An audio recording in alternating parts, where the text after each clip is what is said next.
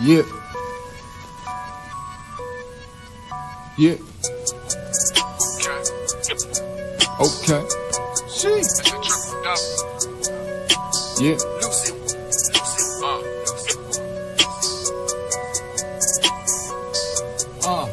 Yeah. I'm from the era where they fuck you up, then they take your tennis. Always on my grizzly like I play for Memphis. Mr. Triple Double, I don't do the bitches. Get the pen and pad and I get down to business.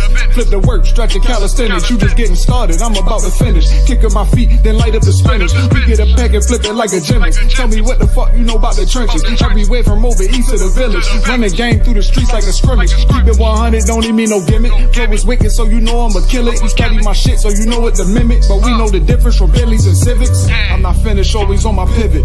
See it coming, anyone can get it. Except for them thoughts and them pigeons. Promoting violence, who with it? Rest in peace to my critics. Moment of silence, crickets. I wear my scars like a badge. Had to work hard for the cash. Go and tell them why you mad. Bitch, I be all in my bag. I wear my scars like a badge. Had to work hard for the cash. Go and tell them why you mad. Bitch, I be all in my bag. I wear my scars like a badge. Had to work hard for the cash. Go and tell them why you mad. Bitch, I be all in my bag. I wear my scars like a badge. Had to work hard for the cash. Go and tell them why you mad. Bitch, I be all in my bag. Slickest old head you ever see. I'm connected, you can tether me. Chase it till I'm in that Royce truck with the 7 seats. They say I'm hot, like fucking on leather sheet. I'm 5 alarm blazing, level 3. Had to fight my way out of the devil teeth. Baltimore official, sit me right next to Mellow seat. Fantasize on that lime green Lambo with the yellow seats. Puffing that lime green with the yellow streaks. With a fine piece with the jello cheeks. After 2 shots in the lead, I tell her eat that. I hit the Yeah.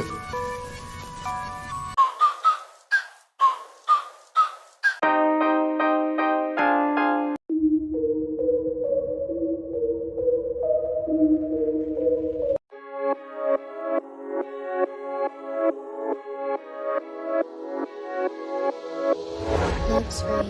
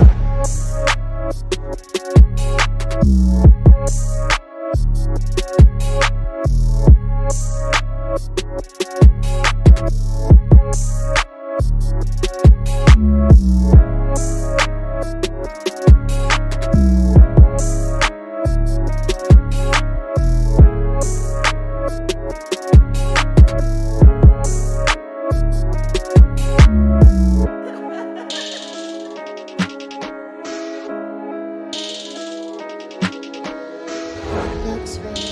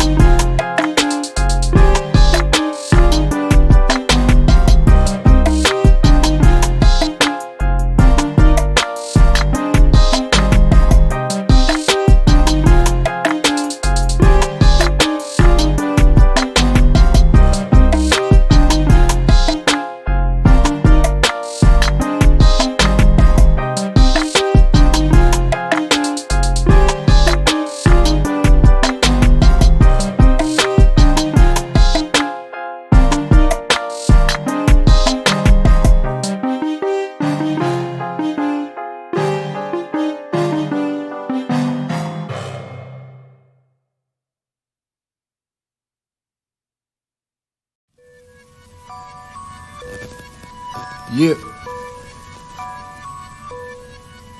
Yeah. Okay. Sheesh. Yeah.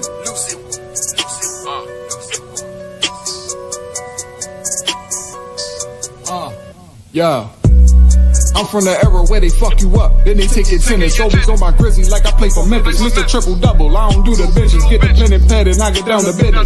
Flip the work, stretch your calisthenics. You just getting started, I'm about to finish. Kicking my feet, then light up the spinners. We get a pack and flip it like a gymnast. Tell me what the fuck you know about the trenches. Everywhere from over east to the village. Run the game through the streets like a scrimmage. Keep it 100, don't need me no gimmick. Flow is wicked, so you know I'ma kill it. You study my shit, so you know what to mimic. But we know the difference from Bentleys and Civics. I'm not finished, always on my pivot. See it coming, anyone can get it.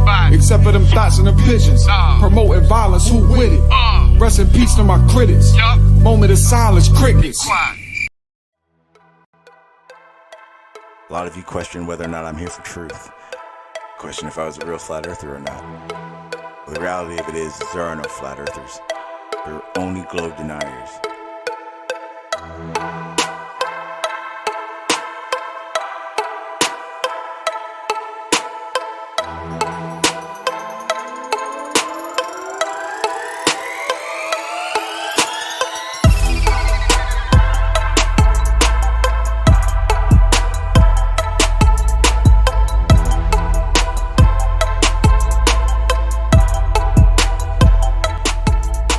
Every flat earth evidence really is just a globe phenomenon, explained by the globe. Don't you see that?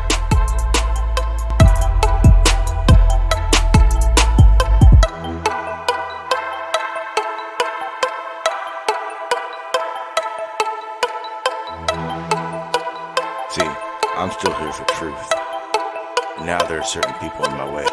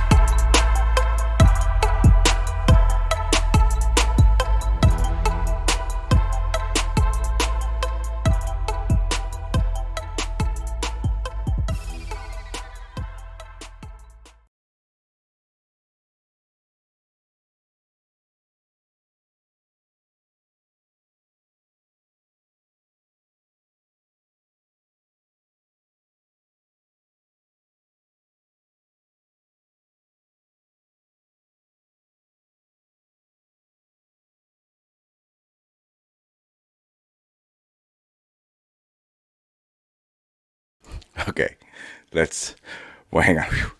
Let's pretend I've done this before, okay? Here we go. Okay. What's up, party people? My bad. I literally forgot to unmute myself. All right, so today is going to be a fun day. Today is not going to be a day about attacking. It's not going to be a day about you're wrong, you're right. It is a day about review. All we're going to do is we're going to review the footage that I received from Travis. Thank you, Travis, for sending me the stuff from when we met up. We're going to review the stuff. We're going to be watching a video probably like 1,000 times because I'm addicted to watching it. And then we're going to go through some of the photos that I received. Now, I've been reading the chat, and I'm going to say what's up to everyone. But I've been reading the chat, and I've been hearing a lot of sarcasm, a lot of criticism on Travis's images. But I'm here to tell you guys, you are in store for a treat. because I'm going to show you a plethora. You like that? I probably didn't even say it right, but it sounded good when it rolled off my tongue or tripped over my tongue.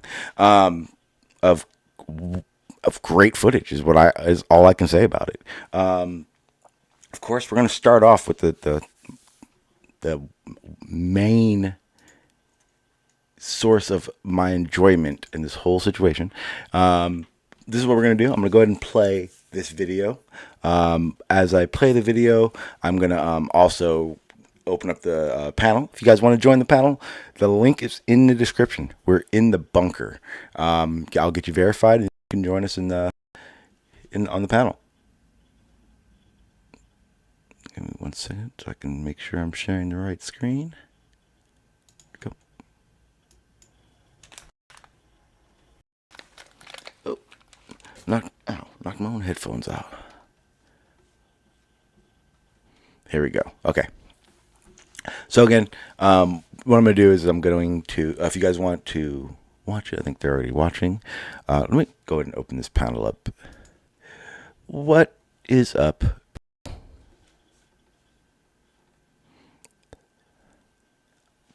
Did I say it wrong? Did I destroy it?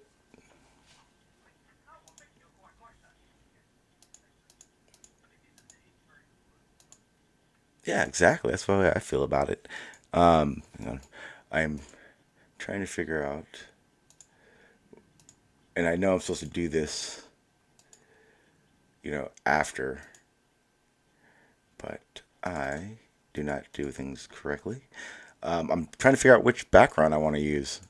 I mean, the one I got up now is the house, and it's like just a screen, but it's not really a very good setup for the Discord. But then I have this one, which is like my control panel, but it has 3 screens. But I have everything on those 3 screens. So I like that channel a little bit more. So which one do I want to use? That's a weird question, right? Like putting a lot of pressure on myself during the live stream. It doesn't even make sense.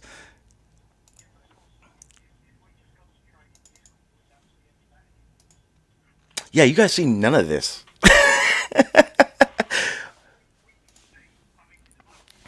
Mm? Mm? Yeah. Mm? Yeah, it just ended, right? Okay. Well, Discord gets a treat. You guys get to watch me OBS.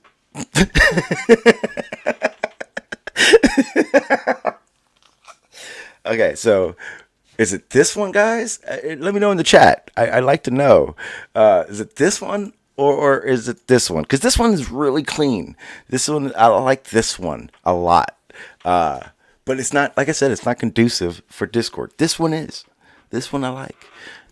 And it doesn't really matter because when we start going over the photos and the videos, I'm going to go to the full screen. I'm just going to do this. Okay. Thank you, Andy. I appreciate that. No worries. That's right, mate. We're lucky enough for everyone that the only person that talked was farmers. You're so mean. I can't help it. I can't help it. I can't. I tried. I thought about it last night, farmers. I was like, be nice to him. He's a foreigner. And you thought, sod it. No, because then I went on to Terry's panel, and I was trying to explain to people how you admitted to being a flat earther on the panel, and you kept lying and saying you didn't. Well, according to you, that I admitted after I left your panel and joined Terry's. So that's kind of a clever trick. I don't know what you're talking about. Yeah, no, of course you don't. And I want people to understand this started yesterday.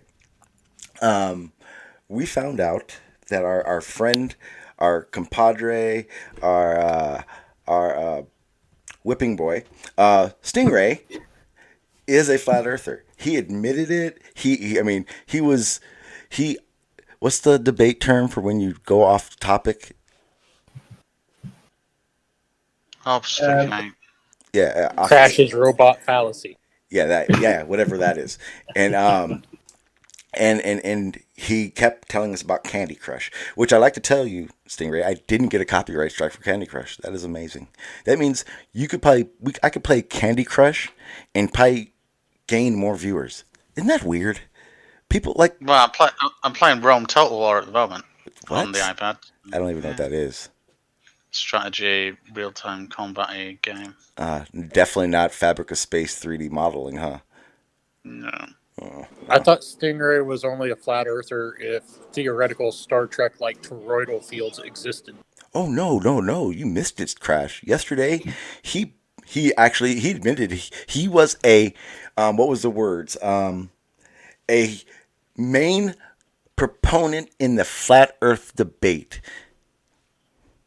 No. Well, I'm sorry. Why don't you say it? I said I was the best proponent that flat Earth has when I argued for the flat Earth. I am a better flat earther. You know, I'm up there in the top like Echelons. 5 at least. Yeah, you said you were. Yeah. Yeah. Now that does not necessarily mean I'm a flat Yes, earther. it does. It does. 100% does. No, I see now that your Candy Crush drunkenness is over, and you're a little more level-headed. So I'm going to cut you off a little bit more today. Yesterday was great. We could have asked you anything, and you would have answered. It was wonderful. It was great, guys. It was the most amazing thing in the world. And after Stingray admitted to being a flat earther, I mean, and the whole time, people, Farmer's Boy, or you guys may see him as Bloody Foreigner Boy, was defending Stingray the whole time. Stingray, you got to be honored by Farmer's loyalty to you. Well, no, not really, because Farmers was just showing common sense and aptitude. Those are not necessarily, you know, positive things towards Stingray, me. They're do you attributes of an remember individual. yesterday we did a peer review? You remember that peer review, right? Was I playing Candy Crush? Because probably not. Yes, well, you were. So let me explain to you what happened. We did we did a peer review on whether or not you were a flat earther, and the data's in, my friend. You are definitely a flat earther. Oh, farmers, don't worry, I didn't forget. Today is your day for your peer review. No doubt, yeah. So the data is in, Stingray. You're a flat earther, and I just wanted to say this is now the second Truth Army peer review stringent study that Stingray has turned in a journal to, a module, and we have turned down. So if he sounds bitter at any point, that's why. So just to put things actually in perspective here, I've just found out that due to the advanced nature of one of my cities, I can manufacture something called incendiary pigs. What? Which in Rome Total War they're called incendiary pigs. Now I don't know whether these have to have been a real thing because this is a historical game. Jesus, that is awesome! I don't even know what that means. What the fuck is a sensory pig? No, incendiary. You know, like an incendiary bomb. Just think of that. Oh, incinerated. Okay. Yes. Apparently. Oh, you're talking about on the game you're playing. Yeah, incendiary pigs. Is there a paywall? No. I bought this game. It cost me like £14. What is 14 pounds? It's a weight in silver. About $17. Oh, okay. God, you guys are dollars weak. I just I'm gonna go over there and be rich. God damn! Why do you keep changing your name, farmers? I changed it back to my name because you changed it first. Oh, actually, no, I didn't. It wasn't me, my friend. Oh, okay, somebody else did. Yeah, and I changed it a bit more, and I thought, stuff it, I'm changing it back to what it bloody should be. Hey, I'll tell you right now, it was one of my mods, and I stand by what they did. Yeah, if I can just say, Stingley, the way that incendiary pigs were used in real times is they used to dig a pit under the wall of a castle, and then they would drive in like a dozen pigs, and they would fence them in under there with straw and wood and set it on fire, and the pigs would burn to death, and because they're full of fat, that fat would burn at a very high temperature and crack the wall of the castle. Holy shit! Well, that's interesting because I just found a completely different description of incendiary pigs. I'm happy that this is the topic. Appearing about 240 BC, incendiary pigs were an interesting weapon thought to have been utilised in ancient Roman warfare. The concept was to cover the pig in tar and a flammable substance, and, when lured close enough to the advancing or defending enemy, pigs would then be lit on fire. Yeah. The hope was that the pigs would run uncontrollably into the ranks of the opposing force, causing a certain level of confusion. But pigs are stupid. They're not always going to run. Whoa. Pigs are actually extremely intelligent. Not when they're on fire. Well, I think they're like anybody else when they're on fire. You know. And I'm conflicted because I think pigs are extremely smart and they belong on fire. It's crazy. Sean, can I just give you an example of smart, just so that you're aware? I can't wait. Yeah, no, I know you can, but I just thought I'd, open your vision to this. Smart is when you're focusing on an individual with a slight little attack, and he just says one sentence, and the whole conversation and context change. Poof. That's smart.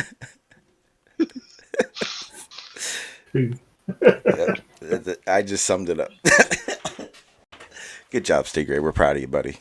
Got all that out. Didn't even stumble over your own words. Good job. Hang on. I gotta verify some people that it's more important than talking to Stingray. Okay. Jason's here.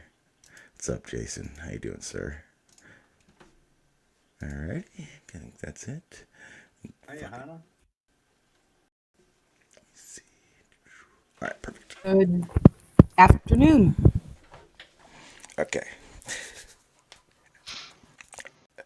Hannah, did you hear me blaming stuff on you earlier? Did you blame me again? No, I was asking if you heard me. I didn't. Okay, just checking. Then he wasn't blaming you. You don't call me a flat earther, we're all good. Hey, no, nope, that won't happen. That will. First of all, I'm not just saying. Hang on. This is upsetting. First of all, I'm not just putting out a blanket statement that Stingray's a flat earther and Farmers is a flat earther for comedy. These people really exhibit the things that we consider flat earthers all the time. I mean, Stingray has now made like 1,000 models for flat earth, and he keeps coming on and saying they work. Farmers keeps defending Stingray. Oh, so that makes me a flat earther, does it? Yes. Well, wait. There are other reasons. Don't worry. Your peer review will happen soon, my friend. Wait. Don't we consider Gleam and Aaron? And no, Aaron's a troll. Don't we consider Gleam a flat earther? Most people consider SE Montreal a flat earther. If that's the case, Stingray is, like Stingray said, a much better flat earther than any of them. Oh God, yeah.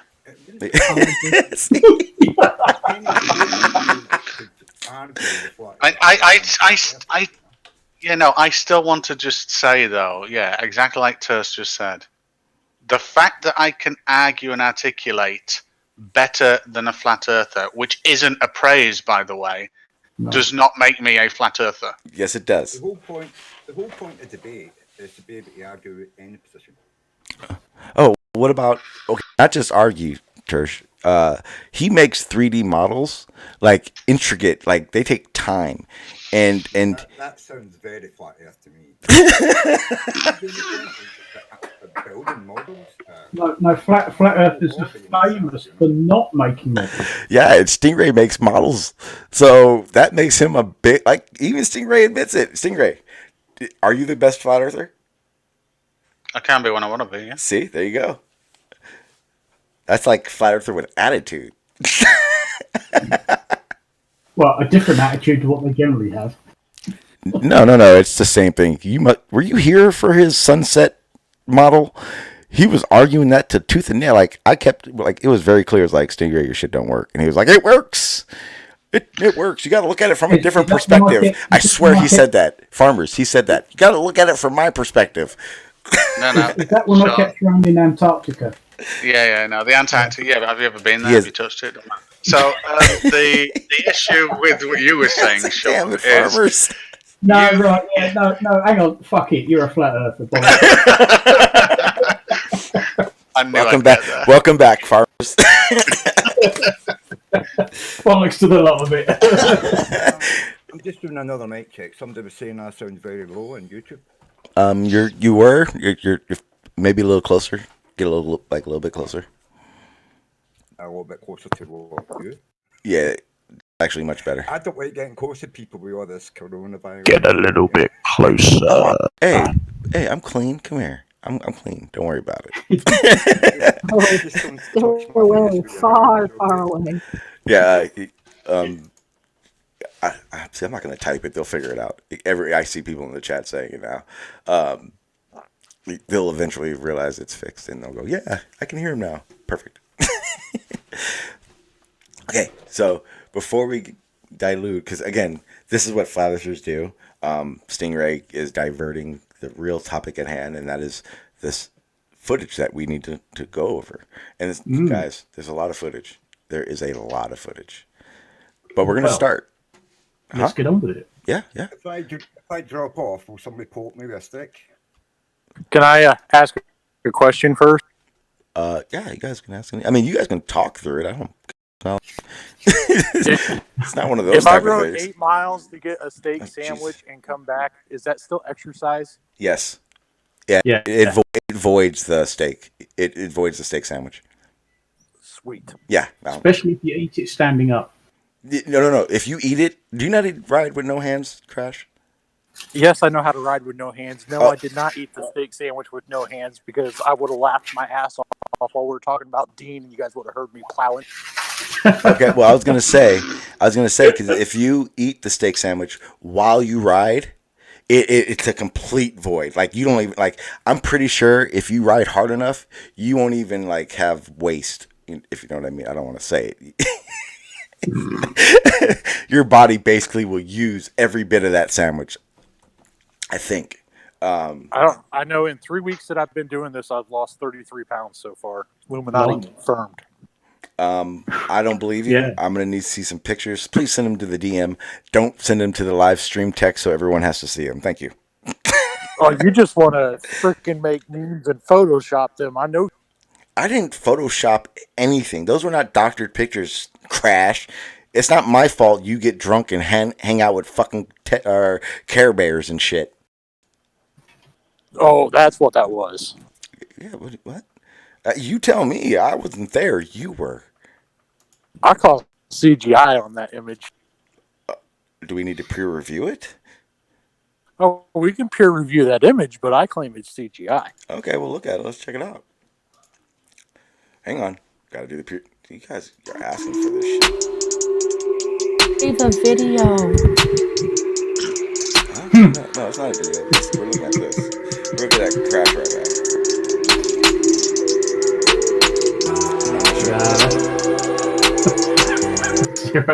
Okay, so this is the picture that we are talking about. We need to find out, is this CGI or did Crash happen to get a little drunk one night and find his way to a Care Bear hangout? People, I need to know in the chat, is this real? It's the picture I just put in the live stream text that we're looking at on YouTube. Yeah. The green bear with a... That's a Care Bear. Yep. It's a cannabis Care Bear. I can absolutely say this is not CGI. And Stingray's an expert. Stingray thinks magical toroidal fields make the sun work on a flat Earth. How is that evident? No, not today. I'm in my non-flat earther persona today. You can't leave flat Earth like that, flip flop. I absolutely can. And this is not CGI because in order for it to be CGI, the G actually means something.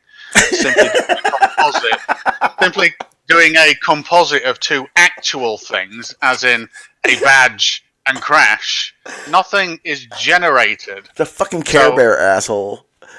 Yeah, it's a badge or that's a physical photo of something that's got Care Bear printed, so it's not generated. It's not computer generated. I know.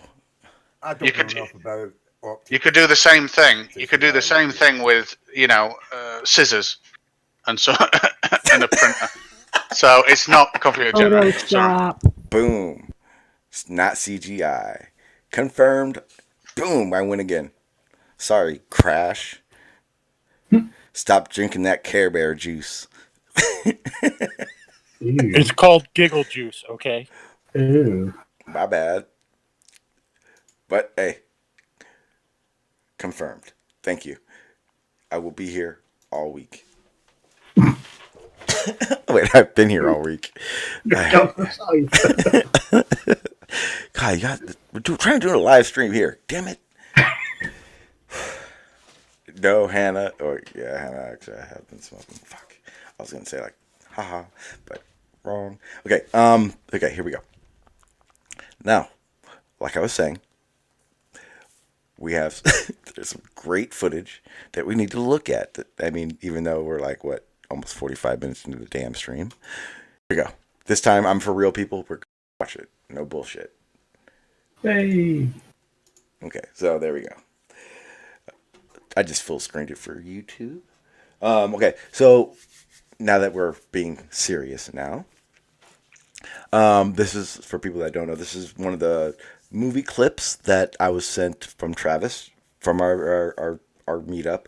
I wasn't there for this. This is actually from what the metadata, you call it, says. This is...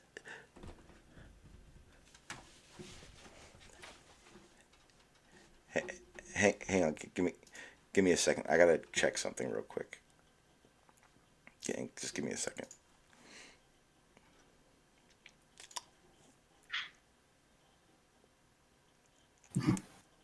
Now you can talk shit about Sean. We've got Stingray full concentration. Yeah, Stingray. What are you doing, Stingray? GTA. What are you doing?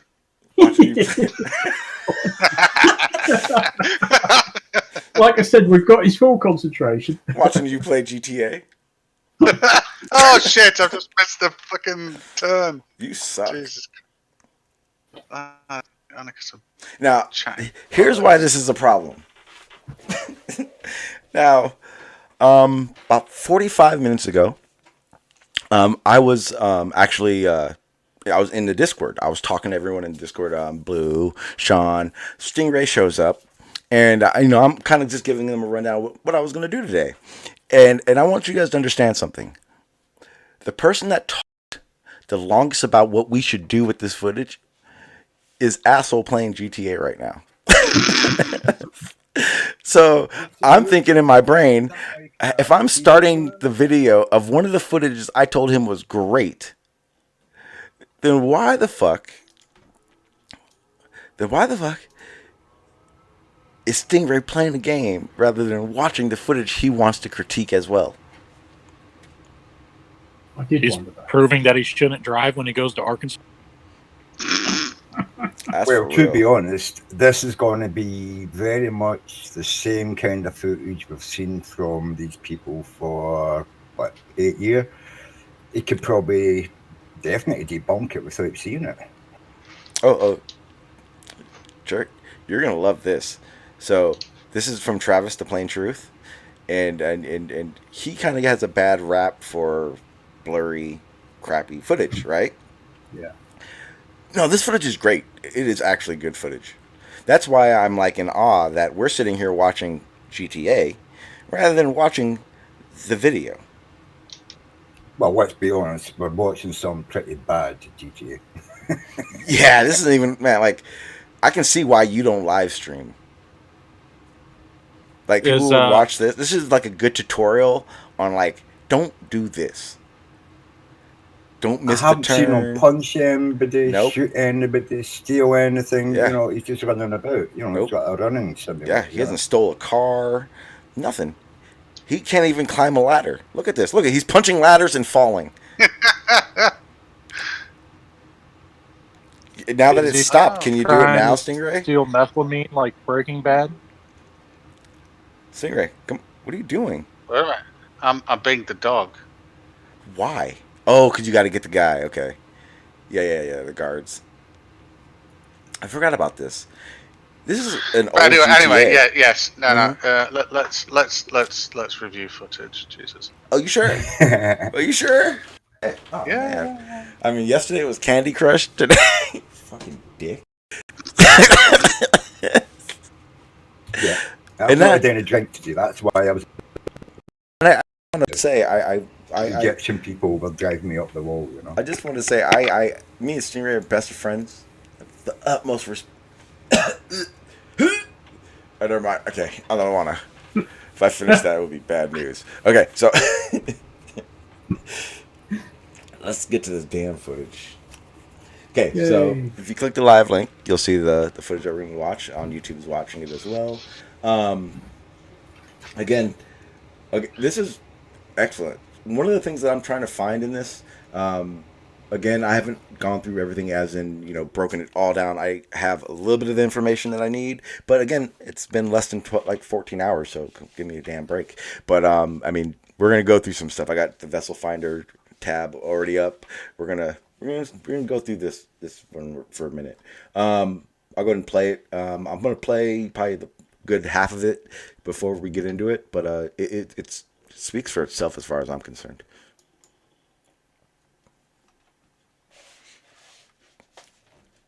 If you guys want to chat, it's no problem.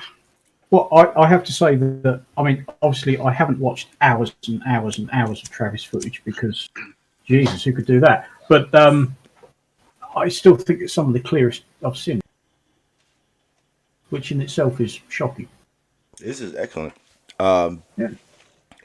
I don't know. I think this is kind of fuzzy, and you know what I mean. There's a lot of haze in there. You know. You need to see the rest of his stuff. Yeah, this is great. It's hazy. I see what you're saying, but for what we're analyzing, this is we're right. Trust me, everyone that knows is in awe right now. Look, Wait, the cranes are straight. Is that rig moving, or is he walking along the beach? What's going on? No, that's a tanker in the background. That's a. Oh right, I thought that was container buildings. ship. I thought it was buildings in the distance on a shoreline or something. No, that's no. The camera's static, and this isn't a scene out of Top Secret. The camera is static, and that's one of those dirty, great big container ships. Ah, okay.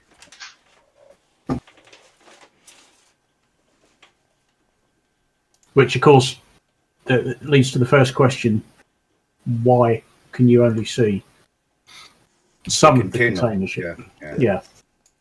And the same with the legs of the platform. Obviously, the lower section of the legs are hidden somehow. I have the Vessel Finder up right now. Let me see. Okay, right now they got a Carnival ship going through that area. I'm trying to find a good showing of this because I know the shipping lane that it was in.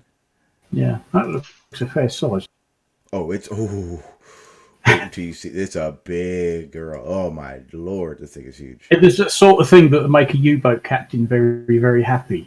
Oh my god, this thing. Yeah, but I mean, fire all the forward torpedo tubes. We're having that bugger. This is what I don't understand, right? I mean, you could have a big pole that you can put extensions onto, like these rods that people use to get rods way out. And you could put your camera on it, and you could raise it up and put an extension on it, and raise it up, put an extension on it in exactly the same spot, and then just see what happens when you get higher up, in the same place. I think you would eventually get up, say 20, 30 feet, and you would be in clear air, and you'd probably see the bottom of the rig, Or even better, just do what Miles does and just shoot over land, and you get rid of half these problems straight away. Or here, just put it on one of those little drones and just let it rise up in the air 30 feet or 40 feet, and see the change, Yep. You're talking way too easy now. But I always look for the easy way to do things, man. I'm not looking to make it hard, and I'm not trying to prove a point by keeping to the same static, stupid observations all the time, hoping that somebody will believe me this time, I just realized this is crazy. Hang on, I'm trying to find the ship. I know it is. But damn, hang on. What I realized is that the vesselfinder.com, it also does satellite positioning. Oh yeah.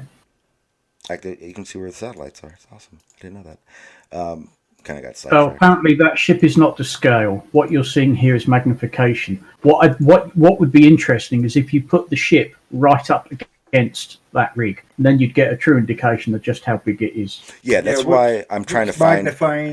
I'm trying to find the Which ship magnifying right the ship, but not magnifying the rig. I mean, how does that work? Yeah, Well, it's magnifying both, strangely enough. But it's not magnifying. It's zoomed. It's just a zoomed in. I'm confused. There is oh, no. Jeez, I like. Hang on. Why do you always have to do that? Just talk. Just talk. That's all you got to do. Just talk, and you're like. I think I've got coronavirus. Good. But he what? has Are you moved. serious? Shit, he's only 7.5 miles away. Yeah, farmers. It's not quite that contagious. Jesus. I know. Yeah, farmers is really rethinking his. He's moved the angle of the camera. I don't know what he's looking for now. Why did he center back up on the road? What's going on? Because it went out of view, and now what he's doing is focusing on. He's trying to find something else, and then he'll fixate on that for a minute. Yeah, this is what Charles said. He likes to zoom about and find things rather than just doing it on one thing and explaining it. There's Stinker again.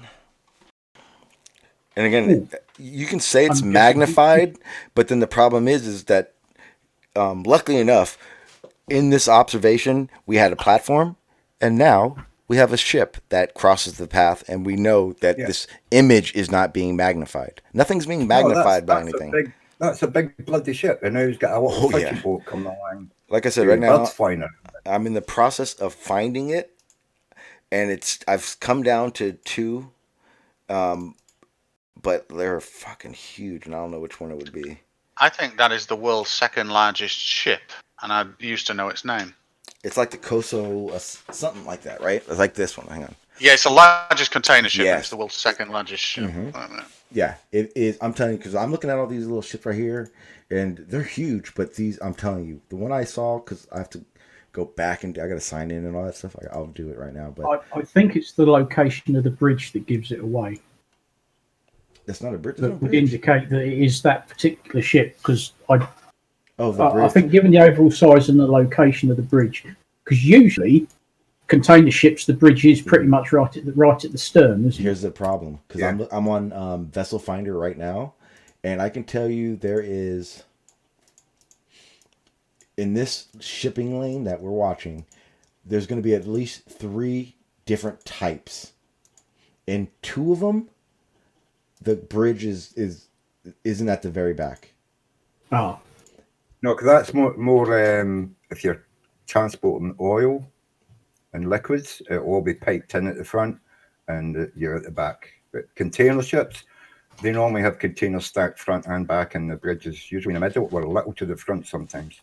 Yeah, like this one is this, like I said, this one is fucking a mammoth. I'm gonna show it right now. This one is fucking mammoth. Why is the size of the ship important here, by the way? I'm missing this. Because someone keeps saying it's magnified, but what it is that platform, and it's such a large ship and so many containers on that. We're not seeing, we lose more than half of that fucking ship. I don't care what anyone says. Trust me, I'm sharing the ship online right now, but Asia, yeah, I mean the thing is fucking massive. Well, put it this way: an easy way to think about this is an average large container ship sits in between about 300 meters long and 360 meters long, and the width of that oil rig is 45 meters. So I put it to anybody that's claiming this bullshit that those dimensions exactly match what we're seeing. Yeah, you could. Yeah, knowing its size, you could scale to that platform, and did you? If that ship comes to us, Well, yeah. Well, no, I know that the world's largest container ship is something like it's a hair under like 380 meters, and normal container ships are in between. Like I think that's the post Panamax vessel, Post Panamax. which would be 366 meters.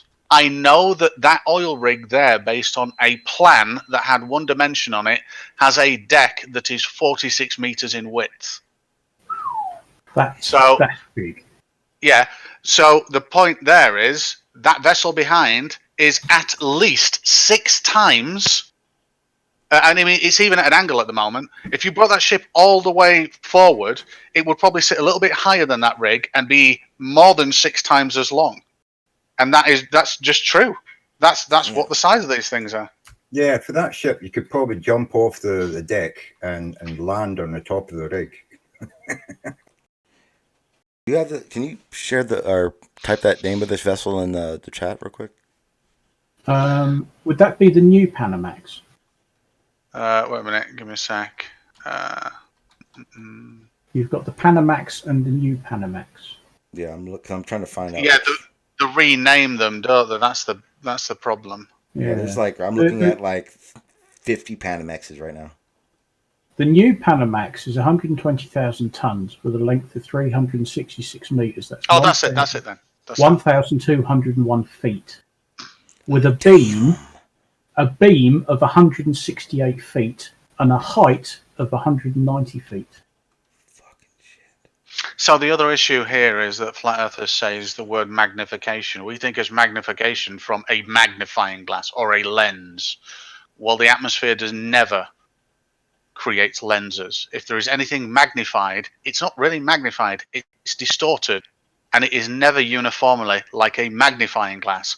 And if it was magnified, it would be 100% viewer dependent, because that's how magnification works. You step either side of where you were when you were looking at it when it was magnified, it wouldn't be magnified. It'd be distorted one way or the other. Why is it lower than the platform?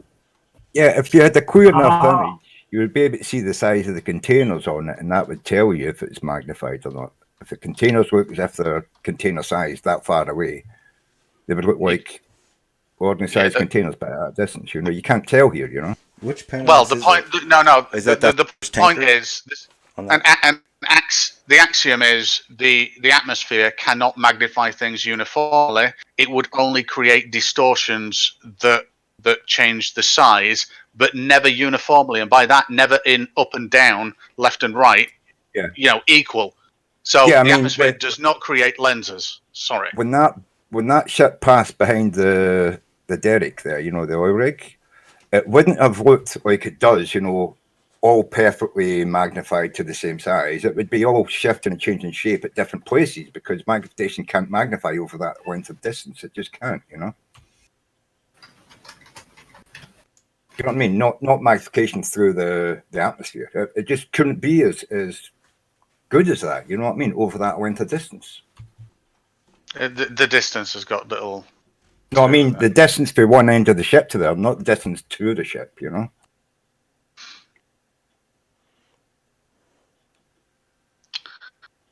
Apparently, the plain truth says I haven't got a clue. Well, about what? Well, that's what he's going to see, isn't it? But a clue about what, though? I don't know. Anything you say, we don't have a clue. Please, Travis, if you have any evidence that anything that I am spewing is bullshit or made up, please present it, because I will be fascinated. But don't tell me a story. Don't tell me about two people at a bar and one looks at the other and smiles and the other touches his ass. I'm not bothered. Present evidence. Which Panamax is that? Panamax what? Wait a minute, I'll find it for you. New Panamax, I think they said it was. But there's a Panamax. The Wikipedia page lists a Panamax and a new Panamax, but otherwise known as the Neo Panamax, and that's the biggest one. That's 120,000 tons. Yeah, the Panamax is only 52,500 tons. Okay, I'm looking at the Panamax. I'll just post the post Panamax, which is the one that I immediately thought it was. I'll put it in the YouTube chat. That's a 20 story. Jesus all- fucking Christ. Bender again. Friggin' A, dude. Try again. Yeah, the new Panamax, like I said, it has a height of 190 feet with a draft of 50 feet. Wow. That's, I mean, that's. Wait a minute, are you sure that's correct? Because it certainly looks like that boat over there has got a draft of about 120 or 130 foot. Well, I'm going by what I found on Wikipedia. No, when it's sunk down. It's into the water, isn't it? There's no curve. It's just sunk down into the water. You missed my joke. Flat Earth Stingray's back. And I think it's really interesting in this situation, though, is to work out what the light would have to be doing in order to present this on a flat plane. More important, the most important thing is on a flat plane. What does the light have to do to show us this? And it's really fascinating when you work it out. And it's also batshit crazy. Yeah. fucking farmers, man. Yeah. I mean, look at that. How much of that ship is hidden by something? You know. I mean, so the argument here, farmers, is the mirage effect or the refraction. In other words, when we say refraction, let's just call it to the bending of light, is causing that horizon to appear in front of that ship. And if refraction wasn't there, we would just see infinite water. And that's the argument. Yeah, but there's only one small subtle problem with that. It's bollocks. That's what I'm saying. If you raise your camera up 30 or 40 feet, that will all disappear. You'll see all the way out to the ship. There won't be any of that parallaxing or whatever they're talking about reflection. So why does it disappear when you go up? It doesn't make it any clearer. It's still the same distance away. So why does that water because move refraction, back? Why does the water line move back, you know? Refraction only happens close to the surface. Oh, is that it? So it only happens in certain places? That's why they film close to the surface of large bodies of water to get the maximum amount of refraction and distortion and go, they are, look, something.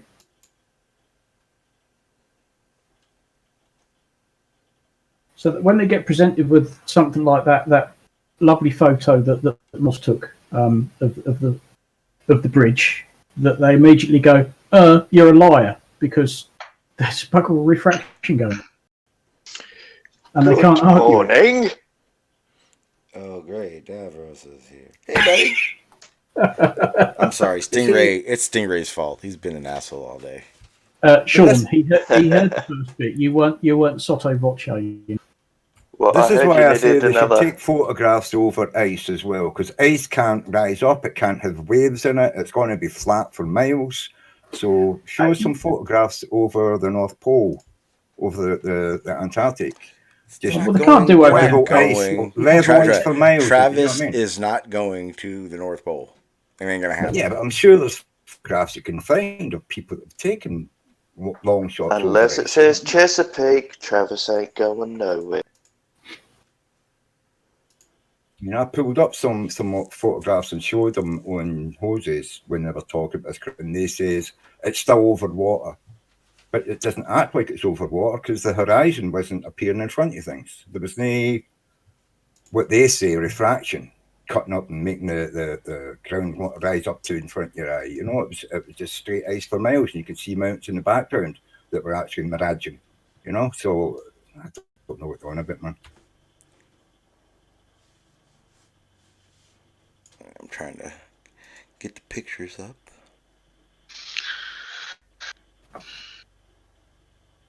And that was their big takedown of my image. It's still over water, you know. Go to a bloody salt flat.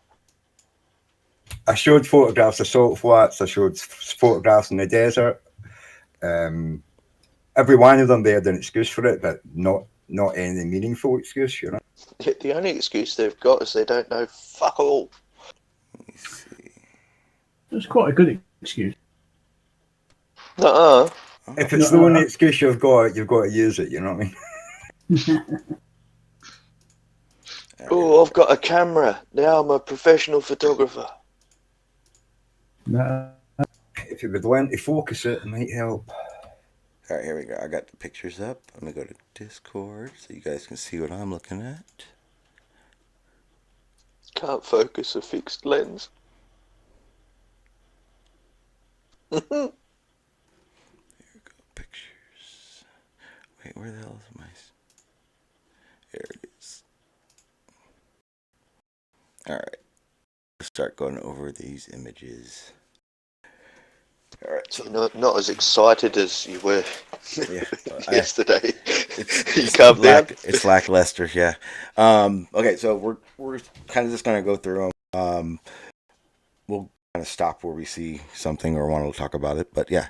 Again, enjoy. And if you guys see something that you guys want me to stop at, we'll talk about it. Oh, that's what I want. Okay, so some of these images that look like this. They're either at sunset, but when I look at the metadata, some of them are in the morning. So is there a feature on the camera that's like a different filter or something? No, the light. If you It's use just light? auto, no. If you do auto, well, so the camera, if he just has it set on auto mode, will do auto white balance, and the difference there is between early morning and evening. The light temperature is really different. Some cameras will get will set the white balance wrong, and by white balance, it's the intensity of the light of which is white. So to try and get a decent picture, and it'll be offset slightly. The camera won't get it right. Can't you just use a white piece of paper to get your balance before you start photographing? That's why you get that pink hue. Yeah, you get a grey. You can get a grey card if you really wanted, or you could just get a light meter for about $40 and hold it up in the air, and it'll give you the temperature of what to set the white balance to. Well, here's the best part. So I'm gonna take out. Well, here's the best part. I'm gonna take out my drawing stick because this isn't one of the best videos, but it shows something that I definitely want to point out that we should be looking for. Or I'm sorry, in a better way of saying it, Travis, I would want Travis to look for, and this is why. See this right here? Yeah, the shimmering and the separation of the water, just on the edge, yeah. Okay, so when Travis keeps saying it's refraction, it's only refraction, and only will ever be refraction that obstructs.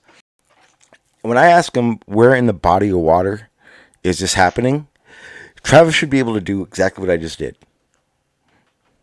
Yeah. Circle. He should be able to circle where the body of water has miraging. And as you'll see, it doesn't extend right across the whole surface. It's in a located area. You know what I mean? And this is a video, so it's not a photo. Is that a U-boat? It's a little fishing boat. Remember that fishing?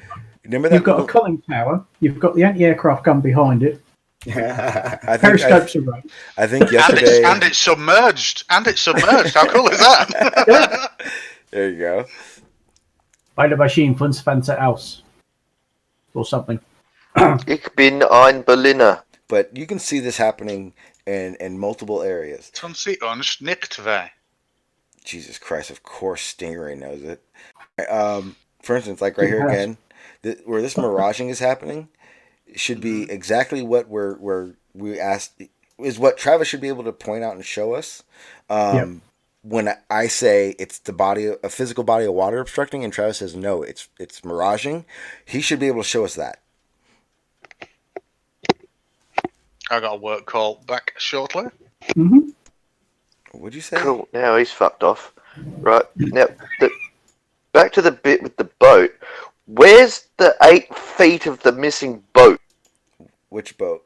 The fishing boat? Yeah, the one that looked like a U-boat. The water is rising up in front of your eyes to cover it. No. Because if that's a fishing trawler / fishing boat, to the top of the front of the bow is over 8 feet out of the water. Oh yeah, this is the same. This is this right here. Yeah, that one here. Where is it? Where is it? And I don't care because this is the files that I share with everyone anyway. It's the same ship as this. Mm-hmm. Yeah, that's at least that bow is at least 8 feet out of the water, and when you see that on the horizon, you can't see that pointy bit of the. Yeah, where'd it go? Hang on. Oh no! I'm bringing it back. Can you get? Yeah, there it goes. Yeah, this is the same. This is the same ship or the same boat that we were looking at in that video just now. Same one. Is the Oh, that's same as even this. more than 8 feet. That's even more than 8 feet. That's a big bastard. Yeah, where is it, Travis? If you're watching, where's the rest of the boat? But see, hang on, because see this, Travis, this is one time. Like, see, I don't know why he doesn't use this. I don't know if I can. It's a video. Hang on. So, right where we're looking at this boat, like this was a perfect time for Travis to say, from here to about here, we see miraging happening. But I mean, again, it's not enough to. It's not enough to obstruct the whole damn thing like it is. But this is a case like Travis. This would be a case where you could go, "Hey, this is that layer of physical body that is mirage." Remember, you're saying it's physical bodies of water don't. It does. Yeah, miraging. The physical body of water is a mirage right here, and I would concede to that. The problem is, it's still not enough. Not enough to. Yeah, I'll agree obstruct. with that. Hmm? So where you see the wobbly bits on top of that water, that's the water miraging. Okay, that's the thing creating that apparent horizon.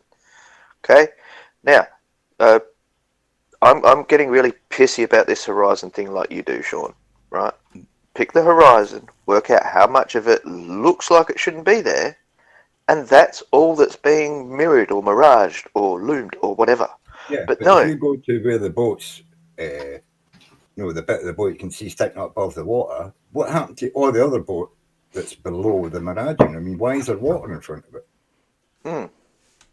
Yeah. Oh, it's compressed. But it gets squished. Like, wait, so you're saying Lightning that Bud says all light gets this squished. is compressed? That's what you're saying? No, all that's regular, right? Yeah. But it's the bit where the boat's missing is where Travis will go. It's compressed to the ether band. So that 8 to 10 feet of boat below that horizon line, he'll call it compressed in the ether band. Oh, okay. I see what you're saying. You're saying this is what he would say the ether band is. Yeah, and then And go you know down what? 3 times further. Well, not that far. But yeah, but anyway, that bottom bit is the real ocean. Mm-hmm. Yeah, that's what's covering the boat. Wait, so what? So yeah, right. So he's saying it's like this? Yeah.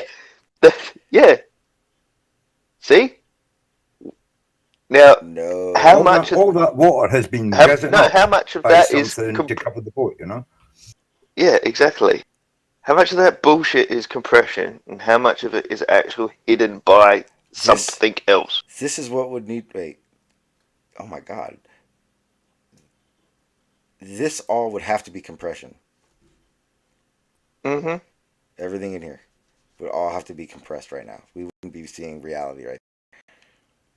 Yeah, and you wouldn't be able to see any of those little divots and waves if it was all compressed. I mean, it's a bit hard because it's pretty sort of monochromatic, but you can make out dips and waves in that image in front of the horizon.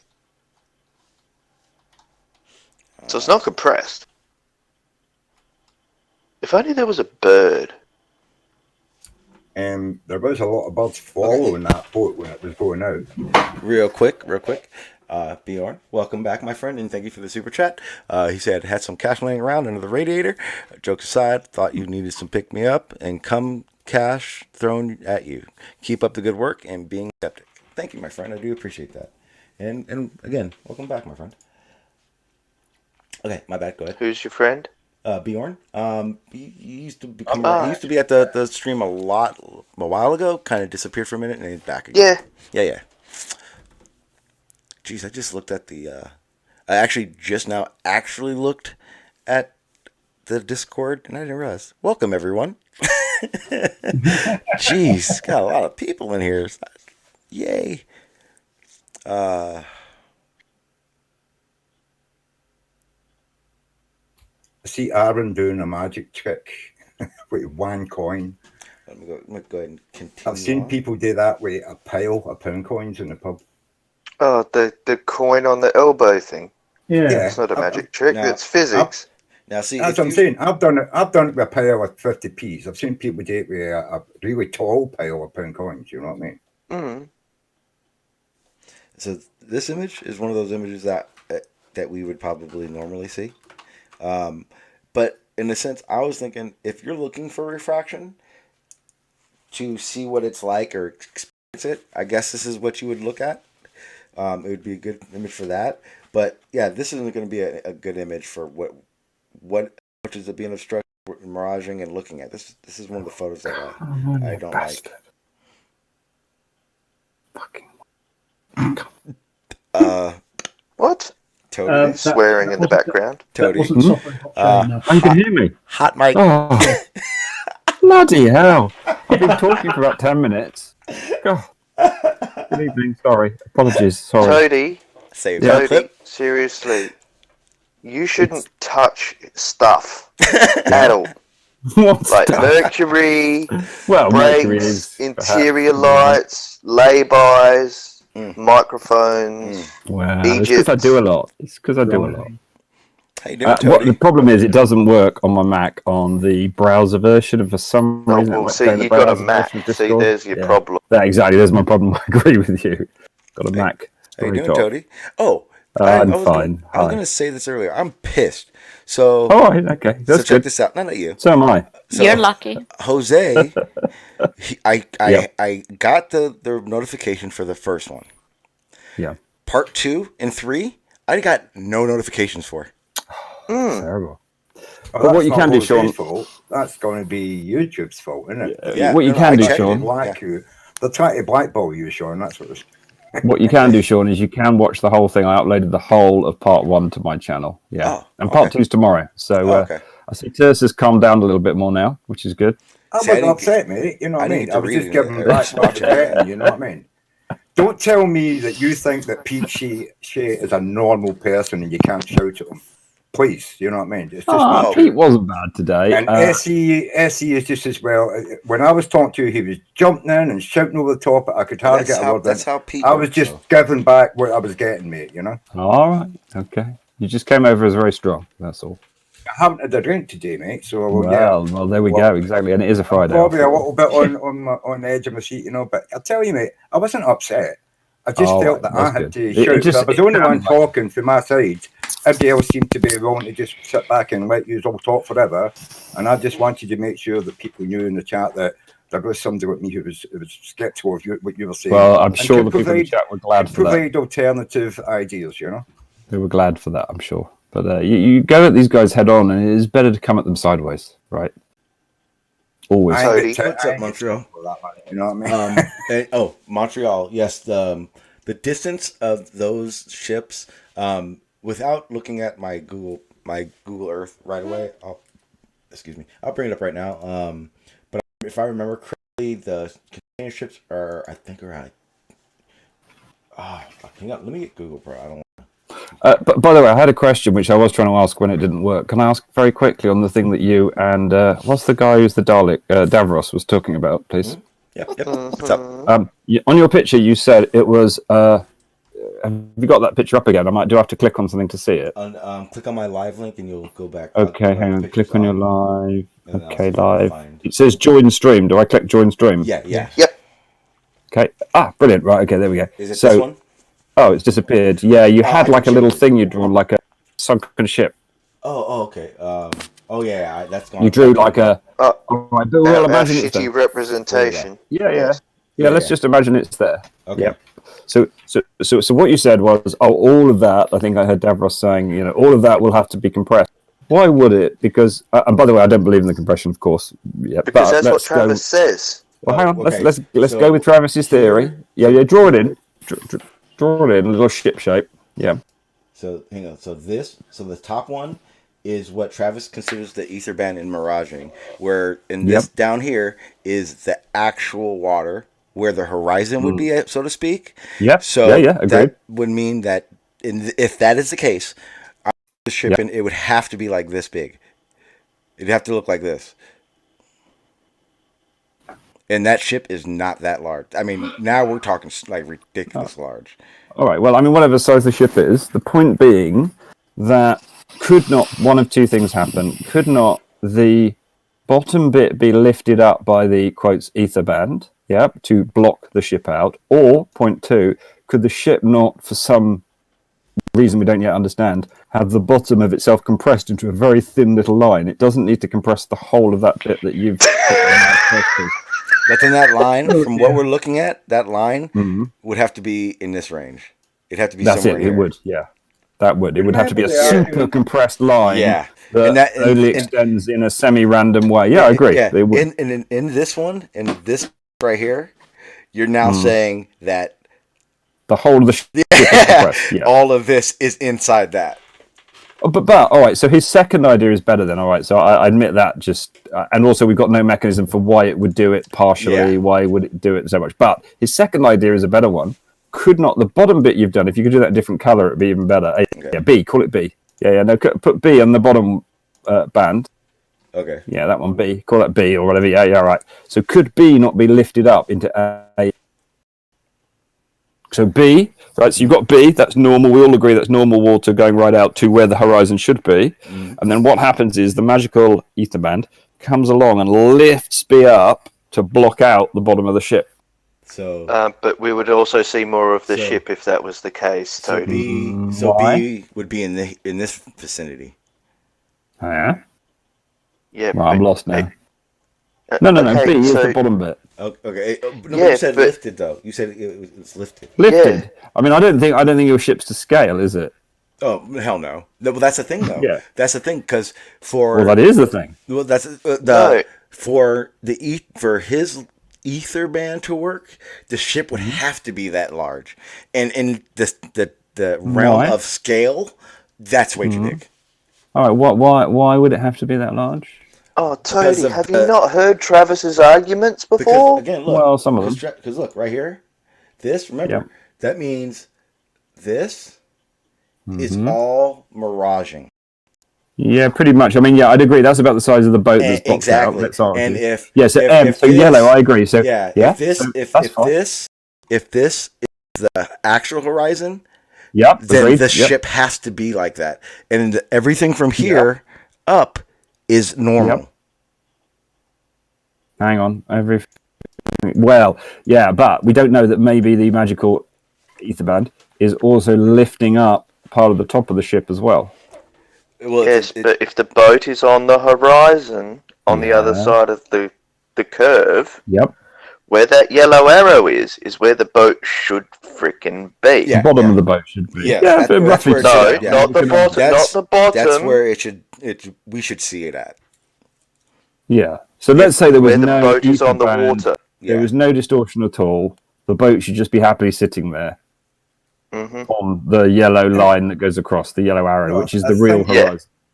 I think what we said, if there is a curve, and we do have like diffraction working as a lens to show us what's behind the curve, the top, we should actually be able to see it. It's refraction that's lifting that. The boat is actually totally behind the horizon. Yeah, you see, that's the other thing, isn't it? If there is a horizon, we assume horizon, you're only seeing the top of the boat because that's being refracted upwards. Yes. But this is from a video, and you watch the boat go I can imagine that position. Yeah, this is what I find. You can see arguments for still pitch. Not go that much further and yet disappear very rapidly. I think for me, that's what shoots all these flat things away. Yeah, not a still picture. Because a still picture, we can argue all sorts of things. But when you literally see a boat, and let's say it's this side of the horizon, okay, and you can see the whole boat pretty much, bar the, you can see the boat, and then it chugs away, and it doesn't chug very far, and suddenly half the boat's gone. Wait, you ready for this, Toady? The ship we're looking at. Remember this? Not really. Oh yeah, it's that one. The same one of those. Same one. Is it? Yes. Does it hang around there a lot then, that same boat? Yeah, it goes out and does some fishing and comes back. Yeah, it's a fishing trawler. Yeah, you see, I would say there that was obviously behind the... no, right, he's got his band there. Hang on, yeah. See, on this one, there's... I don't like this one. I don't like this one. This one's a bad one. Yeah, but the island is miraged. He's got a point here. He's got a point, hasn't he? Because look... No. He has. Why can we see any of that boat? If it's a mirage there, that mirage should be right on top of that boat as well. It's doing the island. Why is it not doing the boat? All right, we've got 1, 2, 3 things going on here. We've got what we would call a horizon. Whether that's in the right place or not, we can debate in a sec. We've got a boat that I would argue is just a bit over the horizon, i.e. further away than all that water that's closer to us, I would argue. And then we've got this very annoying... whatever you want to call it, miraging, do you call it? Effect, further away again, which is also mirroring or reflecting, somethinging, part of the island downwards. I'm bringing my other drawing tool. If I click to draw on this image, it goes back to being small, and then it'll be a pain in the ass to see. So hang on, give me a second, and I can be able to draw it. Okay, and let me get something straight real quick. Pete, we are having a conversation. We're not doing monologues. You will come on here and monologue, and let me tell you exactly why. What we are looking at is a mirror water layer. Due to the refraction off the dome that sinks in the north like a angel food cake. See, I've repeated what you're going to say, and there's no need to do it 7 times. I literally would love to be able to go, Pete, understand we're not monologuing. Just have conversation. Let everyone else talk. But you won't do it, Pete. And the thing is I want to unmute you. I want to. But if I unmute you, I will lose viewers. but Sean, you're not asking the bigger question. You're not asking the bigger question, Sean, that we all need to ask about this scenario that we're all in, right? Yep. And the actors, yeah. Oh yeah. The one with the script, and the one that's accusing everyone of being an actor is the one with the damn script. The one that does not that he has it. I mean, Jesus Christ. He's the one with that script. With that script. Okay, so that's you guys... By the way, I quite like Pete. I do have had a couple of contretemps with him, but I do actually you know what they say about projection. He was good today. Actually, have him on, Sean. He's in a good mood. I'm speaking from a script, and he's the one that speaks from a script. So, Toady, there's something that I learned. Tersh is new, so I wasn't aware of this. But him and Pete don't get along. And if I unmute Pete, it's going to be an instant... Pete's going to say something to Tersh, is going to respond, and it's going to be a shouting match back and forth. All right. And I'm going to tell you now, Tersh doesn't monologue like fucking Pete does. He doesn't repeat the same things like Pete does. So if I have to pick right now, especially because right now we're discussing observations, we're not debating shit. We're just talking about observations. Right, I don't want the... Not my show, it's yours. Yeah, it's not in the middle. So you're king here, right? Not me. But all I would say is that Pete does have another point of view, right? And sometimes it's nice to get that. The problem is that his point of view is going to be a very repeatable one. And Obama-esque. Yeah, anybody's more than to come on, and any flat earthers, I don't care about that. That's not what I'm trying to do. It's literally Pete put this way. I know my panel, and right now I have a panel I can have a good conversation, and I don't want the last 45 minutes, Pete, I'll fucking unmute you. I don't mind doing that. At the end of the streams, and go loose. But I'm trying to have a serious conversation, and Pete's gonna draw from that. Oh. And you and Travis talking? Could Travis join? That would be great to hear. yeah. He knows. He was here a little while ago. Brilliant. Yeah, Okay. if I just he didn't know wants if you to two join. were sort of back on. Oh no, we're good. We're cool. He may not want. Because I don't really want to try and present Travis's ideas, but I do feel that he may. He's got a few. He's got an argument. Right? I'm not saying it's a valid one. What I'm not trying to go pinpoint where Travis is wrong in any of this. I'm more looking at what we're seeing and then verifying what we're seeing. Because again, what I'm doing, you may not know. What I'm doing is I'm taking the observation because he sent me the files. Because that's what we're looking at. We're looking at the files that he sent me. Brilliant! He sent them to you. Fantastic. That's these. What we're looking. I mean, this one is this one. But the other photos. I thought they were screen caps. Okay. No. All those are raw footage, basically everything that he sent me. So we're kind of just reviewing that and just kind of going over what we see in it. So Travis doesn't need to be here. He's more than welcome, and we have a conversation. He gets triggered by people on the panel, but I've already told most people on the panel that are here that if he came on, it's not going to be a he's wrong thing. Anybody, it's just if you have a different point of view and you think what we're saying is wrong, come on the panel, let us know. I have no problem with that, but I there's a Pete way, and I just don't want it right now. It's my opinion, and that's where me and Jose do differ. I will police my panel like a motherfucker. I don't care.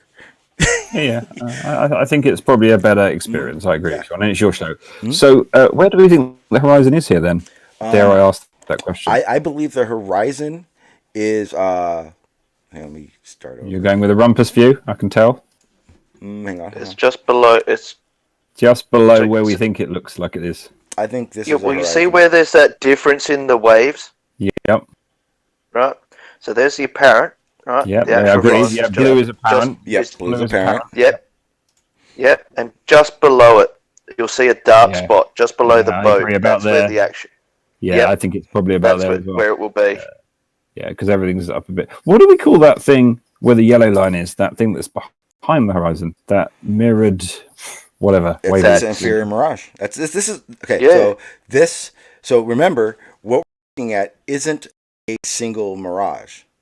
So where the black is, this is I would say that's the background. Down to the blue line. That's the black line, the black area. That is the miraging of the image in the background. This is on the left side black one. This is the miraging that's happening on the boat. Yeah. Okay. Agreed. And they're mixing. They're both in the same image. Remember, you said it yourself. Look, there's multiple things happening in this one. This one I liked because of that. There's a square law. Look at that. You've actually just shown the square law of this image. The distance. Yeah. That's what I was. That's precisely what I was going to ask. So what I was going to ask is this: if you look at Travis's pictures taken over, let's say, a sequence of a lot of time, and he's taking a picture of the same bit of headland with that kind of, I don't know, whatever it is, lighthouse on it.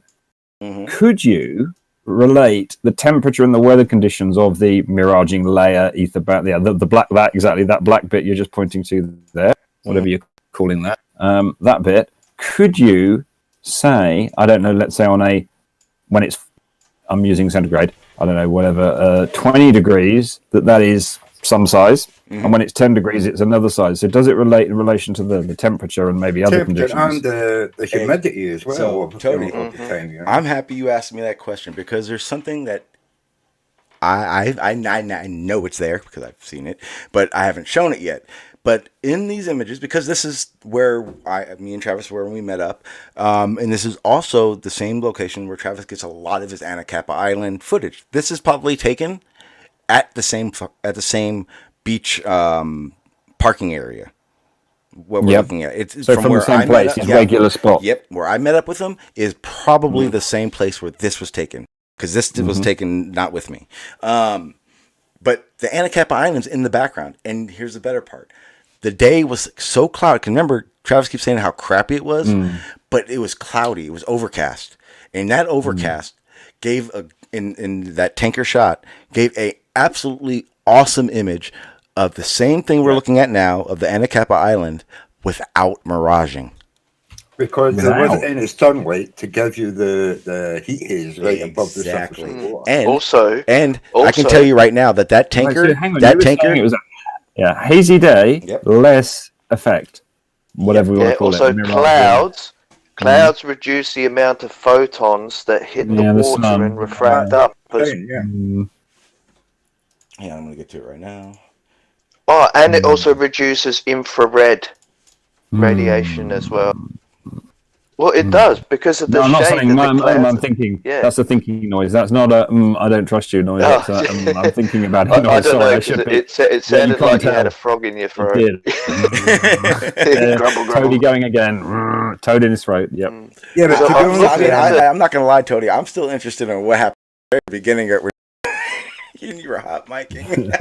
Anyway, Sean, for entertainment value, I'm eating a mini Magnum ice cream. I can shut up for 5 minutes, and you keep saying he's got a really important point he wants to put over, and he says he will keep quiet, not argue. You know what I mean? I will shut up and eat my ice cream, and he can come in and say a point.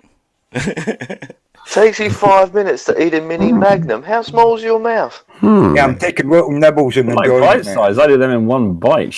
Gone. Matter of fact, while we wait, Oh, look at that. That's beautiful. oh, Toady, you haven't seen this. No, it's just This is well, it this was is all, beautiful. It's this it just is this is Travis's. is it? Yep. It was beautiful. It was really clear, and then the bandwidth. Obviously, my son is probably playing a game, and it probably got very exciting. But it was. It looks beautiful. The color. Oh, look, birdies. Yeah. I think it's breaking up a bit. You're probably seeing it, Sean, properly. It's oh, what's that thing? Where's the Like a rest of the stinking- oil rig? That is from what. So I'm What finding is it? A A train? Finder. Like no, I'm There's a finding out container Finder. ship behind Yeah, it. that is a insanely. I thought it was a skyscraper. large- Like a. That is an insanely Wow, it's large- huge. Oh, it's moving. Give it a sec. Hang on. Yeah. We determined which one it was. 1,200 feet long. Yeah. And it's missing. It's missing well over half of the ship. Is he using a filter? Just out of interest, was he using a filter Yes, in it the is. shot? That's what I was wondering because It's such a lovely color, right? Isn't it? and look what you see on the corner right now. Stop. I'm gonna stop it. Oh, is that a blocky Anacapa Island? Yes, sir. That is Anacapa Island right here in this on the Minecraft, right side. and not much miraging really. Maybe a bit at the bottom, maybe. Maybe not. Yeah, very. Oh, yeah. See that was the Yeah, thing. that's So right. A touch. I did find some in here, but again, I'll stop it in a second. I want to get more of the Anacapa Yeah, Island in it. Can I just say something? You can see the waves on the freaking horizon You going can, up and yeah. down. You can. You're right. You can. You can see the yeah. Yep. Beautifully. It's a lovely shot. Look at this. This is So fantastic. where's the rest of the boat and where's the bottom of the oil rig? Maybe he's invested in some filters and he's using a special filter so- or something. Maybe. So Yes, but that doesn't explain where the rest of the oil rig is because So- there should be at least another 20 feet there? below that at rig. the very best, Do we know that? Do we the- know that? at the- Well, at the very best, this black part right here inside this little my little thing is at best. At Oh, very hi, Blue. best. Didn't know you were here. Sorry, I haven't got only my theodolite miraging eyes on thing. it at the moment, Blue. I can't take that measurement correct. But this right here, but where the pink line is, that is 100% horizon. How do we know? Again, like Davros just said. Yeah, how do we know? see the detail of the waves moving. We don't see distortion. We're seeing clear. Again, Does that mean it's the horizon though? Couldn't it still be? Couldn't you see waves on something that's loomed up or down or refracted up or down? I See, don't that's know. the thing. Yeah. So where the black lines are, I'll point to it with the mark in this little range right here. Yeah. Which is above the horizon, would be Yeah. the only part that I could possibly give any credence to any miraging happening. It's very hard to see. It's kind of, is it the camera moving? Is it the waves? It's hard for me to tell, but that would be the only area I would give for any kind of miraging happening in this video. And that would be for the background and in the foreground. So what does Travis say about this? I would say, I don't know. We haven't talked about it. Oh, okay. We haven't talked about it. That's why I don't have a side for any of this footage from him. 'Cause this is kind of white swan. Because look at those oil rigs. Look at those cranes. They look straight, straight as a die. Oh, There's very, like I said, in Yeah, that not black wavy marks, at all. I mean, it's yeah, beautiful. where the black marks are, where that arrow's pointing to, that's the only area I can even give to miraging. Everything else is in perfect detail. It's hazy, but it's the details there. Do you know what oil platform that is, Sean? Gina, or no. Okay, I don't know if it's Gina or Gilda, but it is a G, because I know it's a G because from where we stood, Anacapa Island is to our left, southwest, and the only way that ship would have been able to, only way we would have been able to see Anacapa Island is if we were looking in that direction, and the only platforms in that direction are the G's. So why is Blue so certain that there's 50 foot missing? Out of interest, Blue. Oh, how do you know? We looked at a picture of the boat. Yeah, it's fucking. Sorry, looked at a picture of. I didn't hear the last bits. Of the that boat. Yeah. Yeah. And we found it through the vessel finder because we know the lane in which that boat traveled. Boat. But we learned it had a deck and a hull and all sorts of shit down below. all right, you can see there.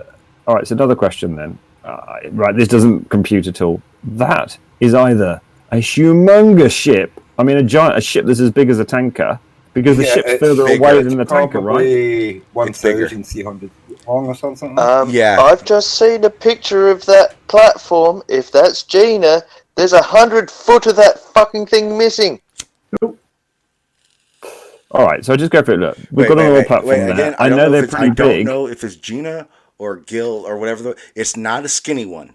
I know what because when you look at these, there are two different types of platforms you're going to see. It's going to look like that, and then there's these skinny ones, and they're tall.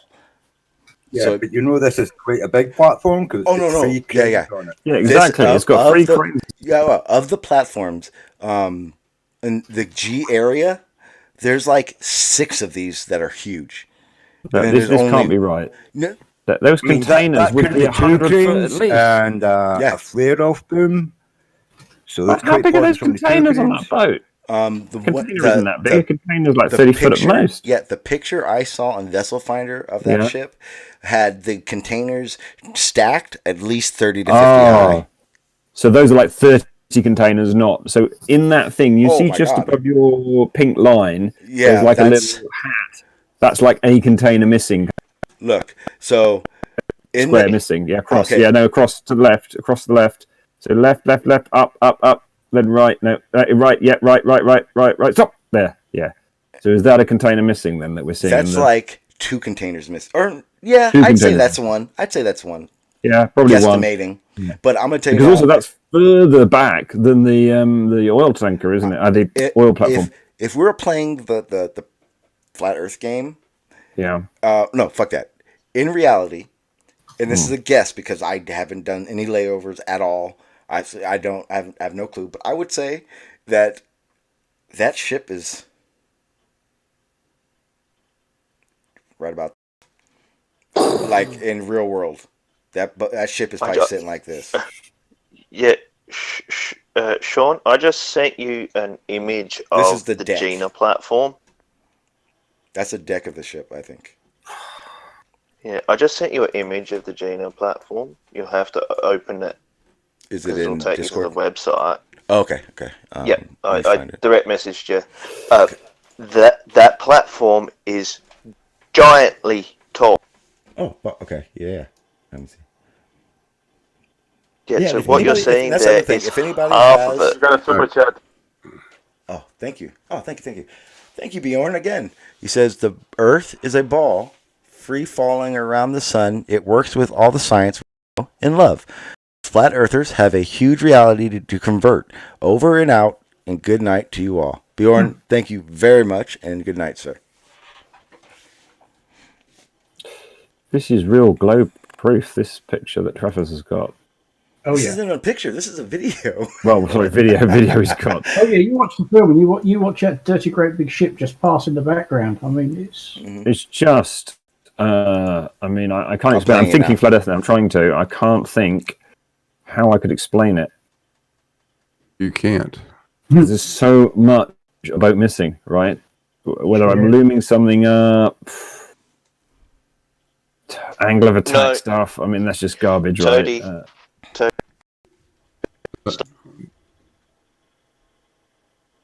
Maybe it's a submarine vessel. There's the bridge. The bridge of the ship that just passed the wreck. You can see it sticking up. Yeah, the Yeah. highest point. Okay, perfect. Tanker Oh, submarine. thank you, Davros. Okay, so this picture real quick. What on the platform? Yeah, because in this it'll show. It's a big one, actually. Oh, it's a tall bitch. Oops. Hang on, let me see. It's much. She's got long legs. She There's spreads them sometimes. Wow, Toady. Wow, that just You can tell happened. you can tell I've had a bad week, can't you? If Oh, it's that was amazing. You should clip that out. No. Oh, Matter of fact, hang on. Montreal. Save in that clip. Montreal, we can see tall things over the horizon at longer distances because they're tall. and look at the what's the island in the back? This is platform Holly. Go back up to the picture. Anacapa. Poor old Montreal. Look, look, what island's that? Yeah, look at 2 that. miles and 20-mile boat ride. No, can't be right unless it turned No, around. this Look is- at the this is- orientation yeah, of the cranes. this is- They're this facing is- the wrong way. Yeah, this is platform Holly. This is one of the H's. This would be to the north. This would be. That's not Anacapa. That's not Anacapa. No, That is- Facing the wrong way. They're a similar build. Yeah, you're right. You're definitely right. This in the background is Santa Barbara. Believe it or not, that's landmass. That's not an island. This is looking south. This is looking northwest. If you're standing from where we were. But you can see this. This has got one crane, one flare-off boom, and a derrick. Oh, I can The say other one had at least 2 cranes. Yeah, and the other one, the one we were looking and at no before, derrick because twice it's as a big. production rig and not a drilling rig. Yeah, the other one is twice as big as this one. Yeah, because I used to work in semi-submersibles in the North Sea. What we did is went out and we drilled hole after hole till we found oil, and then we would plug it, put a cap Perfect. on it. Okay. Check this out. And then we would sail away, and they would come out and build a production rig on top of it, or they would build pipes to a production rig to take the oil there. You know what I mean? We were looking at Grace. I know we were looking at Grace by the orientation of the Anacapa Island. Anacapa is that little bit up to the right of the state waters of Santa Cruz. To the right of Santa Cruz, all right there. Yeah, that's Anacapa right there. All right, and you were looking at Grace, not Gale. Right now, we're looking at Grace, yes. Because if we were looking at Gale, we would see the 2 other platforms in the way. So hang on, you and Travis were not at Ventura. You must have been a bit further up the coast, up to the north. We were to get the angle right, because otherwise you'd probably see Gale, wouldn't you? I guess. We were sitting right about here, where the arrow is. Ah, so that island's not Anacapa then. It's the end of Santa Cruz. No. Well, if you look at your angle, you're heading Santa Cruz there. Yes. But okay, here's what that is. They're the same. It sounds weird. Okay, no. We were looking. See, here's the problem. Okay, wait. Here's the problem. Here's what the problem is. Okay, see this gray? It moves. See this gray one right here? That's not a platform. I'm looking at it like it's a platform. We were looking at Gale. My bad. That is my fault. Okay. So see this one, these 2 things. I'm looking at them like they're actual rigs, but in reality, they're deplatformed. Yes. So what are they? Those grey things then? I think they're either the older ones or like ones in the past. Okay. They're actually called ghost ships. Okay. Believe it or not. They move. Ghost rigs. There might be stuff under the water there that hasn't been taken away. I see. Like so you don't catch your troll nets in it and stuff like that. Yeah, okay. Ghost rigs, right. Okay, get it. Yeah, but I was getting excited. So yeah, we're looking at Gale. And I know that's for sure. We're looking at Gale. We're looking at Gale. Okay. Yeah, and Gale, she is a big bitch. Yep. What are those black buildings on the shore? Those are pump houses. See that grey thing? That's telling you. Mind I said that I drilled for oil and then we would cap it and move away and they would come in and pipe it. You'll see those white lines going from those to the pump house on shore. That's probably an oil production place where it's pumping the oil to shore and then they're separating the gas from it and moving the oil on, So the other interesting thing is obviously this is a natural basin where obviously that oil collected. Because if you look at it, the landmass, it was a natural lake or basin, wasn't it? Do you see what I mean? Imagine the sea was a bit lower. Yeah, like Do you see what I mean? You're saying in here. It sticks up. Exactly. yeah. So the whole of that would have been a natural like basin or lake, or Forest. whatever you want to call it. Yeah, forest, exactly. and that's yeah. I'm gonna say, Tony, Yeah. oil doesn't collect in a basin. You know what I mean? By basin, I mean it's a depression pocket. because that's It's where a the force pocket. would have been. Exactly, and then it would have got compressed by the landmass. Yeah, it's interesting how I never looked at oil like that before. Because I'm wondering, right, why is it? When you go out and do a drilling? Yeah, why don't they drill in the middle? Do you see what I mean? Why is it at the edge that they're drilling? Is that because of the pressure of the oil? Well, you've got to find the mass. They pump the oil to shore so the pump house can separate the gas and move. So the they go oil as close on, as they can to the oil field, do they? Then they don't want to go.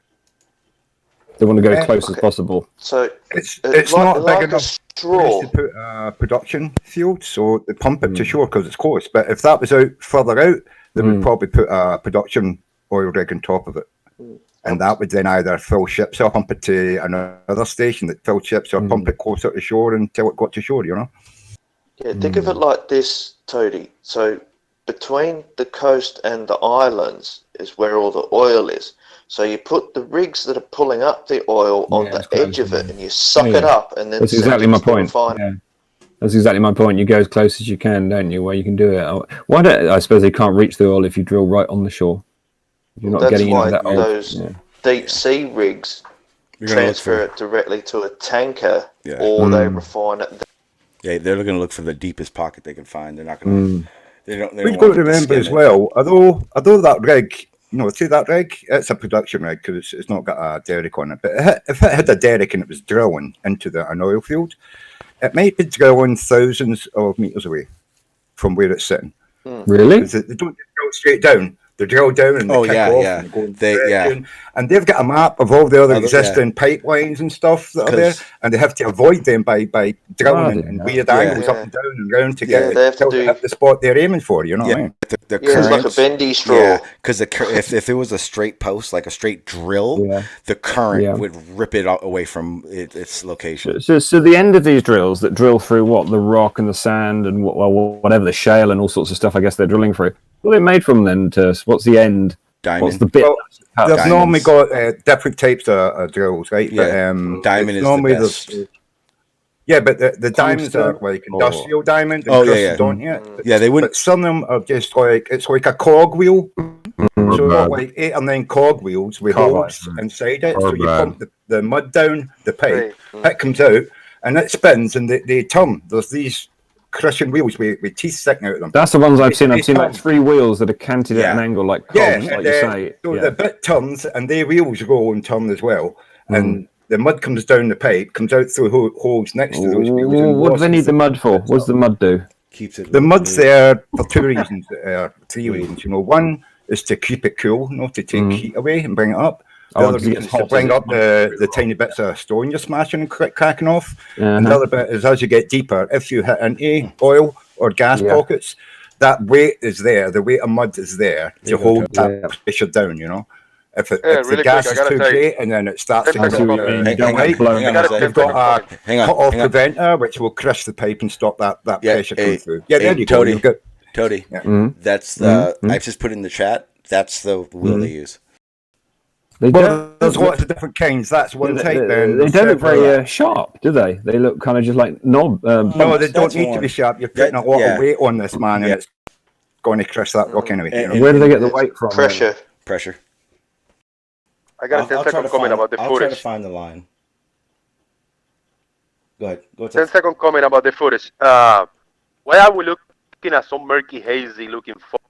Well, I answered that question to Chris Berry.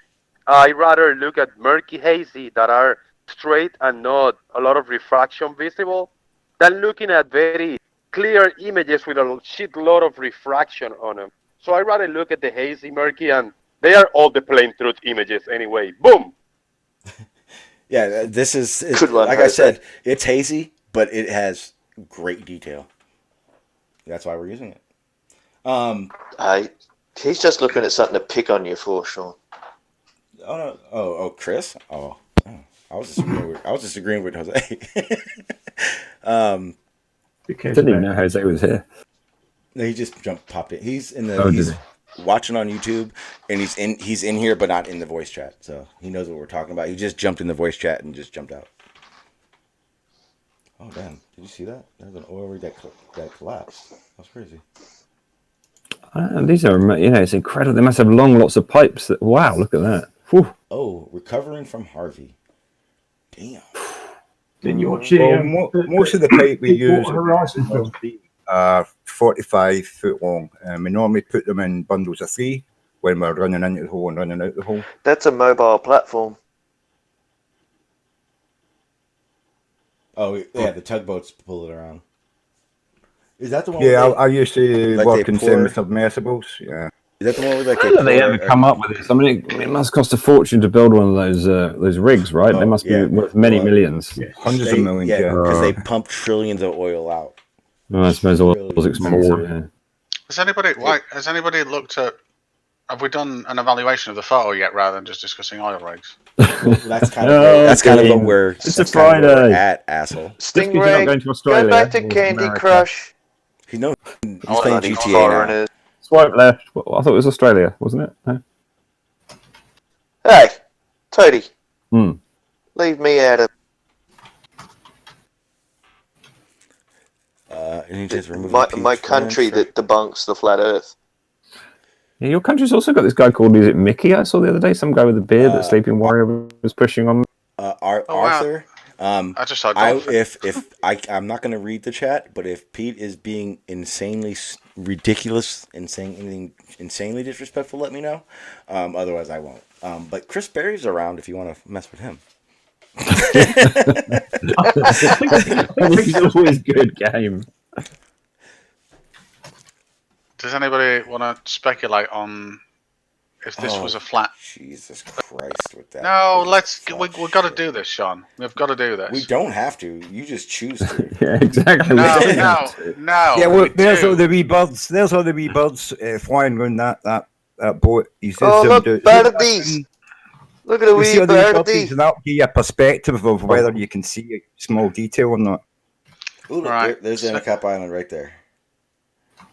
So, just get to a point where the rig is, because I think the most important thing here, of which everybody should discuss. Yeah, but they keep saying you can't see small detail. If you look at that boat, you'll see all the wee seagulls flying around it. You know? Yeah, I mean the small detail. I wouldn't even. I'd ask them why does that matter. Why does it keep going up and down, Sean? Okay, so Travis is learning how to use the tripod, and and what happens is he sets it and it drops. So what he has to do, is he has to set it high so it drops, and then he can pan.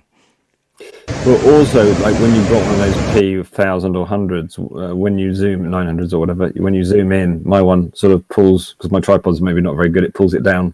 Yeah. Because the weight, you know what I mean. There's quite a lot of weight in the lens. Yeah, the lens is going out. Yeah. Yeah. Yeah, that's what it's doing. Does that have a glass zoom lens inside that barrel? I think the whole barrel goes out. It has a telescopic barrel with about. Yeah, the whole barrel goes out about 20 centimeters. It's huge. Yeah, but how much glass is in that barrel? It's thick. Hey, I'm gonna take Davros. I had never seen a P900 before, and when I got there, it looks. It's like, sort of God, it looks military grade, yo. Yeah, but it's really heavy. The weight's already on the front. Yeah, when you're picking it up, you can tell that it's encased in a thick material, and it's not plastic. I think you use aluminium, don't you? I don't know. It's heavy though. It's a heavy. It's camera. heavy, and that glass is really thick on the front. That lens, I can tell you. I just looked at it. It looks like it's it's thick, half an inch. It's thick anyway. It's just a shame they use a mobile phone imaging sensor. I know they put a decent imaging sensor. Oh my God, 4K Dean. But then it wouldn't. Yeah, if they put a better sensor in it, it wouldn't be able to zoom as far. Well, it couldn't, could it? Yeah. No. So yeah, so my question here with this shot especially. Okay. Let's consider this question. Maybe on a flat Earth, mm-hmm. What would the light have to do to present us with what we are seeing right now? Flibber flop. Not exist. Something it not can't exist. do. Fibba-flop. You can't get the horizon in front of that boat on a flat Earth. So wait a minute. It's incredibly. The probabilities are way against us, Blue, but it is not impossible to bend light that way, is it? Whoa. Time out. Dean? Do not refer to anyone on my panel at this moment, except for maybe Pete. Yeah, Pete, as us. We do not have a problem. You and maybe farmers have a problem. Hey, hang on. Farmers, first of all, no, we haven't yet. First of all, farmers, you were let off the hook, but one incident isn't what it takes. That's still, if we did that'd kind of shilly. So you're still under investigation. What did farmers do? What did didn't do anything. Oh, okay. Yesterday, Stingray admitted. This is going to be a real 30-second quick one. Stingray admitted to being a flat earther. Farmers defended him. Yeah, Farmers defended him the whole live stream, even though Stingray kept saying he is the best component for the flat Earth debate. Whatever. Farmers then, at the very end, gets all mad, rage quits, goes over to Terry's panel, and admits he's a flat earther. I didn't get that. I didn't record that part though. I didn't record farmers. Yeah. There's a reason why you didn't record that, because it didn't fucking happen. Oh, and so what's happening is yesterday we did a peer review, and everyone determined that Stingray is a flat earther. Today we have to do a peer review on farmers. That's why farmers kind of being pretty quiet. What are you doing, Stingray? Hang on, wait, stop. Nope. Stop. What are you doing, Stingray? Okay, just checking. What light cast? Hang on. I gotta make it so they can see what. I actually want people to see it. I don't know why. There you go. Okay, go ahead. So I disagree with Blue somewhat in the fact that we can make this occur, and it's just how can we make it occur. So I've got the viewer on the right, which is green. I've got the rig or some object on the left, which is blue, and then we've got a flat plane. Now the issue is this: we cannot Why is your observer height so tall? Because this is a diagram, Sean, and I'm going to be showing bendy light that bends maybe 20 degrees, where in actual reality, it's probably just a fraction of a degree. So disregard scale. Oh, wait. So now you want us to... Oh, God damn it. Okay. So anyway. Concept he's trying to show. Yeah. So here, this is the issue. We cannot see this area of the ground, yet we can see shit starting here. We cannot see this area of the rig. Now, it's very... So my first statement is that if we are looking at a viewing plane, which is what our eyes draw, what we see in 2D, or what our mind interprets, then 3D. For an object here to appear below, the light would have to come down and bend upwards and intersect a point here that makes it look like it's here. I'm confused as fuck right now. Okay, let me try this again. No, it sounds like bullshit to me, Dean. Shut up. By why? So calling bullshit. Normally, we would see this object in zero refraction here on this viewing plane. This is what the eye is seeing in 2D. Wait. Can you do that on your diagram on the bottom so that it makes sense? Because this is the concept that we've got to explain first. But I don't know what we're looking at. All I see is two dots in a line. Okay, no, stop. Okay. Can I just ask you to do something, Stingray? See the line you put on the ground between the eyesight and the blue rig? See that line you put through the red ground?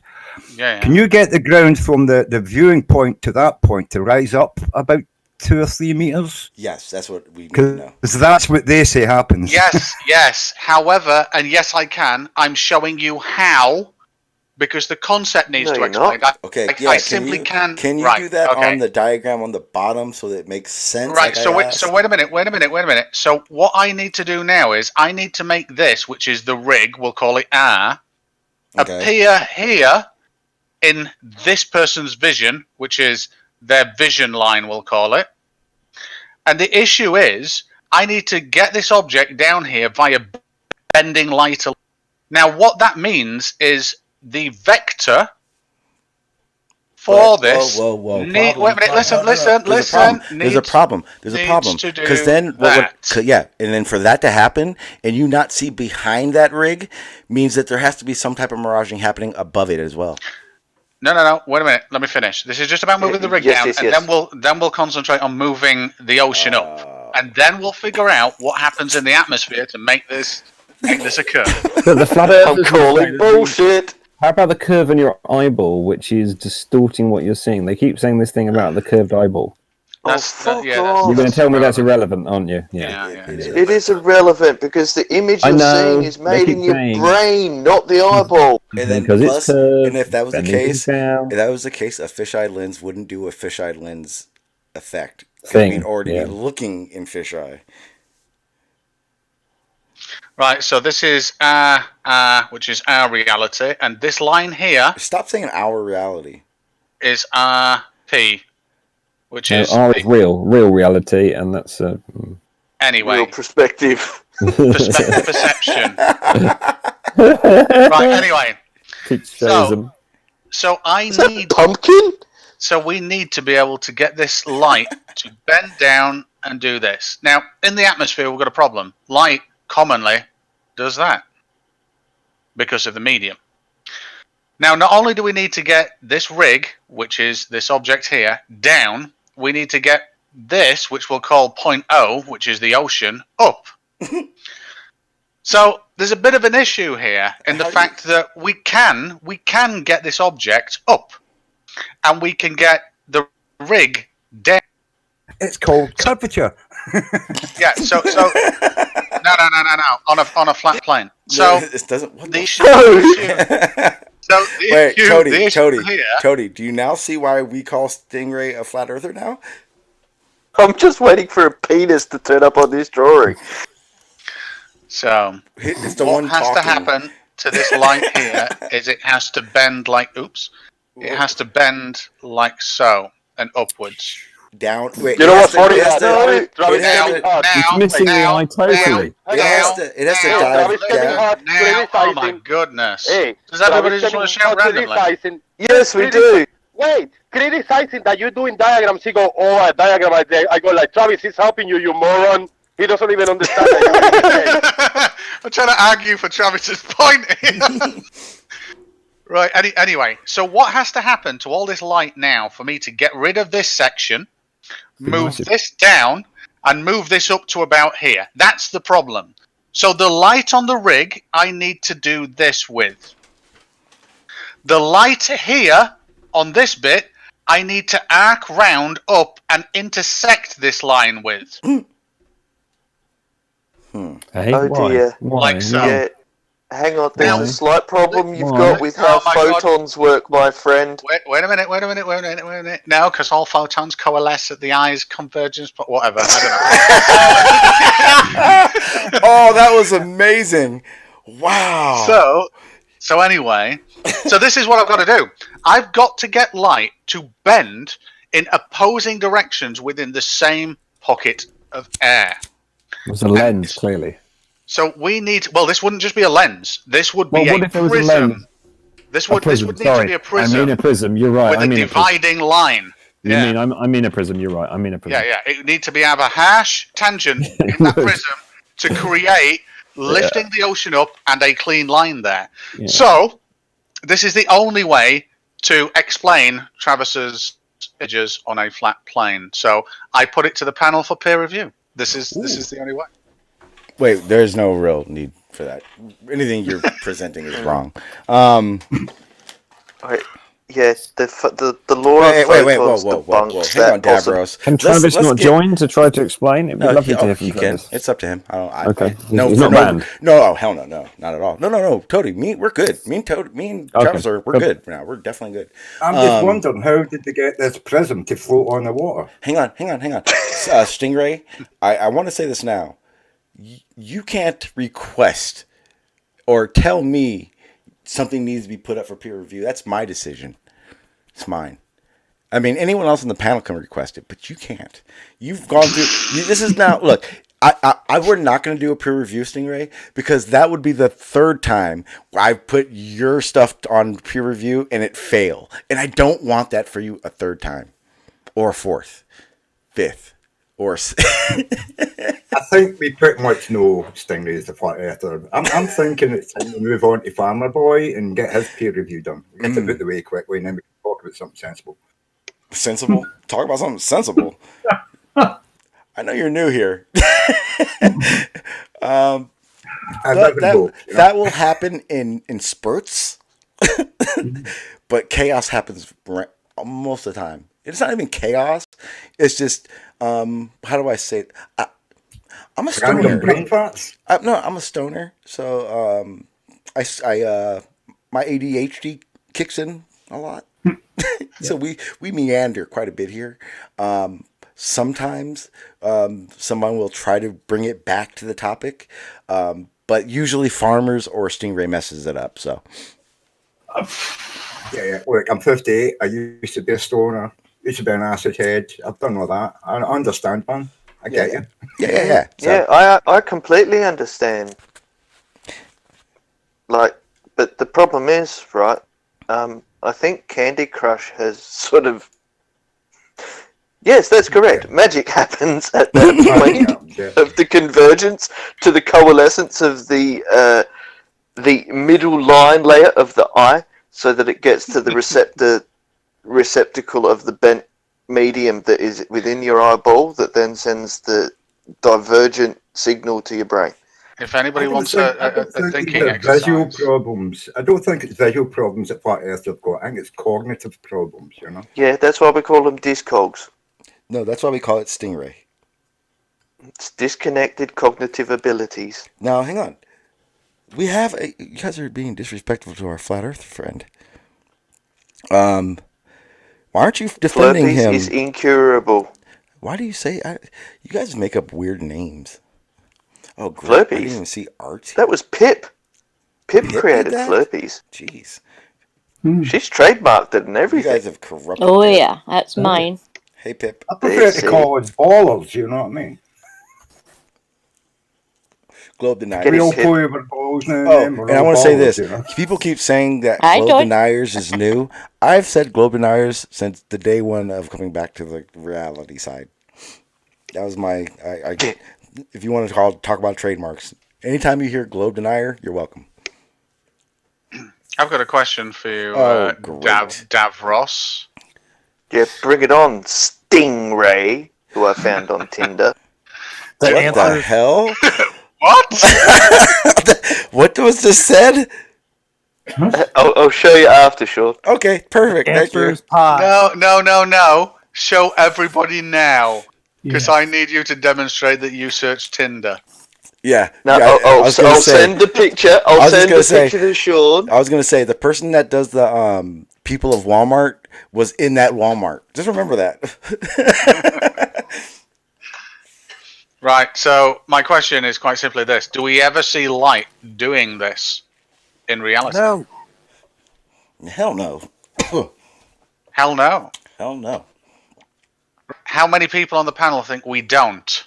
Is this everybody on the panel think Wait a minute. Don't? Time out. Whoa. Stop. Oh, okay. We're going to have a think about it a little bit. We don't what? Okay, here's the thing. This is what we see. The problem is, it's on a flat plane instead of a. I'm on curve. about the light specifically in this. Yeah. But that's the thing, because if we put this on a curve, it would work, and it would make sense to our eyes if it was on a curve. That's why it doesn't make sense right now. And I'm right, Stingray, right? Because that's why, because that's why your light. That's why your light. Look, your light from the viewer. Saying is this. Your light from the viewer does exactly what our eyes do. I think we do see it. Very good, Tony. We do actually see this. And Yep. Wait time the fuck out. I literally just said that shit. No. I'm on about that. light. Nothing to do with curve or geometry here. Because we see that light, but we see that light on a curve, and like if you were put it on a curve, it would make sense to why we see it that way. Is what I'm saying. I just said that's what we see. So if this is the viewer, and this is where A turns up, and this is where B turns up by doing this, that means there's an intersection here, which does actually support the fact that light could go like this and also go like that. Yeah, that's what we're. Matter of fact, we're seeing. That's I get it. That's what we're seeing. The rig is A, and no, wait, which one? No. I'm just on about 2 rays of light here. If we were to trace these rays, can do this, and we see it. Travis has got it. He hasn't got it to explain the horizon, but he's got it in a lot of his images, and we just simply call it a mirage, an inferior mirage, and it's just about the order. A that started out here arrived below B, and this is an inverse, and this is what a mirage does. But if this can be true, so the other one could be true, of course. Yeah. You will get that in a mirage also. But you do not get it on the scale of the diagram above. That's the issue. You never do. So what we would see is we're not seeing what we should see if it was flat, or it's not the right conditions for that. Surely we did see it though at that scale. Then, Dean. Surely we would also notice the effect that it was inverting. Yeah, but it's not about the inversion. I'm saying that. What we could have is. Can you erase all that other crap? Looking to here, and then B doing this. So basically, we've just got a hell of a lot of compression to the point where at here it's creating her horizon line. B has gone up, A has gone down. You need to scroll down, or people on YouTube can't see what you're doing. Oh, I can't scroll. Well, yeah, there we go. And by the way, if it takes longer than 10 minutes to explain it, it's wrong. It's probably got, yeah. Well, I'm sorry. I'm explaining compression and inferior mirages here. They are not wrong. Okay, but your descriptions and magic are not working. Well, I have a better. Okay, a stingray. Will this work in repeatable experiments? Yes. On your flat plane, like over land. You could simulate this on a very small, tiny scale. Yes. What? No. Will it happen at night? It would be incredibly hard to get it correct every single time. You'll get it probably once in 1,000. You'll be able to do it. So even with data, you couldn't predict it on a flat Earth. Simulation sounds a bit like CGI to me. But then, would it not only work for that viewer position as well? What if you changed your position? No, because we're on about vertical augmentation or perturbation here. We're not on about horizontal. It's a lot of ums. The only problem with this the only problem with this theory as well is this duct point here, or the duct point will be transient, so it would move. It's transient. What is it? A vagrant? Why would it be transient? Did you say duct point? So is there a black swan point as well? No. Duct. So the issue is it would move because the air is not a constant, and you just see it change all the time. We do see that, don't we? We do see it miraging around, wobbling around a bit. This is the horizon moving up, down. Yeah, the horizon would jump 10 to 15. Like in our view, it would be like 2%, 3% of the screen at a time. Now, the issue for this effect, which we'll call the Travis effect for now, the problem... You're not paying attention to them, Sean.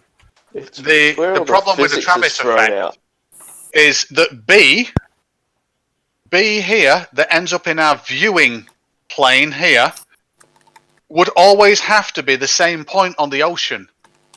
Because the problem is, if this moves left or right, bad shit happens. And the air would make it move left and right in this diagram, or forwards and backwards, which would move things up and down in the view quite dramatically. And the other thing is, most of the time, we would see inversions as well.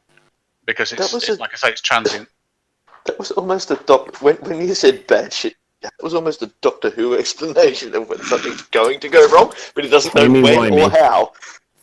Bad shit happens.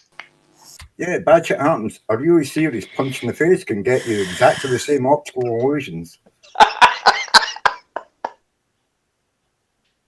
Damage to your eye socket may cause refraction. But this is what Travis should be doing. He should be trying to work out what's happening, not just saying, "Oh, look at this. It looks pretty." Yeah, but how does the physics explain that photons are converging with one another? Hey, Stingray, I have a question. Because a minute ago you were like, well, since we're diverging from the footage, does this diagram illustrate how what we're watching is possible? Yes. Okay, can you show me the rig in the ship, in the viewer, in your diagram, doing this with the light? Explaining what we're and seeing. the island. Yeah, That's with the the island diagram too. above. Oh, so three. There'll be three objects. No. So this rig. On one flat plane, please. Thank you. Just erase all that. Yeah. Erase it and start over. And remember, you've got to make the ship magnify itself as well. Yeah. Oh, I think you're moving the globe posts here. Oh, very witty. No. We asked for you to explain the island tanker in the oil platform in your light game. Sean, did you see the picture of Stingray? I have not yet. We're watching his screen. If I click over, everyone will see it right away. But then they'll also see our conversations. I don't mind because it's bullshit. First of all, read the comments below the picture. First of all, I don't believe it's bullshit. Second of all, again, what just happened? What totally did you just? What do I click on to see this picture? Hang on. Okay. I whisper. Others can't hear it. No, they can't. They can't hear us at all. Fantastic. Brilliant. Hang on. I gave you a wrench. Blue wants to play something. Oh, Blue, go ahead. I think Big Blue wants to say something. Why don't you just jump in, Blue? Go on, mate. Yeah, my mic was messed up. Oh, wow. Yeah, that's... Ooh, Stingray. Yep. Mm-hmm. My mic was messed up. I just wondered if Stingray could describe the temperature and pressure profile it would take to get that to happen. I can indeed. I call it the Travis effect, and it's fucked. Okay. Like I said to Toady Blue, there is a pressure inversion layer of two different gradients that, for some reason, have an almost prism-like layer dividing the two of them. We're talking Venus-like temperatures here and an atmosphere like In a practical sense, that's what I was interested in. In a practical sense, there is no way to have the horizon in front of an object on this Earth. There is no practical way to have that happen. Stingray, you didn't address that. That's my point. I mean, if we want to go to wild, way out wacky possibilities, I suppose I could eventually breed an elephant that would fit in a teacup. But I'm talking about something. No, honestly, mate, if you did that, I would order one right now. Me too. Somebody else would too. Yeah. The point, my point is, that's the view that we see just about every day of the week. Normal view is the horizon in front of objects. You got to have some way to have this incredibly crazy temperature and pressure profile in the atmosphere that we can't measure, and it has to occur almost all the time. Mm-hmm. That just makes no sense whatsoever. No, whoa, Blue. My aim here was not to make sense. It was to come up with an explanation of what would have to happen. I know this never happens. I know that it could never happen in our reality. Oh, okay. So then why would you ask for a peer review? Because it's the only explanation that I can come up with. Oh, so didn't I tell you? Hang on. Anyway, I've just answered your question, and this is it, Sean.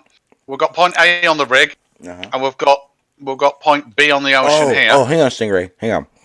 Because no one sees what you're doing right now. Oh. Because right now I have your profile pic That might be a good thing, though, to be honest with you. I mean, you look, hey, you look, hey, yeah, you look, hey, hey. He's got a globe around his neck. He's pimping it right there. He's rocking a globe there. And a Actually, Walkman. it's a a Walkman flat too. Earth inside a glass ball with Oh, is it?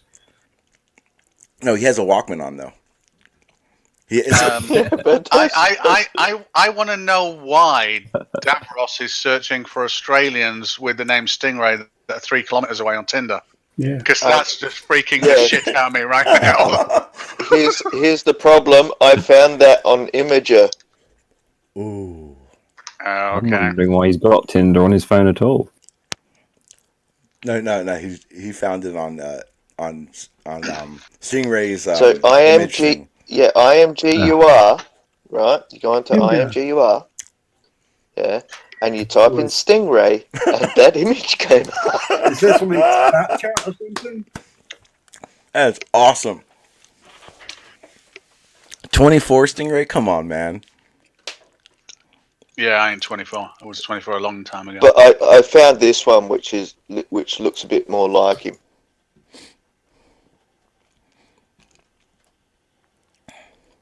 Can you see that Stingray? Yeah, that's his old I card, think isn't it? Toady needs a peer review. I think he's taken the place of Stingray for the best flat earther. Toady? Do you know what? I've just put Stingray to search in Imgur because I've got an account on there, and that's way down there. Wait, farmers? Wow. Farmers, man. Come on. Really, dude? Really? We're going there? He said it's really far down there. Anyway, it's guys, there. anyway, Sean, look at my screen. I've just drawn what you've asked me to draw, and this would be it. Okay, hang on. Oh my god. What the hell am I looking at? You're looking at an observer, and you're looking at the convergence of rays leaving from A and B, and where they converge. I need C, because there's an island in the background as well. There we are. I was just going to say it's not. Where's the boat? Yeah, but there we go. Yeah. Yeah, it's on the boat. I'm not interested in the boat. Yeah, the boat and the island's not there. He's actually shown A is a platform, B is the horizon. He has said F your ship and F your mountain, your island. Why? Because it doesn't work. Yeah, this is And just now how we've do we got- get a horizon in front of an object. So what you're saying is blue is right. Oh yeah, no, this bit here is totally magic.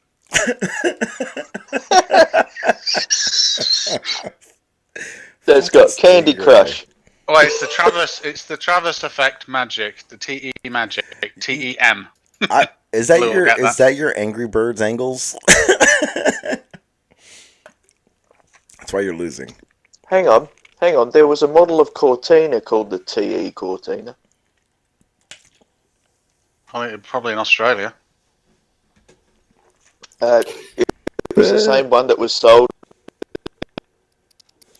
Get the horizon, at least the horizon coming up, if you just had a lot of refraction on a flat plane that would just pull the water up in front of the object that's behind it.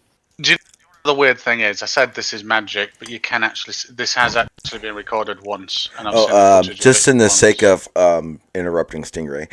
Kit, thanks for the super chat. I do appreciate that, my friend. Because look, Dean, if I took a load of hot water and I poured it in front of a camera that was focused, I don't know, 5 meters away, quite short distance, yeah, I'm sure I could pull that ground up to block out part of an object that's behind it. I might go and try it if I had time. I'm agreeing with you, Travis Defender. I'm because there is actually a video, and I forget what the fucking place. I keep forgetting it. Summit Bay, Skunk Bay. That's it. There's actually a video time lapse of Skunk Bay that shows this exact effect, but there is one very important thing. The convergence point creates incredible compression. So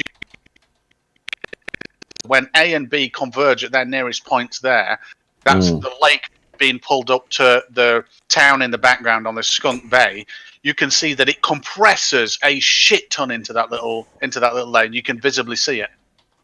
That it's compressed, and you would have the same effect on the water, on hot water as well. If you could get it to do this.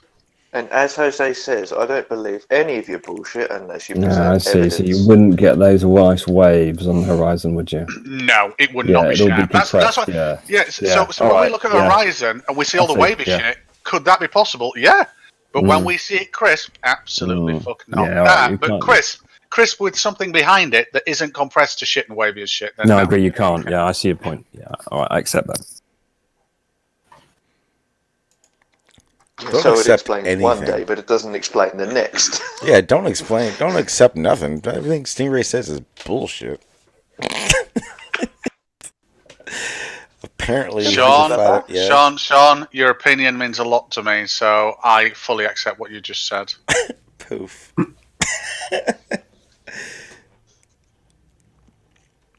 Let me see, where am I? Something's happening right now. So nothing else to talk about then. We put that one to bed. Yep. Well, we can talk about the other. We're really stuff I getting have. through solving these problems now tonight. Well, they're pretty simple. In a way. Yeah. Hang on, I'm trying to get it over so I can share everything. Hang on. I suppose what you got to think about is, there's this really extreme thing that you'd be able to tell is happening, and it's never. Why are you still arguing? You're wrong. You're just wrong. This should go do more investigation. You need to do a lot more investigations. Like, spend the rest of your time. You have to do it first. You got to be half right first. I mean, there is one way. There, you know. There is one way that we could see this every single day, commonly, and it's if the water was curving. I never thought of that. I know. It's just come to me as well. Jesus. That is awesome.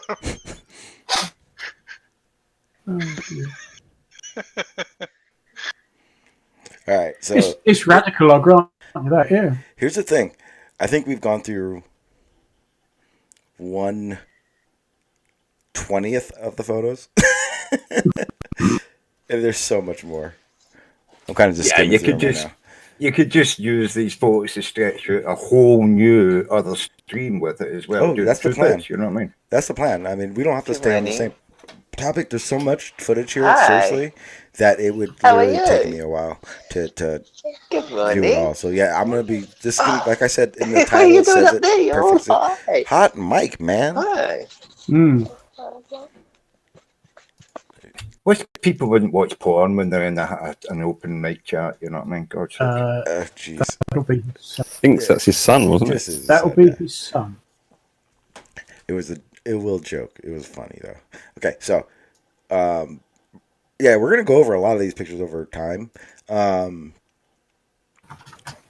see, because there's photos in here that just we talked about, and again, there's a lot of good stuff in here, man. Don't think there's not. There's good stuff in here. Even these bad ones show good stuff. Are you going to unmute Pete in a minute? Huh? No. Get some time. Why, you really want me to unmute Pete, don't you, Toby? What? Unmute the hangout. He's like, you're gonna mute him yet? Unmute him. Mute him. Thank you, Stingray They're News rooms 1. down there you can take them to. For the super chat, it says it's all a sinister trick to get us to watch vacation photos.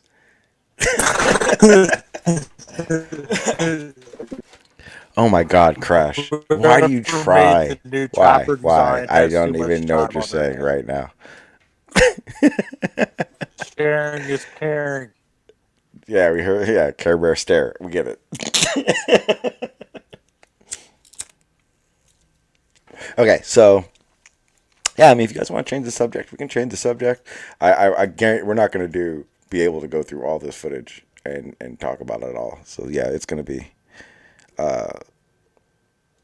It's not funny. Truth stands alone. How long has Travis been taking these photos of Chesapeake Bay?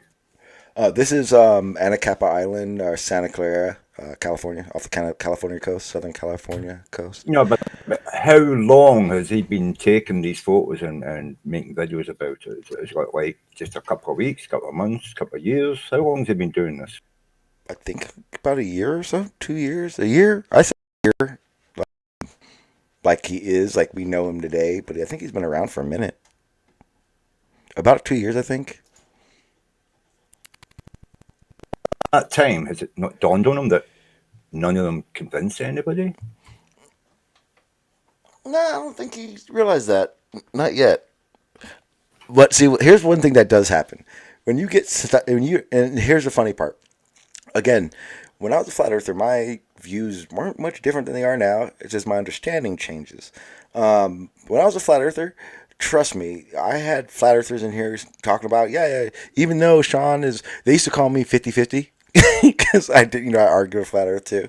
But they took in what I said, and they took it as, a good spot to start their research and whatnot, and it was factual stuff to them. When I left Flat Earth, they instantly went, "You're all full of shit." I went, "That's funny," because I got 3 years of live streams that say you think differently. and that was one of the things. It was like, over time, shit's supposed to change, and and trust me, and here's the thing. There are flat earthers that I know that come to my streams, whether they're in the chats or not, but they still respect my geoengineering stuff, some of the topics that I do. They may not agree with me on the shape, but I'm not here to bullshit any side. Now that's kind of why my platform's kind of the way it is, because I'm here to learn shit. What I would basically say is that you guys are all pawns in my idea of what I want. You know what I mean? Well, that's cool. I pop in now and then. I'm happy to spend a bit of time. I don't want to be sitting watching YouTube or Twitch videos or playing games anyway. You know what I mean? So. I am not a pawn. You are. You have helped me. I mean, this way, you are a pawn. Why? Because I will now be getting the flu shot every year. Thank you for your information, Hannah. But with the equipment he's got, right? Why is he wasting them on crappy when he could go on? I mean, America's a huge place. They've got lots of fucking wonderful wildlife. He could be taking wildlife photographs and build a page on that I'm sure he'd have more people follow, make more money out of, and it might even get some of those pictures published in a magazine. You know what I mean? Oh, I forgot I was still scrolling. Oh, this is one of the screenshots. The thing about Travis is Travis has told me many times, he just likes being out there. He's in the nature. He's doing something active. It's lovely, right, to be out there taking these kind of pictures, different mornings, different evenings, different weather conditions. Toady, it's just enjoyable. Yeah, Toady, remember the saying?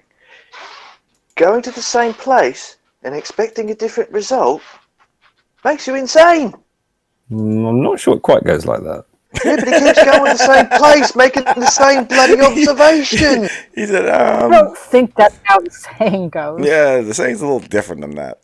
Doing the same thing over and over again, expecting a different result. Oh, okay, so it's all right if a flathead turns something else into something you'll all defend. You're so but then when I go and say... Yeah, because you're aggro. You're aggro Davros. I'm not aggro. Not yet. Not yet. We expect better from our own. That's what we're saying. No, whoa. Wait, you lug me into your foreigner lands? We don't agree. No, we don't think much is going to come from it. That's right, Sean. The foreigners. Yeah. Shh. He doesn't know that yet, Hannah. We haven't told. Me and his mother haven't told him. Who is Hannah? I've not met Hannah before. Hi, Hannah. Sorry, I didn't even realise you were there. You know Hannah. No, I don't. Never met her before. Who is she? For real? You smoking? Tony, get out. Have I ever been on a not me. Have I ever been on a... You know who Hannah Anderson is? Oh, of course. All right. Yeah. Okay. Apologies. Of course I do. Yeah. I was getting excited by the Vor bit. Yeah. This is why well, that was much better than Tony. That was much better than Travis. Travis. Trader for having a wrench on Nancy's. Yeah. Travis almost got beat up yesterday for saying hi to Hannah. Yep. It was crazy. That dumbass came on here was like, "Hey, tits, what's your name?" It was like, "Oh shit, Travis, shut the fuck up." Walked into that one. Oh yeah, it was bad. It was like, "Uh-oh." You need to try funny to. how most of these flat earthers got such wonderful social skills, you know. Yeah. Oh, you never met Merle before, have you? Oh. No, Personally, probably that not. would be Ooh. fantastic. And no, I'd love to he's see not that. one of ours. No, he's he definitely doesn't one of come- yours, Devros. No. Yeah, he's Davros. I'm on with Tony on that one. You guys may not agree on the shape, but you. No. I'm gonna tell you Come now. on, man. You know you want to come back, Merle man. Merle Come on. is definitely worse than Davros because Merle. Well, I'll let you know now. Merle will let you know he's gonna slit your fucking throat in your sleep one day. He's got more personalities than Sybil. Geez, it's bad. Exactly, and when he was talking to those ladies about hygiene products and things, it was terrible. I'll put it this way, Appalling. Merle, no one will ever, you will never hear a Merle on my panel. That guy's way too loose to the I haven't cannon. seen him in a long while. I don't know what happened. He fell off the face of the flat Earth. I think so. He did. For I a think he minute. got upset. Or He he's reminds sleeping, me- or he's sleeping off a week or two. Never mind. He reminds me a bit because he had a sort of up and down depressions and things, didn't he? But he reminds me a bit of Validation Boy as well. I think they're in a similar ilk. Mel's more whiny. Mel's more whiny. Validation Boy is more dangerous. Is he? You think? Yeah, He's more plausible. he's in that. He's in one of those. He's in what I call the clique of like the troll. I don't really want to talk about it too much, but like the. Oh, is he? I don't know him. You obviously know the he's background. part of it. Yeah. He's been around. Oh yeah, he's been around a while. He's So- like what I would consider like one of the original flat earthers that was around. Oh, was he? So I've come across this phenomenon that you'll all tell me that you all knew about, and it's just me being naive, which probably is true. But I came across it the other night, and I hadn't stumbled across it before. But Roxanne and Bob are in this sort of, I think it's a cult myself. This thing called QAnon, if you've heard of it, it's a very far right. Yeah, the QAnon, that's the far right stuff, yeah. Yeah, and they publish these like coded messages with lots of numbers in it that basically you can interpret. Yeah, that's it. 8chan, that's it. That's the one. Yeah. All right. So you have heard of it, yeah? I have no idea what this is. Heard of it. What the I've hell known is of going it for on? years, my friend. QAnon, it's about the deep state and people It is. controlling the world. That's right. It's a far right Wait. conspiracy. So what you're telling me right now is they're taking this from a flat Earth situation to a real situation of political. But It's all the conspiracies put together. They believe all the conspiracies from 9/11 to. But flat Earth is innocent. Yeah. But what I've heard of what you're talking about, but I don't know anything about it. But is that like? Flat Earth is innocent. Have you seen what So- Nathan's been doing? Yeah, that shit is innocent compared to fucking a lot of It things. is. If you're talking I like agree. fucking what do you call them? Antifas and all that kind of Exactly. shit. What So- you guys just said sounds like something that's in those groups. Exactly. Yeah, So what concerns me about it as a trend? Sorry, I've got to speak softly because we have kids in the house and stuff. So what concerns me is that I've noticed a number of the flat earthers are gravitating towards this, and I do agree with you, Sean. I think it's more potentially damaging, more real world effects. Yeah, because it feeds into the whole deep space conspiracy. The cabal, global cabal, has got to be got rid of. JFK Jr. is going to come back from the dead. Trump is on our side. It's a real political movement, whereas the flat Earth is just a sort of a sideshow, and a lot of them are getting into it. So I agree with you. I think it is. Yeah, there's a huge. See, here's the thing. Like people keep talking flat Earth is the biggest. Like no, this is bullshit compared to real situation shit. And when it comes down to like the Antifas and all that kind of shit, flat Earth is nothing. Flat Earth is a fucking speckle of a dick. And what always worried me, because I've actually witnessed this happen, and it's very clear. Anyone who knows Bro Sanchez will know exactly what the fuck I'm talking about. That the Bro Sanchez viewers, majority, not all, majority of Bro Sanchez's viewers are. It's from a group called the Black Conscious Community. It's a black what? Sorry, Black Black Conscious Community. Oh, conscious. Okay. I'm gonna. This is as real as it can get. It's the.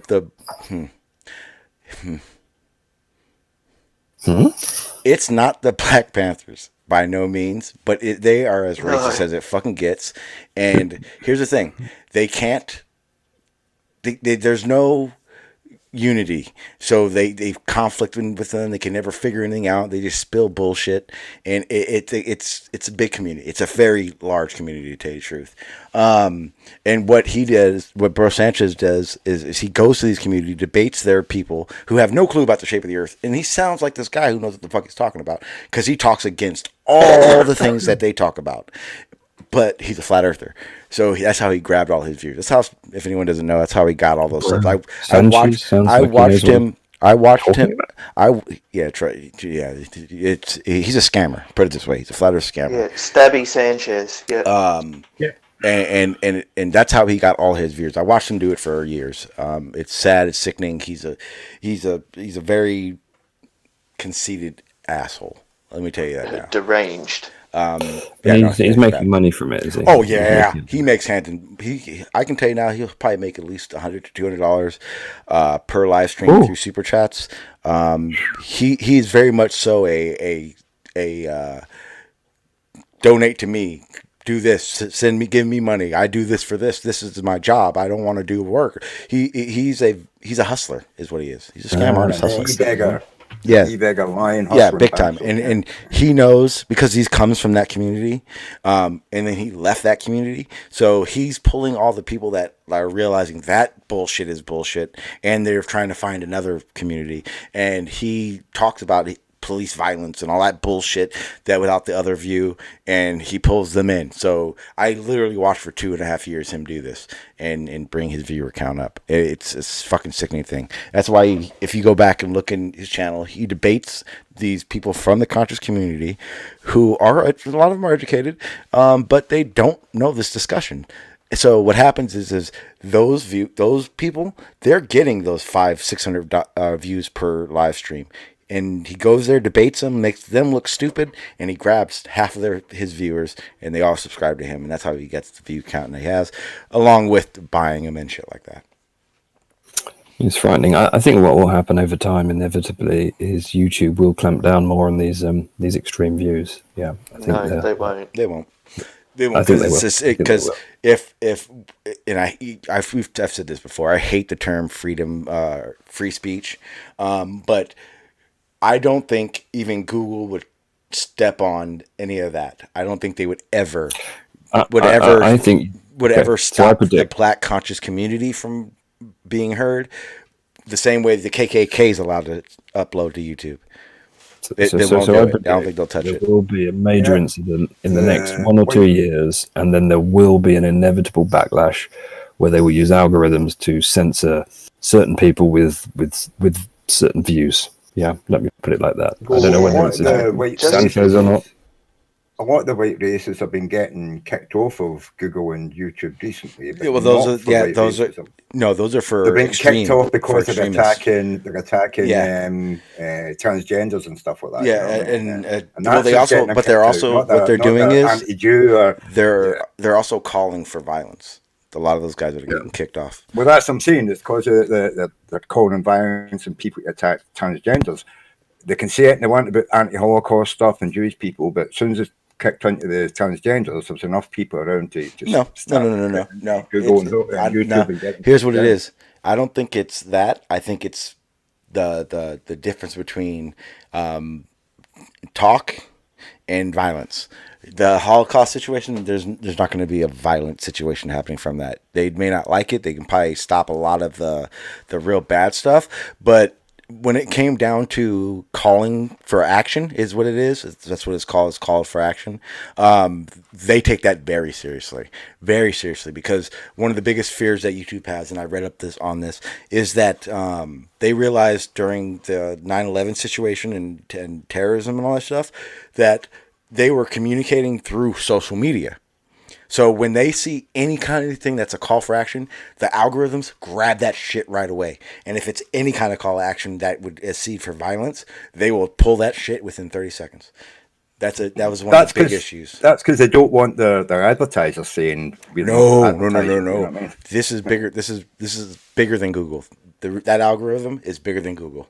That's the same reason you don't see Taliban shit, cutting heads off and all that kind of shit on YouTube either. There are the normal algorithms, and I did a lot of research on this because when I started live streaming and really going into their partnership thing they got, I read a lot of this stuff, and one of the biggest things they said, and it's in black and white. Blue, you're a creator. If you look in the creator section, all the news and all that shit, you'll probably find, if you find it in the policies, you'll see it. They explicitly say anything to do with terrorism will be pulled, and your channel will get pulled. Like there's no bullshitting with it. I can't do a story on terrorism. They'll pull my shit. They'll pull my shit. Or in a heartbeat. time travel. Yeah, well, that too. but yeah, it's very serious. Look.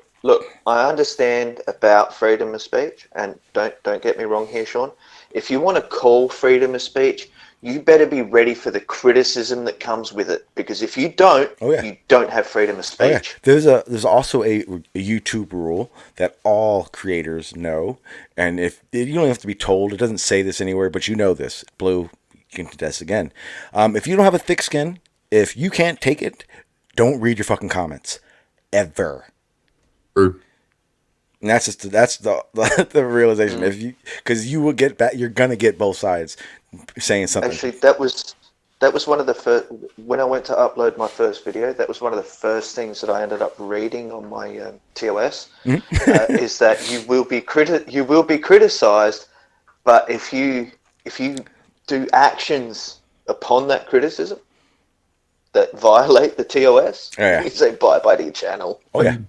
Yeah, I mean, I don't ban anybody. I've been on YouTube for 8 years, 9 years. Oh, that's not the actions they're talking about. Yeah. No, but what I'm saying is, I don't ban people. I don't tell them that you can. I like trolls.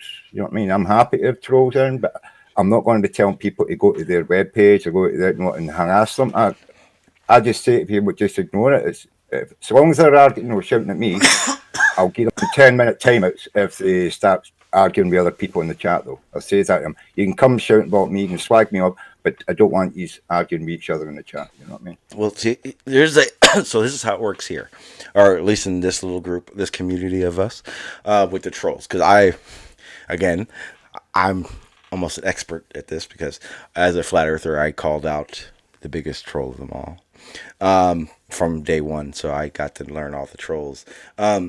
And this is how it kind of works for all the content creators, mostly for live streamers, not so much uploaders, or people that come on panels that, or like Blue, you're here. So in the chat, it may happen.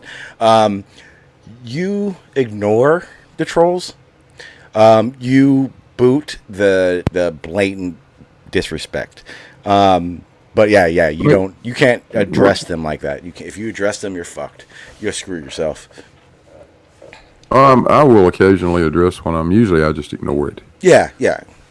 Occasionally they'll say something so incredibly stupid. I just feel I feel compelled to make a smart ass remark of some sort. But when it turns personal, or they decide they're going to attack me or somebody else personally, then they get banned. And here's the thing: there's a different type of troll that a lot of people don't encounter. I had to encounter it. It sucked, but I did. There's the personal, like the hack trolls. These are the trolls that usually don't even say much in the chats. People know who they are, but these are the ones that dox you. These are the ones that do know how to find out where you live or where you're live streaming from. Those are the ones that you try to ignore at all cost. If I saw a name in my chat right now, I wouldn't even acknowledge it. I wouldn't even block it, because there are certain trolls that if you do block, hell will fall upon your life. And there are those type of trolls in this community. So guys, it's real. Yeah, I'm not paranoid enough to think that people shouldn't know who I am or where I live, you know what I mean? So it's never bothered me to tell people where I live, you know? Yeah, it's basically the best thing to do is just ignore them. Yeah, guys like Chris, Barry, Travis, like those guys, those are not the ones we're talking about. That's kitty just shit. Annoying. That's kitty shit. But there are a band of trolls out there that you don't want to piss off. on it. Like Okay. you wouldn't even comment to. They're there. They exist out here. I've had a few of them that would come in, leave a comment, and then leave rapid fire like 9 more comments. Yeah. Every one of them escalating a bit more and a bit more. Yeah, those guys. And I have taken those guys and written just one reply back to them that says, "You're welcome to express your opinion.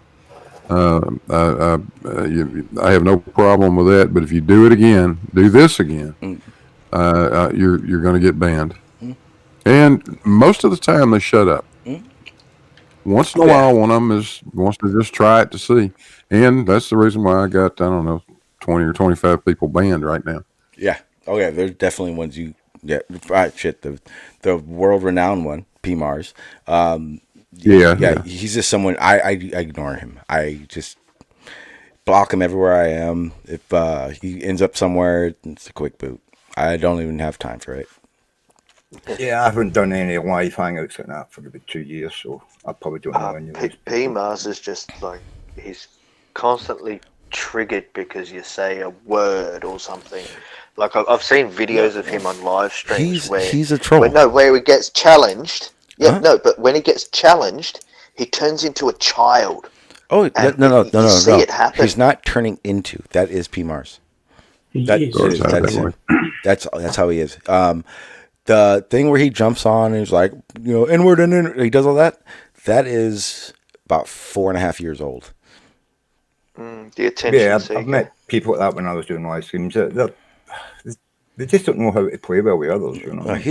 He's a porn bomber, and yes, he is a porn bomber. I used to say I don't think he did it. He did it. But here's the thing. Absolutely is. And a hangout. Yeah, exactly. He's part of that group. Here's the thing, though. P Mars, and this is for real. P Mars is a bitch. P Mars is basically the guys I was talking about. He's their little foot bitch. He's the one that makes them do. I know. Put it this way. I know a secret. I know that trolls versus trolls started off by having P Mars get shit going. Yeah. Okay. So yeah, he's a bitch. He's their little bitch. It's funny as fuck. I say it to P Mars all the time. But now that is, it is. But that's the best part. P Mars is literally such a joke. It's easy. Half the reason I'm on Discord is because this is a P Mars proof place. Even people that join my fucking server, it takes a while for you guys to be able to do something in the server to get verified. If you trust me, if you have a verified next to your name in this server, I know I've talked to you. I know who you are. I'm quite happy that you're allowing me to come in and get involved with the live chats, mate. I'm a member of lots of different Discords, and I very rarely go in and do anything other than post a couple of pictures and put a couple of comments in now and then and talk in the live chat if there's someone doing it. Most of the time, it's people that play games, and we used to use this as in-game chat. Yeah, I didn't even know that. So again, like I said, so Flat Earth is new to Discord in a time scale of Discord sense, and so I came into it. But this way, Flat Earth was here already when I found it, so I had no clue. I had zero clue. I felt like Discord. What the fuck is Discord? I didn't even know it was for the gamers and all that shit. And then now that I actually know Discord, I'm like, yeah, this is 100% set up from the live feature to the way the chat and the browsers and all this shit. Everything set up is for gamers, and we just hijacked that shit. That was the other reason I started using Discord. I can tell you with confidence. If I do meets ever again or a hangout, it will be only for my UFC stuff, the MMA stuff. Here, my live streams will only ever, this is like the Ether band, forever and no matter what, always be here. Why? I can police this server to see. Put it this way, and I do this all the time now. With meets, it's hard to do because if you accept someone in, they can come in anytime throughout that whole stream now, and it's hard to police who comes in because you can allow a lot of people in. And I know me and Jose, we don't care who comes in because it's easier to listen sometimes. So you can get 25 people in a Meet Hangout and not know who half of them is. You can't walk away. You're stuck in your chair, or you got to change the screen. People want to know who's talking. And that was the problem. Here on Discord, you come into my server. If I'm not here, you get a text and listen. You can listen and you can chat, but you can't send pictures, links. Nothing. You can't do nothing like that. I can walk away from my fucking computer with Discord. Yeah, so yeah, I used to use Google Plus. I used to use Skype, all that stuff, you know. And eventually, I got off them because they're just broken, man. See, that's the thing. I'm a meetup whore too. Like I probably have there's six different hangouts I could use that anyone can get to. You guys would just have to click the link, create a name, and then you instantly come into the panels. Whether it doesn't support 1080 or it's just a little funky the way it is, or I'm just not ready to be comfortable with it. But there's like 5 or 6 different hangouts, and of everything I use, this one is the one that I'm comfortable. And I'm proud to say it. This is I built this server. If people anyone who builds servers understands what I'm saying. I just learned to understand how Discord works, so I'm able to make I'm able to make this server myself. Tris, I have I'm looking at it right now. I have 4 servers like that I created.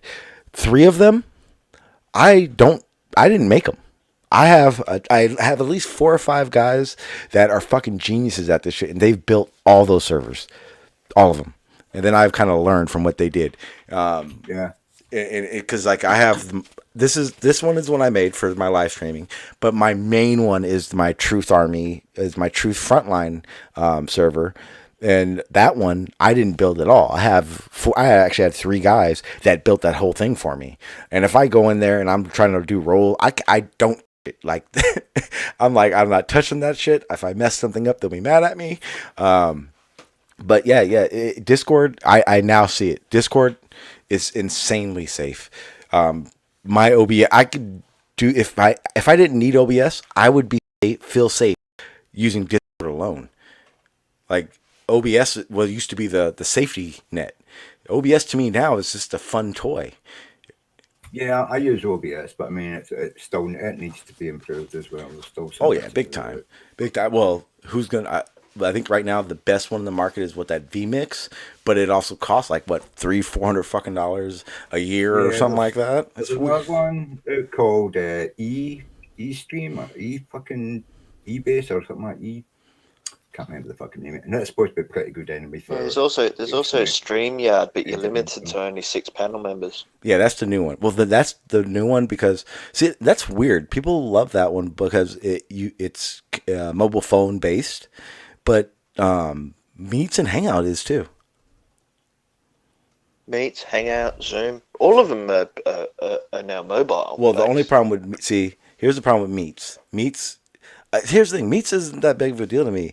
It's like $12. It's easy. The problem is that, and this is for real, they don't bill me right. Like you would think monthly they would send you an invoice or tell your account that there's a balance, but they literally kept. I could show you. Like I'd have alerts from Google G Suites because that's what it's through. And G Suites. Yeah. And it would be literally a 5-month invoice. Holy shit! And it's like, what the fuck? They want 6 months payment. Yeah. They want. So you pay your first month, and then they want the other 5 months in lieu. Exactly. And so that's why I don't use Meetup, because right now I think it's a $84 balance, and it was literally from the last time I paid it till this time, there's nothing. There's no balance, account inquiry, nothing. And then all of a sudden it's just like, you have 2 weeks to pay this. And it's like, fuck you, I'm not paying that much on a fucking whim. I was just as happy paying monthly, but yeah, they do it funny. And that's the only reason I think it's just a shitty system, and I don't want to get screwed out of more money. Because that's the other thing. I figured it out. On Meets is awesome because you can have mods, admin, like different roles, like G Suits is insane. You could do everything on that shit. Problem is every time you add an admin, it costs more money, and they don't tell you that shit. They just add it to the bill, and that was what was crazy. Yeah, that's why I don't like Meetup. That meets, and it also algorithms to your computer IP address. So when you try to make a sock account, to start another one, it's almost impossible. You have to like literally delete any information from your original account off the computer to do it. Google Meets, it's not safe. It's not. It's not at all. Like I said, you let someone in just as a viewer, they could be anybody. Zoom's better. Huh? Have you tried Zoom? I like Zoom. I like Zoom a lot. Literally, this would happen. Even it's like 20, $25 a month, which is actually cheap for what Zoom does. The only thing is I hadn't used Zoom for so long because I do have an account that I just wasn't used to it when it was time to do it. So I ended up here on Discord. But yeah, if I get my shit together and like decide to leave Discord, Zoom would be my next choice, 100%. There's so many options for it. And it's this safe. is the easy platform though. It's easy to get in. It's easy to stream. It's just like the only reason I liked Zoom, like the only problem with Discord. Well, see, it's not even a problem because everyone is already coming to Discord. Is that if you don't have Discord, people that don't know Discord's going on or they're never on it, it could be complicated getting to this point. But at the same time, those are the ones I would be worried about. If you want to come on my shit and you don't have Discord, like you're not just gonna hit the link and be here. You know what I mean? If you're like that and you're making the sock accounts, it's gonna take some time and verification. It's not gonna be worth it.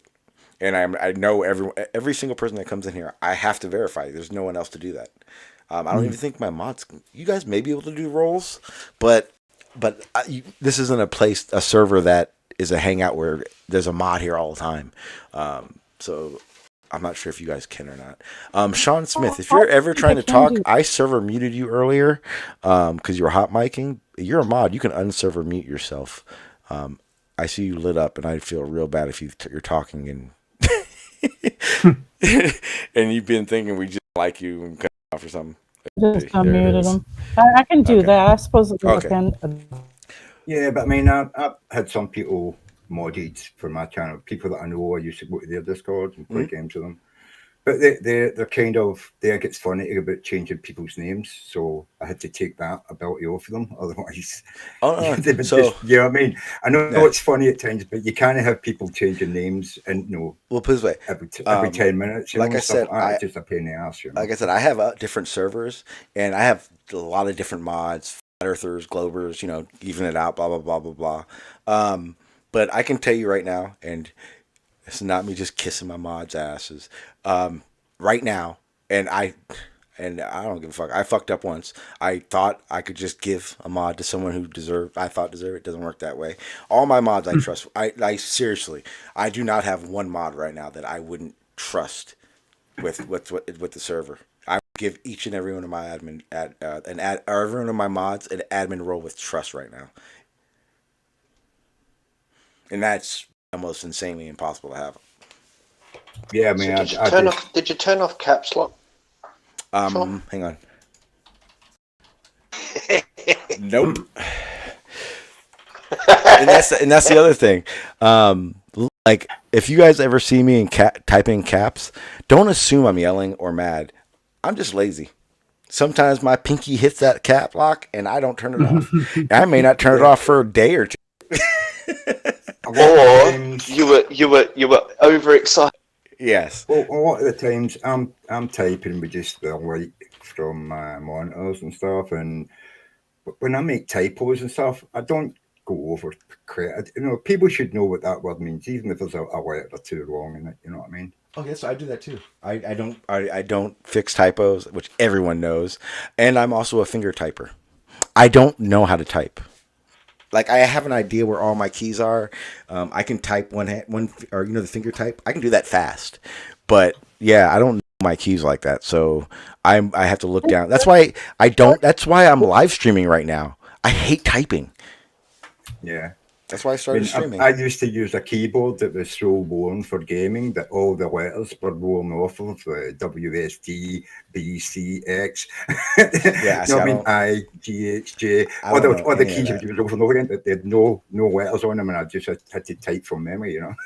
Yeah, see, to me, Oh all yeah. that stuff is just like I don't. I even took computer class. This is the crazy part. I took computer class, and I got what do you call it? Well, first of all, I got a B in that class, but you do like the speed typing and all that shit.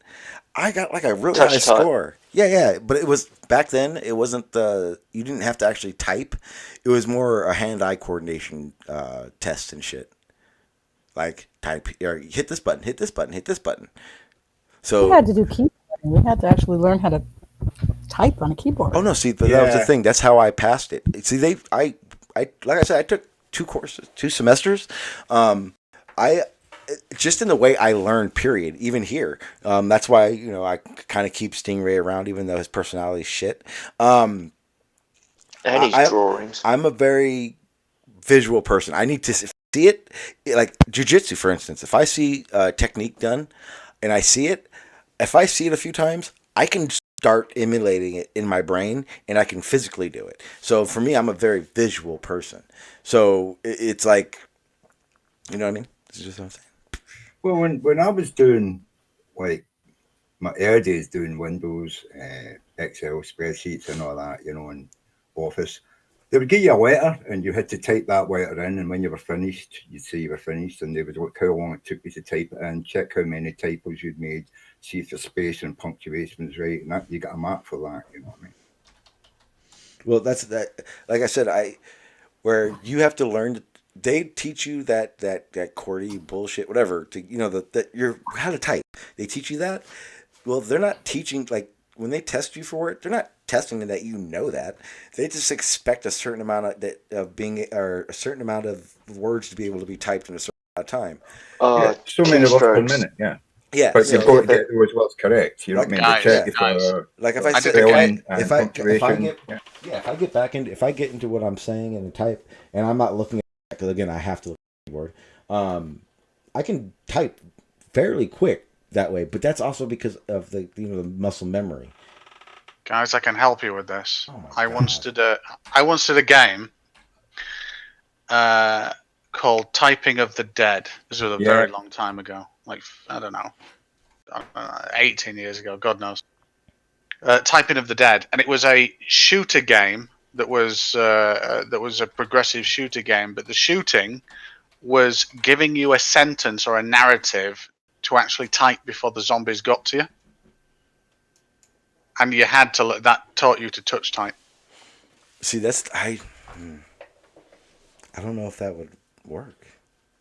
It did to me. Well, I can type, I can type above average, the way I do it, and it be just as fast as someone who knows how to type. Typo wise, it's all just shit. Because again, I don't look at the screen. I look at my keyboard. That's the main reason. Like when I type in the chat and people are like typo, blah blah blah. The reason is because I'm looking at my keyboard. The last thing I'm gonna do is look up, read the sentence, fix it, and look back down by fixing it. That's why I get typos, and that's why if I'm in caps, I stay in caps because like damn, I gotta look up though, see if it's fixed. Throw off my rhythm. The thing with typing is that you get something to type, and you type like a letter over and over and over and over again, right? And you make a lot of mistakes the first time, and you make less mistakes the next time, and then you get faster. Is it no? So you do that for 3 months or something when you're going through like a course.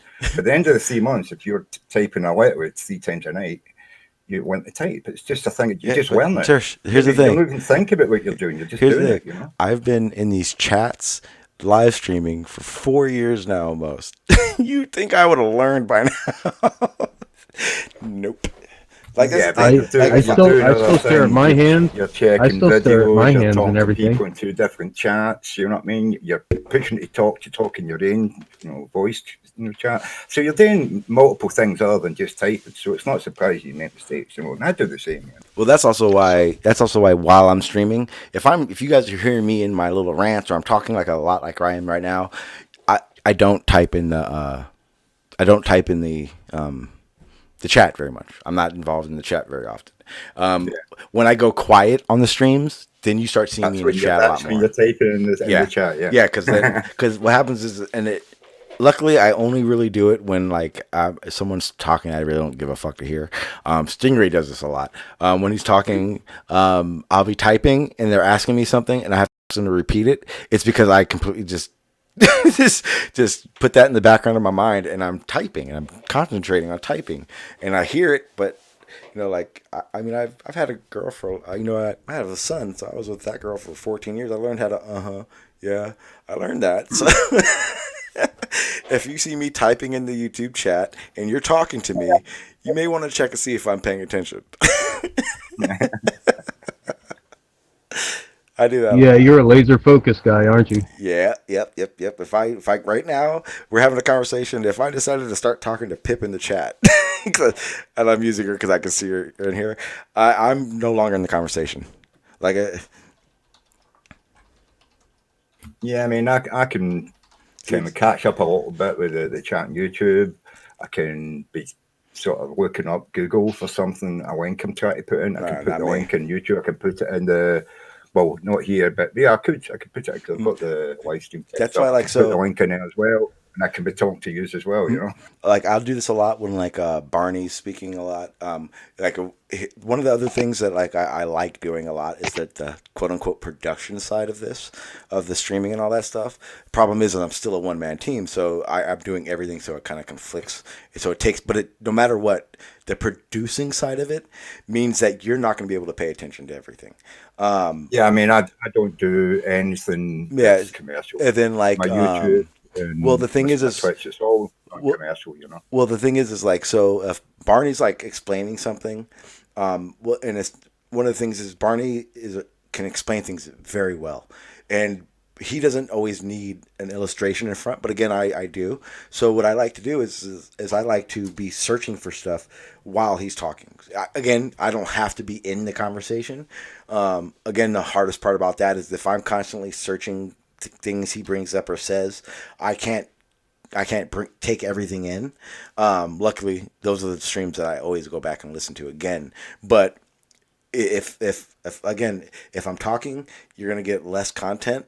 If I'm not talking, you're gonna get more content, out of the stream itself. But again, I think luckily for me and Jose especially, our streams aren't. Well, you can go pick up an entire thing of cable for dirt cheap. Hmm? Were you talking to me? Yeah, I think you were talking to me. No, you weren't, because I wasn't talking about cables.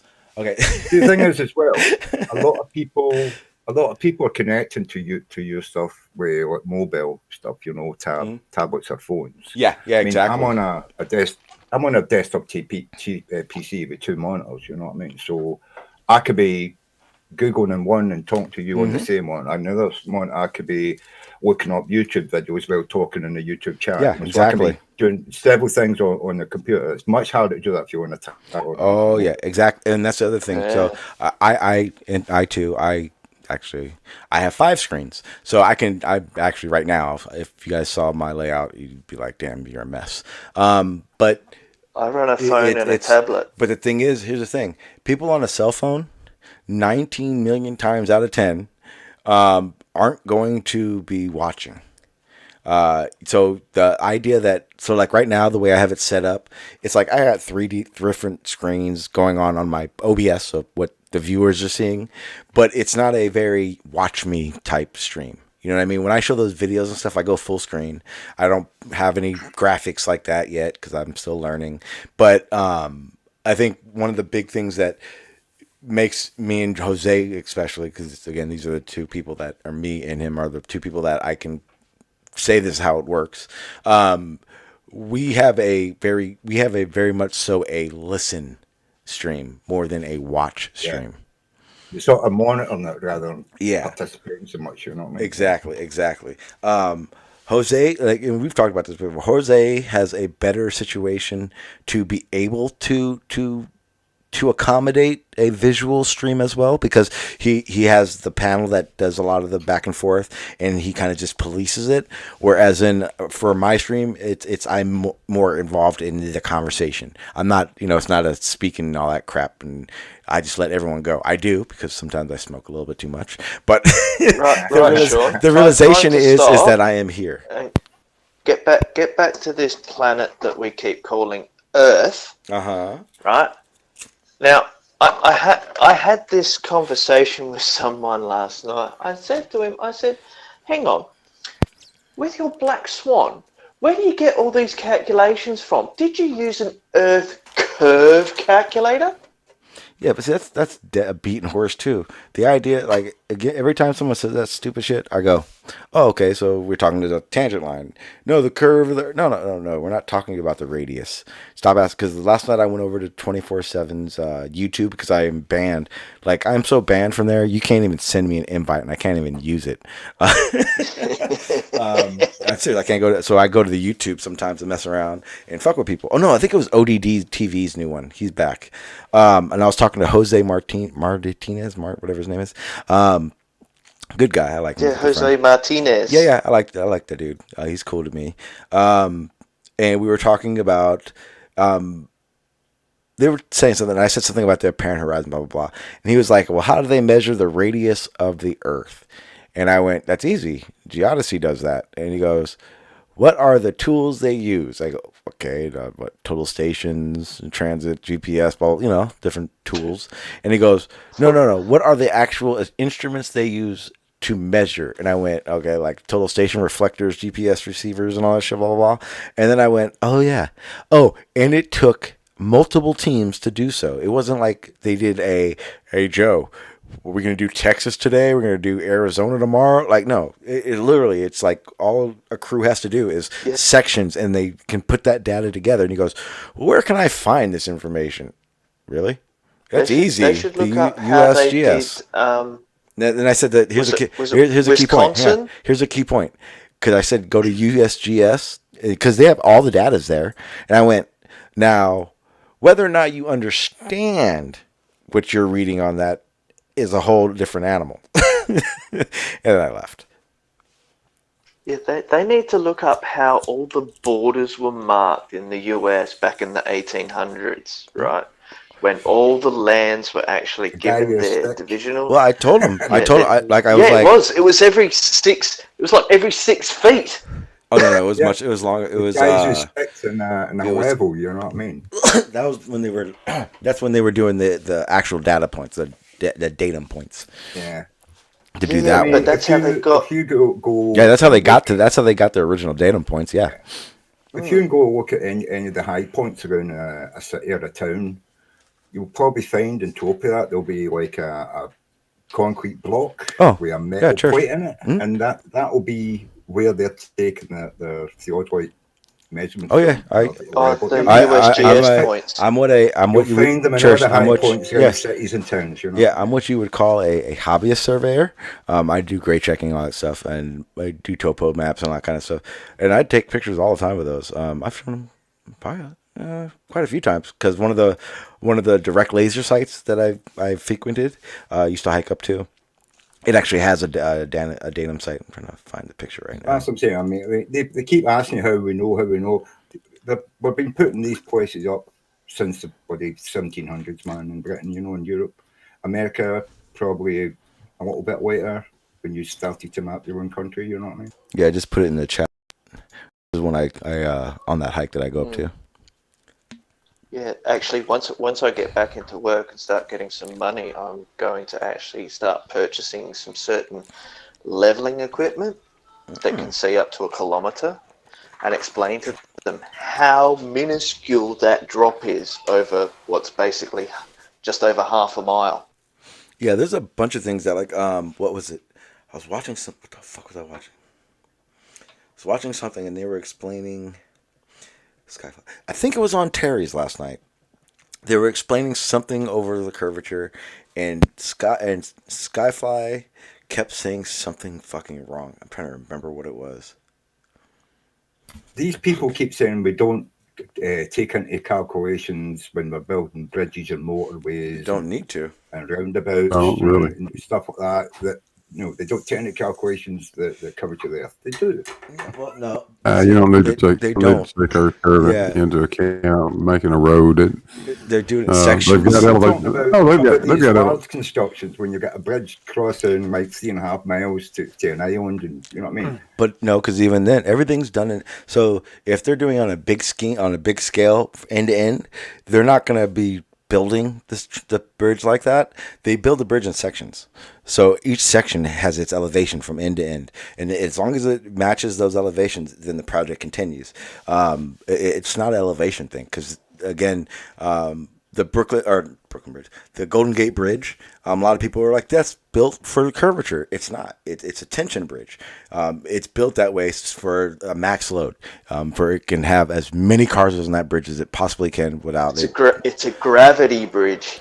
It's a tension bridge. Yeah, well, call it a tension bridge. No, but it uses gravity. It uses but it uses gravitational mathematics to allow for the tension to be correct across all the cables. Oh well, if you're talking about what each line can handle and how it but overall it's not for curvature. Called a suspension bridge. Yeah, it's the same way a 40-foot platform, like a big rig overroad truck. Their 40-foot trailers have a bow in it. It's the same design, same physics behind it. It's literally so it can add more weight. Let me tell you this way. If you took something the size of the Golden Gate Bridge, and you started building from both ends, and you get to the center and you've got a little section there that you got to put in, the difference, just the temperature change from say daylight till noon would be much more movement in the metal than the curvature of the earth is worth. Oh yeah, big time. It would be hard to ever notice it, even on a large thing like that. And also another thing that why they do these sections, and you can see this in any bridge you go across these days. You'll notice at the end of each bridge, there's about an inch, 2 inch maybe? Yeah, Blue? an expansion slot. The expansion joint. Exactly. And if you sit on a bridge, you may notice this. It's an awesome feeling.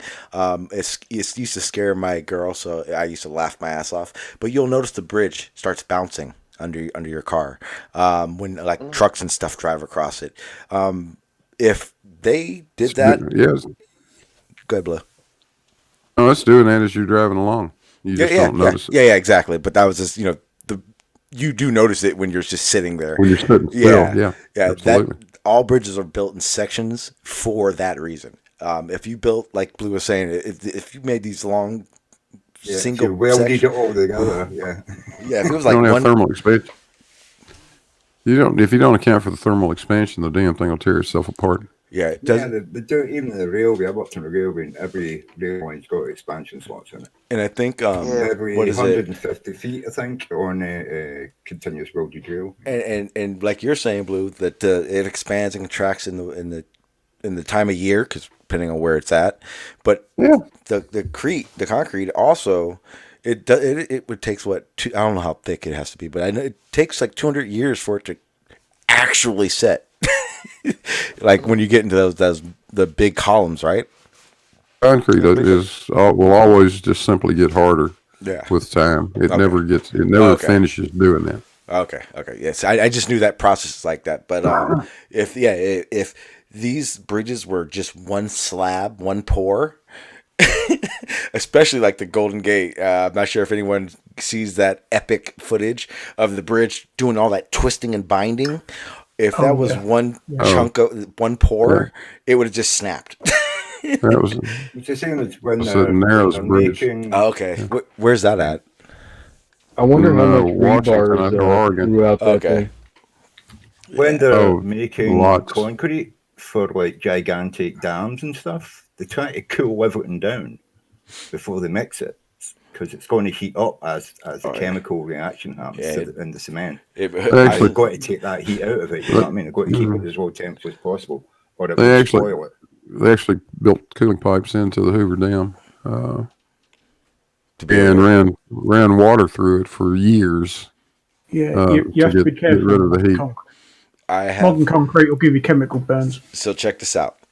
I've been around a lot of pours, and I know the haste or the rush. I'm sorry, that a concrete driver has from plant to project. There's for people that don't know, there is a very critical timeline that this driver has.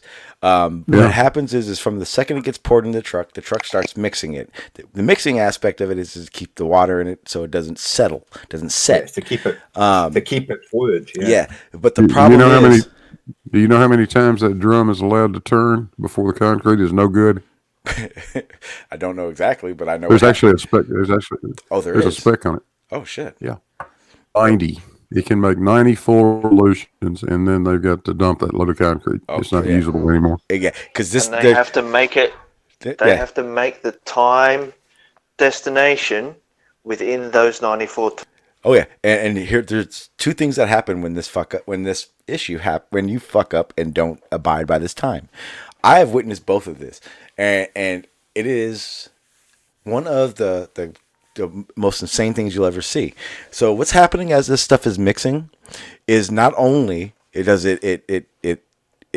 mixing, so the chemicals that are in it mix more, and as this stuff is getting turned and mixed and exciting the molecules, it's becoming extremely hot. When I say extremely hot, how hot? It will melt metal. How it will what do you call it? The combusting one, spontaneously combust. I've seen the truck just out of nowhere become a big ass barbecue, and I've also seen when what happens is I guess they start slowing it down because it was too watery. I've seen it set inside. It doesn't set in the middle. Like it's like, imagine a lake, so inside there, but the inside does. So what happens is the truck starts doing this wobble, and then either one or two things happen. One, that driver's fucked. He'll stop it completely and then go home and then spend, I think it's like 12 hours breaking up concrete, or the truck will just wobble and then fall over. And I've seen both. Yeah, and they wobble and fall over on the job site. Yes, on the spot. And if you're pouring a footer or something, that thing's going right into your footer. Oh yeah. Everything's within 6 feet of that truck. Anything within 6 feet is going to get destroyed. Yeah, you can slow it down. And in fact, that's a favorite. When you're not having to have it tested, you pour a bottle of soda pop in it. Yeah, I'm not kidding you. No, I know exactly what you're talking about. They used to do it back in the day. I've seen them do it. Friggin' clubs, club soda, but Coca-Cola, doesn't matter. Mm-hmm. Yep, pour that in there. That'll slow it down. Gives you a little extra the carbonation. You don't have a lot of. Yeah. Who knows the carcinogenic product in concrete? I don't even know what that means. Poured a lot of footers for the houses I built. Yeah, so I've done a lot. I've done a lot of crane footings. Yeah. So those are that's serious. Oh yeah. Fly ash. So when I did work at Adelaide Brighton Cement Factory, right, the one place we didn't go was the fly ash. I'm gonna try. You had to wait for it to be completely flush before you could work on it, right? If there was even just a couple of grams of that stuff in there, you weren't allowed to work there. I'm trying to find a picture. So we're just talking crane footings, Blue. So for about 5 years, when I had my own equipment, I used to have a Mini X, and that's what I did. I just went around and did a bunch of crane. I did crane footings. People don't understand, like New York would be a great example of this, but here in San Diego, we're starting to do this more, where the parking structures we build them underground, and to do so, to build everything, to get everything down that low, because we have to take the dirt out and all that, to get everything out, you need a You crane. need a tower crane. Yes, a very large Tower crane. crane. A crane that they drive out in parts and build. Usually, I've seen up to 10 trucks parts, and for each piece of a crane. Oh, that's a little boy. Oh yeah. Actually, That's a little one. I have video of it. I just have to find all that stuff. Bloom, I'll show you. You're gonna love it. But I'm trying to find the photo, and this is amazing because remember you were saying how how critical it is. Because what I would be digging people is the feet, the foundation of those cranes you see that are skyscraper high. Yeah, for a long time I built the feet for those things. What I do is have to dig a square, and this square has to be so precise and just at the right depth to be able to hold everything this crane's got to do. And what I was doing this project in downtown San Diego, and I was like, what the F when I saw this. So I finished digging the footing. And they pour, and then about 2 weeks later, I'm out there doing some more footings for a smaller crane, and they're now leveling the base of the crane. And those minute centimeters of to level it out.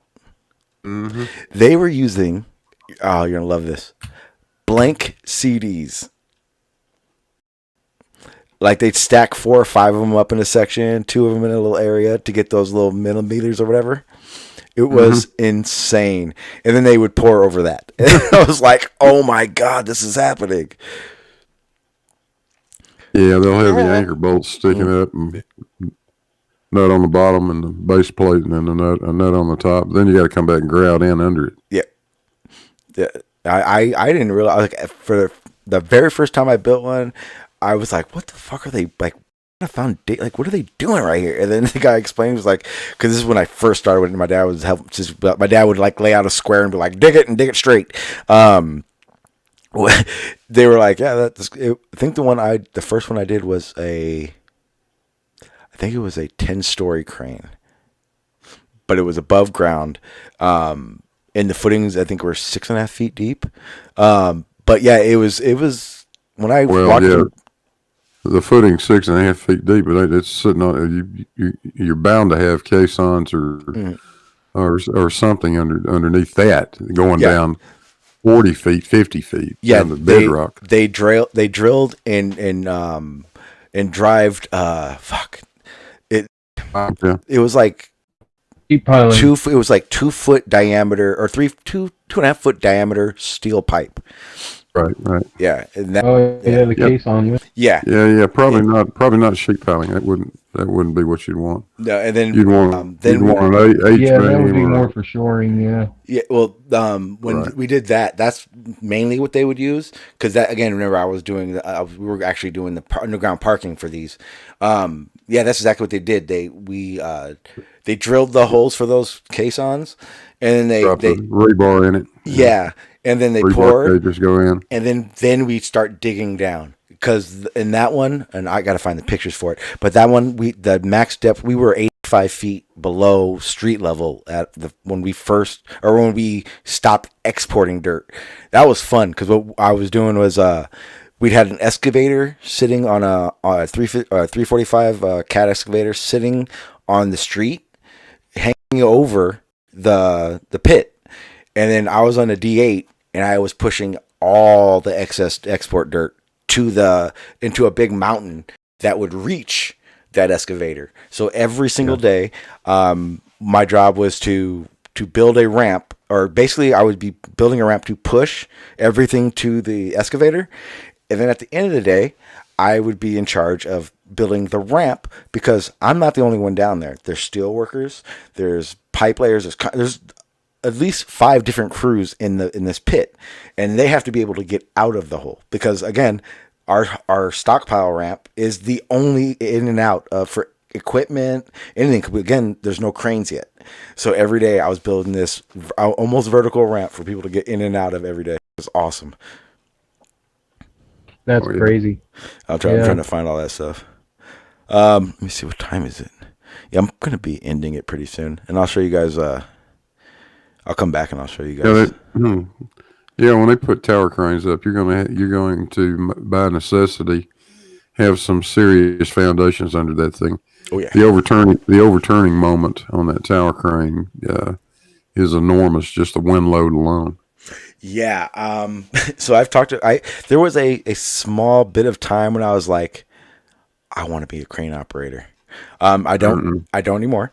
It was when I started, like what I call production construction. When I started working for other companies, I was basically, my dad used to pimp me out to other companies. It's what we used to joke about. But it was unreal when you realize that, like, they get paid. I think it's when I remember, it was in the $75 to $150 an hour range, depending on the height. For the main aspect of the crane, you get there an hour before work because you have to get into the crane. Most of them don't have elevators. Most of them are ladder fed. So, they take everything up there. When I say everything, I mean, they do everything up there. It's not a machine. It's not a piece of equipment that you will climb up and then, I gotta pee. An hour later, climb down and no. A crane operator's job is to climb his ass up there and stay there for 8 to 10 hours. And when I say everything is done up there, everything is done up there. Now, I got an opportunity to climb up into one. It was actually very ill will. The supervisor on the job said only after hours because he didn't want the liability of it. You're supposed to wear a harness clipping in as you climb up that thing. A crane operator. It's got a climbing rail. Yeah. Most of these crane operators of 20, 30 years, and I've talked to them, they look at it more as a danger. I think that's more, they know there's things that happen that subconsciously they can handle, whereas someone who's learning or new needs that harness. I got to do the harness, and I can tell you it took me 45 minutes to climb 6 stories, and I shit you not. You think it's like right there, and again, 6 stories ain't shit. But at 6 stories, and this is why I'm telling this story. 6 stories, and I was talking to the crane operator, is basically what they call the different tier of craning, because you're no longer just getting supplies to reaching areas with an overview. You're actually now controlling a ring ball, and you have everyone's life in your hand. And another part of it is at the same time, you got to make sure you're not doing something dumb enough to break that crane, because when that crane falls, everything under it dies. He was telling me, in that crane alone, the 6-foot one, he said on any given windy day, he feels a 6-foot sway, which means everything is in a 6-foot box for him. And he has to take that into account. They do have to take these things into account. Now you're talking those 100 or those 50, 75 story cranes, like in New York, Miami has a lot of those. Those guys, imagine those silly air dudes with their weighted arms that swing side to side with their arms all flaring and stuff. Those cranes do that. You don't notice it because you're far from where the top is, but those things sway a lot. High rises sway, but those cranes, yeah, those things are like a feather in the sky, in the wind. They blow around a lot, but they're also built to do it too, in sections. May I mind? Hey, if they don't, they'll break. You snap right in half. They've got to move. You got to let them move. I found the job I was on. Hello, everyone. Ooh, guess what I found? Hello. What's up? What? I found the picture that I was looking for. You're gonna love this. So this is the footing is dug out.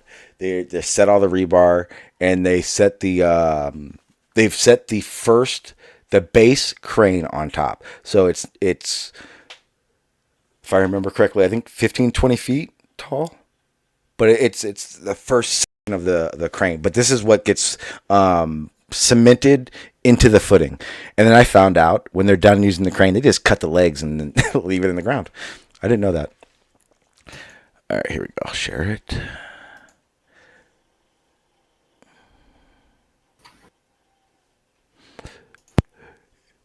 Good night, Pip. Yeah, I'm in mode now. We're just BSing. Yeah, I'm sharing it on the live thing, Blue. And that leveled it, the centimeters, millimeters they needed. That's how they did it. I'll share it with everyone on here. Oh, yeah, yeah. Well, they make very good shims, don't they? Yep. Where did it go? Oh, live. Yeah. Oh, yeah. So, and I thought that was my damn mic off. I thought that was insane. It's all going to get cast in anyway, isn't it? So. Yeah, pretty much. Yeah, it all does. It all does. But so everyone understands what we were talking about, how the dirt hole that this thing's in, it's a square box. I don't know if I have other pictures. I don't know if Hey, let me go ahead and switch this off because I'm going to be honest, I don't know what pictures are on here. So I will safely show these ones. Let me see. Because I have see, I'm happy I did that. Damn, that would have been bad. Let me see. I'm going to pull up those pictures of this job site.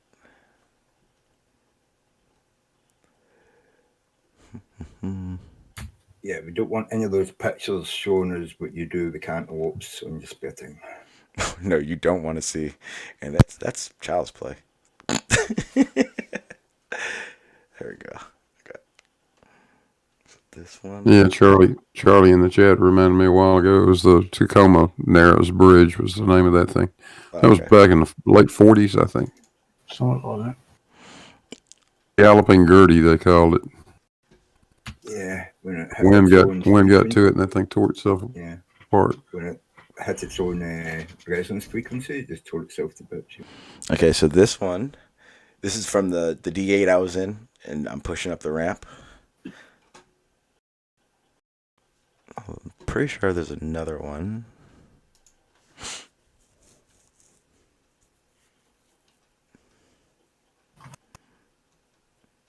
Let's see.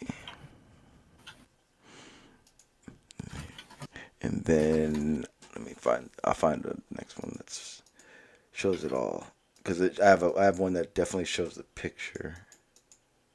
You got some serious shoring in that hole. Oh yeah, that picture we were only halfway I think. Oh, this is a good one.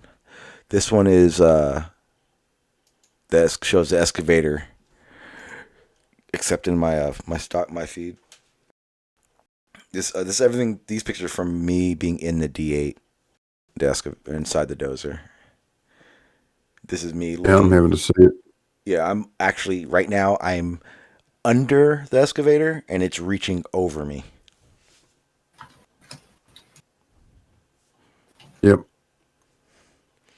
Yeah, that was. I'm having to watch it over in the on the live stream. Okay. Because if I go to your live thing, it shuts my mic down. Yeah, I don't know why it does that. I think it does it to channel Q too. Let me see if I can. See, let me do this. I'm going to just share it over. I don't know why I don't just share the picture of fucking Discord. Why do I not think? Because I can still share it at YouTube by just clicking on it. I don't know why I don't see how. I blame Hannah. She's not here, is she? Yep, I'm here. Uh-oh. I'll be back in a little bit. Got to go and make a cup of tea or something. Yep. Yeah. My cup of tea, too. Cool. I'm going to go to bed soon. It's late. Yeah, I'm just wrapping up. This is BS and having fun now. Yeah, it's cool. That's awful sandy looking stuff you got there, buddy. Yeah, it sucked ass. Yeah. You're about to. Okay, so I found the picture. We've already gone down to native, or we found hardpack. For everyone that doesn't know, you have to find hard ground. You can't just build on anything. And we've come back up 20 feet. You guys will understand exactly what you see. And then you'll see the crane footing when I share this image.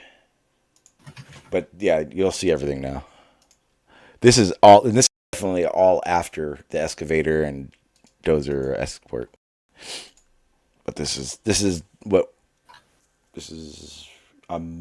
2 weeks after I dug those footings. That's that first section I was telling you about. Yeah. They usually that section was sitting in there right when they poured it. Yeah. Well, you can see the first section of the crane. Mm-hmm. They placed that, and then we poured around the legs on that. Right. Yeah. Right. And then they leave it alone for 28 days. Yes. Yeah. Yeah, it was a while before they put the whole crane on it. Yeah. You can't. You got to wait. I think concrete's 95% in 28 days. Yeah, and then you see the posts that I was talking about earlier, the 2 foot, 2.5 foot diameter ones, like in the far back corner. We had to export the dirt, or dig the dirt out with those in it, so we had to dig around all that shit to be able to do. Well, that was the shoring for when we got down really deep. We weren't putting shoring up down there. But that was probably the funnest I was on a long time. I got some other ones. I'll try to find them. But like videos of us, because again, all the equipment down there at this point, there is no ramp. There's no ramp at all. Everything has to be taken out by crane. Whether it be this at a certain point, this crane did it. Some of it, but most of the craning, while I was there, was trucked in. Like they would truck a couple, like 3 or 4 pieces in, build the crane on the street, and then go from there. I got to try to find those ones, because those are the really good videos. Those are the ones that what you call it? I was there for, and I helped the rigging when we pulled a little, like it wasn't a mini excavator, it was like a 305 or something like that. Pretty big, new model. Yeah, that job was fun. Hello, everybody. What's up, John? How you doing, sir? I'm all right. Well, I'm a bit tired. You sound very tired. I've just been trying to convince my my parents, who are both in their late 70s, on how to quarantine themselves, which was a bit exhausting, but never mind. Hey, John. I actually tried that today with my grandmother, who's fucking 90 odd, and she just won't have any of it. Yeah. At this point, they're like, if something happens, I've been around. My grandma's exactly like that, Sean. She doesn't give a fuck about death. It's like, Stingray, I've been here for like 90 fucking, like nine decades. Get off my case. Dude. She calls, dude. She calls me Stingray. That's what she does. She's like, flat earther.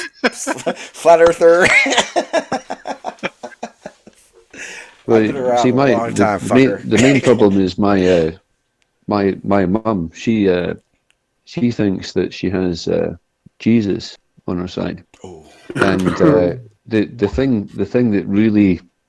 that really stumped her was I was like, Mum, listen, God moves in mysterious ways. Yeah, I am one of those mysterious ways, right? That's kind of creepy, dude. Just be quiet and do what I'm telling you. You just threaten your mom. No. She didn't have any comeback to that. It's like, yeah, I'm one of those mysterious ways, Mom. Just do what you're told. You should just like, can your mom? That makes sense. My house is the other way about. My mum's 83. Yeah. She's an atheist, and what she says goes. If she wants to do something, or go somewhere, or buy something, she just does it, you know. Yeah.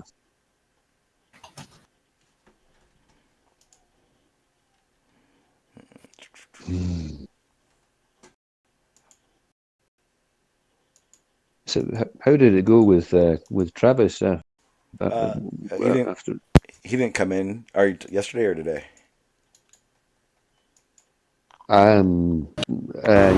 Yesterday. Did he come back in and cause I just kind of done a smash and grab and I didn't have time to stay. I think it kind of just tapered off and we kind of just changed the subject if I remember correctly. It was pretty. Yeah, we didn't. Nothing really mind-boggling happened because we started looking at his footage that he sent me. Other than that, just been hanging out, man. Was it his his ranty-esque globe-proving footage? Yeah, it was actually great footage. Great footage.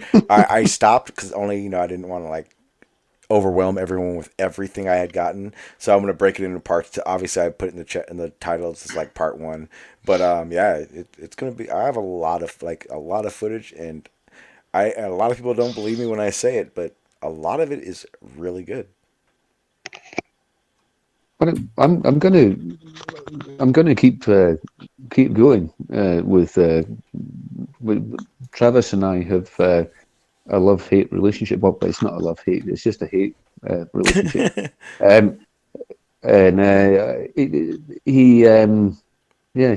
Just these fuckers that claim that they are I don't know, they're performing science. Doing alternative science. Once your brain starts to melt, you've got to stop watching the footage and do something else for a bit, Alternative science. It's that's like alternative medicine. You know what you call alternative medicine. But isn't some alternative medicine work? No, but you know what you call alternative medicine that has actually been clinically proven to work. Do you know what you call that? Medicine. Medicine. You call it fucking medicine. Right? Oh. But it startles me that he mouths off about refraction. He's got so much to say about it, and he doesn't have a fucking clue what refraction actually is. Well, remember, he does. That's, I guess so. That's the problem. He knows what refraction is. He knows what refraction is because he. No, Sean, it doesn't. Oh, really? Because he did definition that it is light bending. He does know what it is. Yeah, no, sorry. No, it doesn't even say that. A better way to describe it is he cannot see what light bending would result in. He lacks the capability to cognitively get that straight in his mind. I have a different theory. He knows what refraction is. He knows what refraction is. He knows what it does, but he rejects it. When I was had a brief exchange with him yesterday, I was talking about when you see a sunrise or a sunset, and the reason why you can see it is because refraction, blah blah blah, and he was like, show it to me, and I said, I don't believe you. I don't believe that you don't know what this is. I don't believe you. And I think Blue said, play him at his own game. Where's your evidence? Where's your evidence that you don't know what's going on? It's just a big bunch of lies. Stingray, I think we were talking about this the other night about exactly what happens in why refraction happens in the way it does on a I suppose a sort of quantum level, and if you really want to get to the bottom of it, why does light why is light affected by denser mediums? Denser medium, yeah. And if you're someone like Travis who spends every waking hour waving a fucking camera about and declaring himself as the next Copernicus, surely you need to have some kind of grasp of what refraction actually is. and he either doesn't at all, or he kind of does, and he's pretending that he doesn't. It's just a load of shit. It winds me up. No, I didn't get that impression at all. What? To him, there's two type of refraction for Travis. There's the refraction that we do experiments with, and the refraction in water, and there's refraction in air, which supposedly no one has no clue about except him. That's why he started calling it the ether band, like he's discovered something new, you know what I mean? And then when you ask him what ether is, he tells you it's air. No, it's like when he first came up with this shit, this ether. I compared it to somebody saying, "Oh, I've invented this amazing thing, this circular thing. Looks a bit like a wheel." No, it's not a wheel. It's not a wheel. It's an ether wheel. It's completely different. And I just discovered it and created it. Fuck off, mate. That's what I'm saying. He tries to put new names and describe new things that happen going through things we already know and can understand. And he's renaming things. It's like Elon Musk. He's invented this tube that you can send a card down. You're like, well, that sounds a lot like a tunnel. Yeah. In Musk we trust. I don't think Musk is as bright as people make out. He keeps renaming things. What's the bloody tube that he's going to put shit down? And it's like, people were talking about that back in the fucking 60s, the 50s, the 40s, you know what I mean? About, putting stuff into tubes and sucking the air out and see if it goes faster. Is that a TUBE or a CHOOBE? I don't know. I don't know. Elon Musk is just a cunt, right? He's a rich Language, Timothy. Language, Timothy. What up, Lewis? You won't have it. Hi, Sean. How are you doing today? I'm gonna interrupt the flow here, I guess. Here I am. Earlier you told me that your favorite handgun was a Glock, and I'm trying to remember which one it was. Was it 40. the 17? Damn it. Why? Is that not what you wanted to hear? I'm sorry. No, I was hoping it was a 17 because I fired one of those today, and that is a very good handgun. Oh no, Glocks are. They're revolutionary. Sean? What's up, Sean? How can your favorite handgun, if it's a Glock, the 17? I didn't say 17 was mine. What the fuck are you talking about? What are you talking about, John? Well, now I'm gonna have to go hunt down a 40 and shoot it. They should be widespread, dude. Yeah, they should be. There's probably one I can rent at the range. Actually, I think there was. Yeah, I'm pretty sure. Those are like the pretty basic ones that the rental pistols that they have. Yeah, the 17 was a little bit too big on the grip, and I don't like the texture. If I get one, I'm definitely gonna be wrapping it up in grip tape. Yeah, I know what you mean. But it was a great. This has less great kick. shooting it. Hmm? Yeah, you feel the power in it. It just has less kick. Yeah, I was shooting very accurately with it, and the trigger is so much better than my Walther, and I could talk about that for about half an hour. But anyway, you guys are talking about the plain truth or something. I see. I'm talking about we're wrapping talking up. about everything. Yeah, right, we're just BSing right now. Oh yeah, you did miss it though. You know Travis's footage, right? Maybe not this footage. No, not this footage, but his previous footage. Well, when I did the meetup with him, he finally sent me the files of the pictures he took from that observation, and 90% of them are fucking excellent. And we were just looking over those. Oh man, excellent! If you believe in the ball Earth.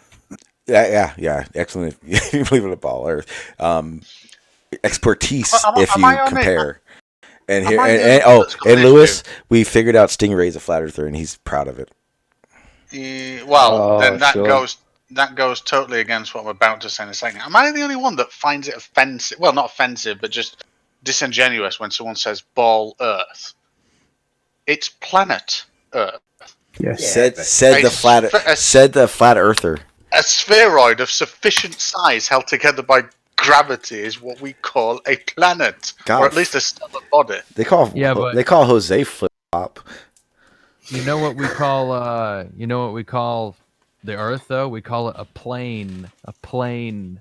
Yeah, right.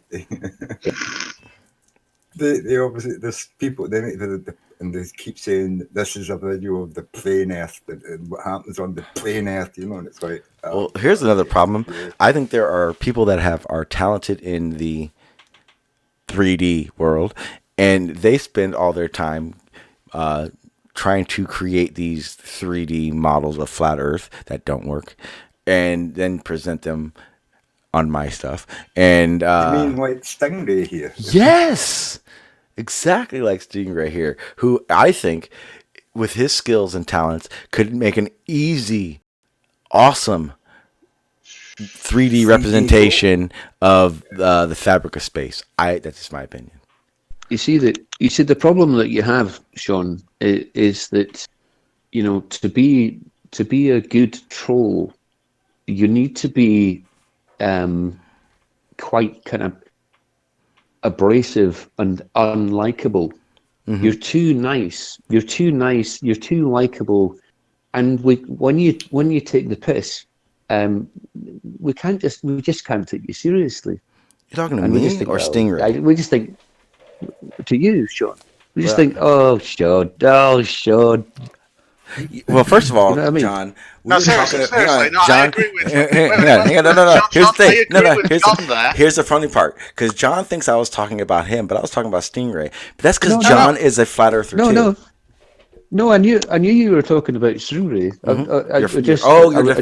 You're defending your flat earth buddy. Yeah, you're defending your Sean. Whose channel is it? Whose channel is it? It's whose channel is this? It's yours. Right. Uh-huh. Right. What is that? I don't want to talk about it, Stingray. We don't need to talk about it. We don't need to talk about it. Just purely because you say that, we definitely need to talk about this. You lost a bet, didn't you, Sean? No, it's not how it works. It just John found pictures. That's what it is. Oh no! If I was pictures, I'd send. If you guys want pictures, just let me know. I'll send you guys DMs any day. Just let me know. You don't even have to say it here. Just hit me up in DMs. Let me get one. I'll send you a picture. Don't worry. I don't know what we're on about now. Oh, don't worry about it. If you don't want a picture, don't ask. If you don't want to know what the picture is, don't ask. I will just say, like, 5 people just asked me for one, so you guys are some sick fucks on this panel. You know who I'm talking about. It's not a Xerox of your ass, is it, Sean? No. What the hell? No, there's hundreds of them. Okay. There's hundreds of them about the planet with me on it as well. No, thank you. We're good. Thanks, Darsh. I don't want to take that verified role. No, it's definitely not a zero because of my ass. Why would I do that? It'd just be a selfie or something. It's fucking 2020. What the fuck? Who's sitting on fucking copiers these days?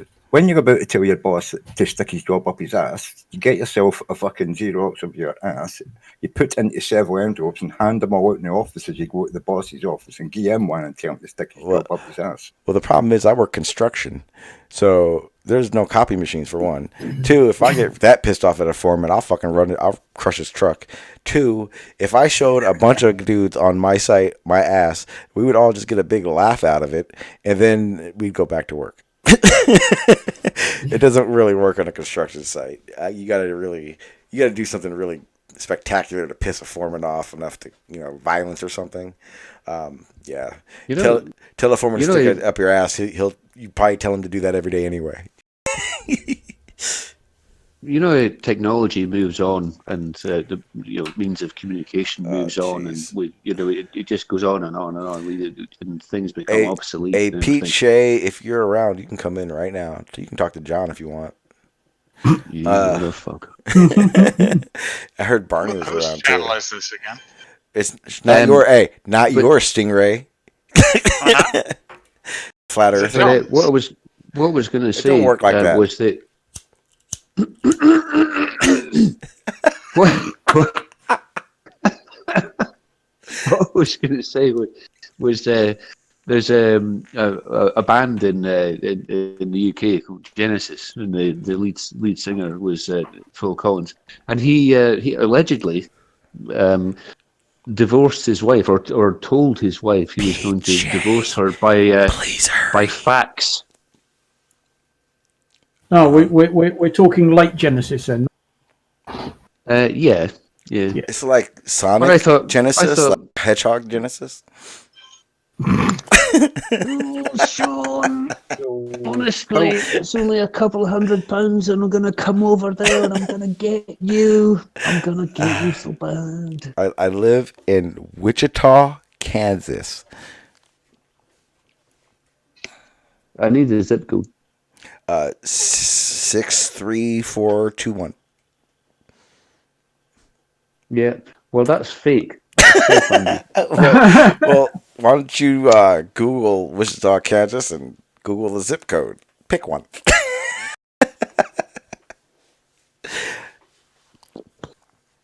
It'll be fun. I'll just backtrack your IP address. It's okay. Well, if that's the case, please come over. I got a girl that I want you to meet. me and Lewis were just talking about it. It's not Channel Q, is it? No. It's a fucking gun. I'd take a gun over Channel Q any fucking time. Here's the thing. It's 2020. Technology is where it is, no matter what shape you think it is, which also means you should never come to my house unexpected. You actually live in Wichita, Sean? No, motherfucker. No. What the fuck? No. I live in San What Diego, do you think is the California. line man for the county? I live in the perfect place. And how many places have you lived? Well, define live, because I've lived in a lot of places. Oh yeah, no. How many? How many roughly? It's cities. What? Okay. Well, yeah. Anyway, yeah. For what period of time? There's like 2 weeks count. Any period. Yeah. All of that. Oh, I've been to many states. Yeah. Okay, but if you want to talk about live, yeah, I've San Diego my whole life. I lived in Puerto Rico for 1 year.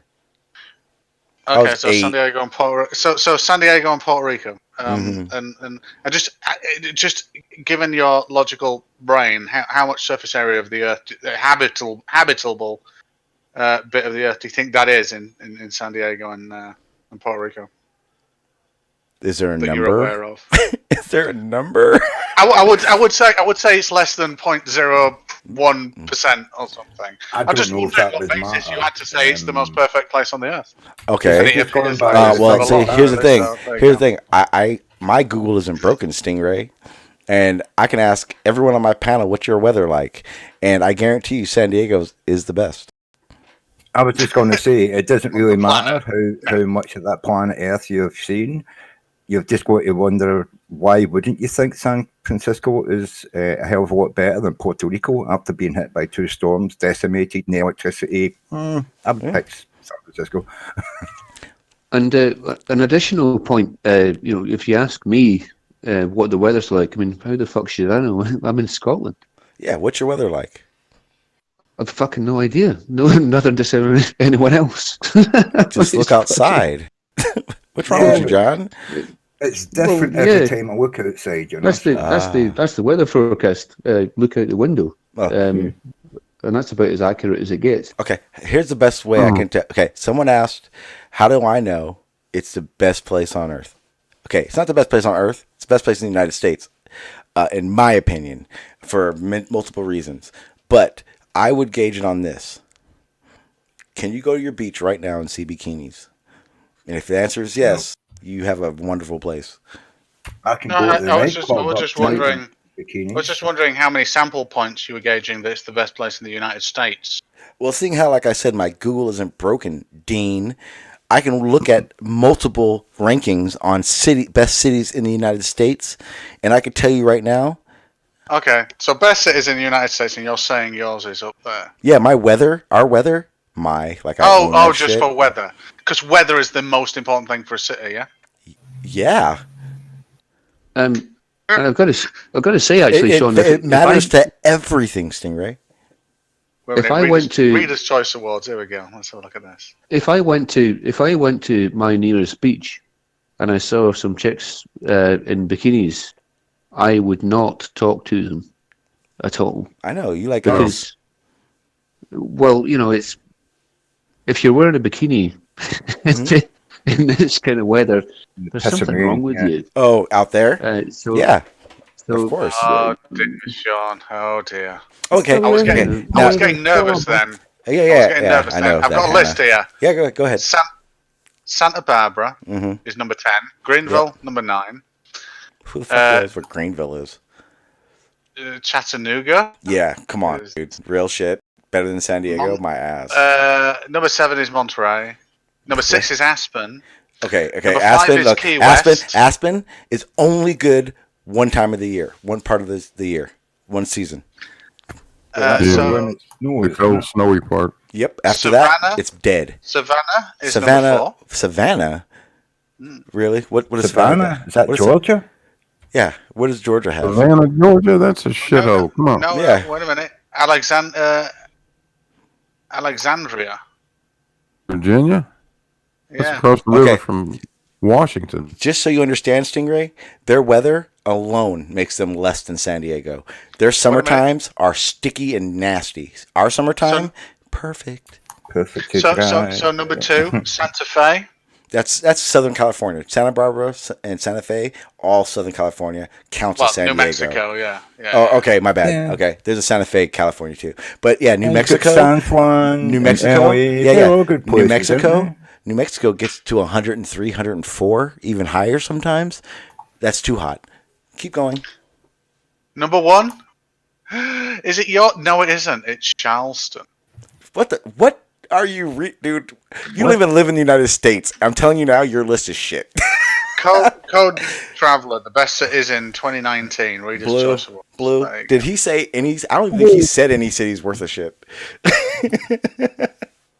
Like, what did you It's look funny up? how a lot of these. It's funny how a lot of them are on the East Coast. Do you think there's maybe an East Coast bias here that's been written by the New York Times or some fucking thing?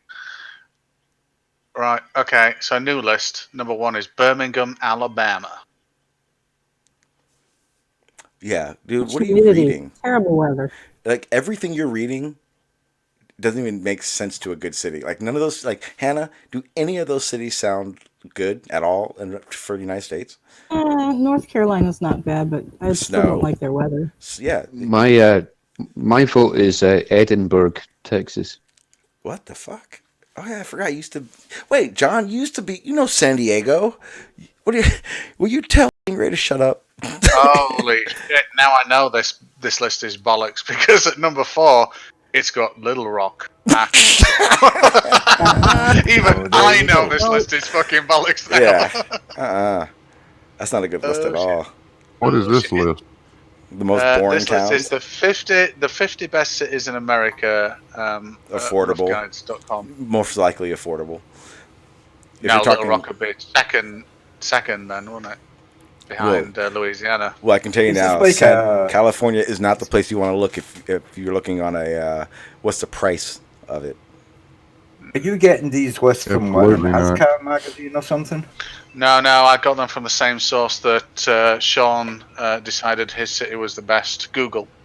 Okay, hang on. Hang about this. For the people that actually live in the United States and been to the United States. Been to the U.S. loads. Yeah, how many references do you have?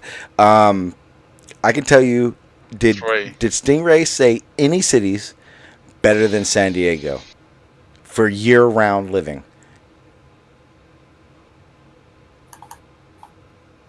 Cost of living in too many people, though.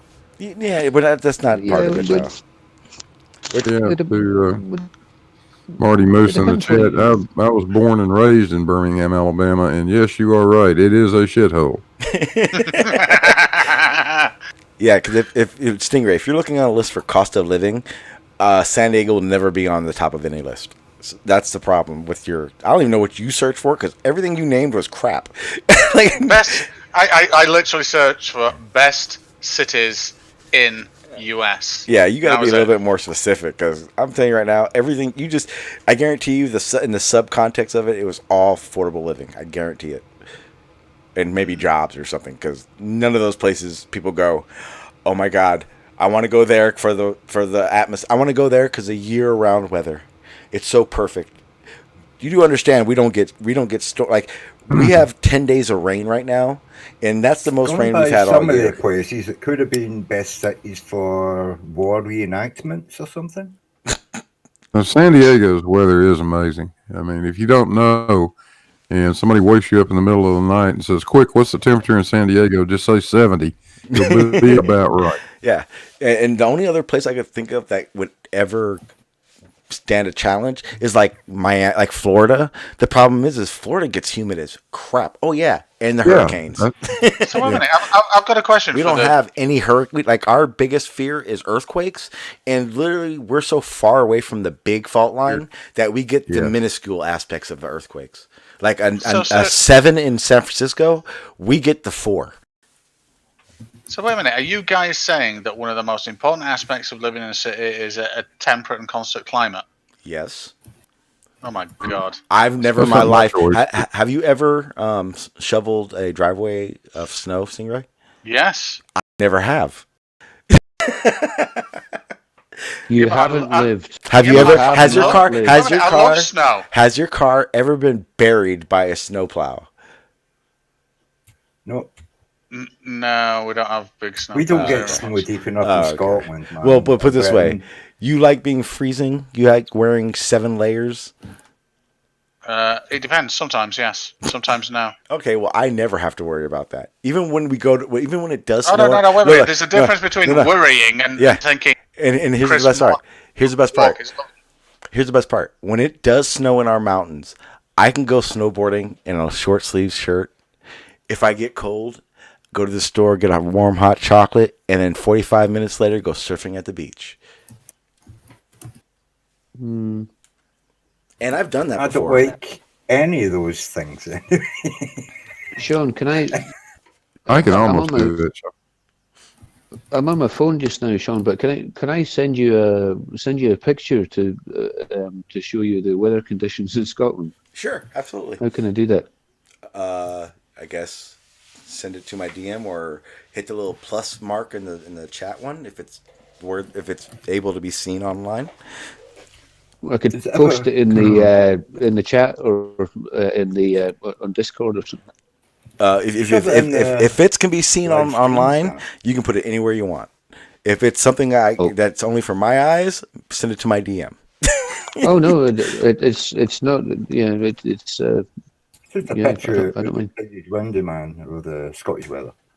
Yeah, our big, like Marty says, our big fear is fires, and we've had. Well, that's what I was going to say. Did you get rain? Well, did you get any rain, Sean? No, we get minimal rain. Actually, Santa Barbara. We get rain just about every day for about 200, 300 days a year. Now, in that geoengineering weather modification, the cloud seeding aspect of it, one of the big things that I know of is that Santa Barbara is one of the leading components of cloud seeding. They have a lot of contracts with a lot of the cloud seeding places. As I said, but places in Britain, I don't think they ever need to seed clouds. I mean, we might get some droughts down south. Scotland, I don't think they've ever had a drought or a hose ban or anything like that anywhere in Scotland. Maybe some places close to the border, maybe, but I doubt it. You know, they do have rain suppression that they're able to do that, or what they do a lot more hail suppression, shit like that. But yeah, I don't think where you're at. There's any cloud seeding going on. I wouldn't see a reason for it.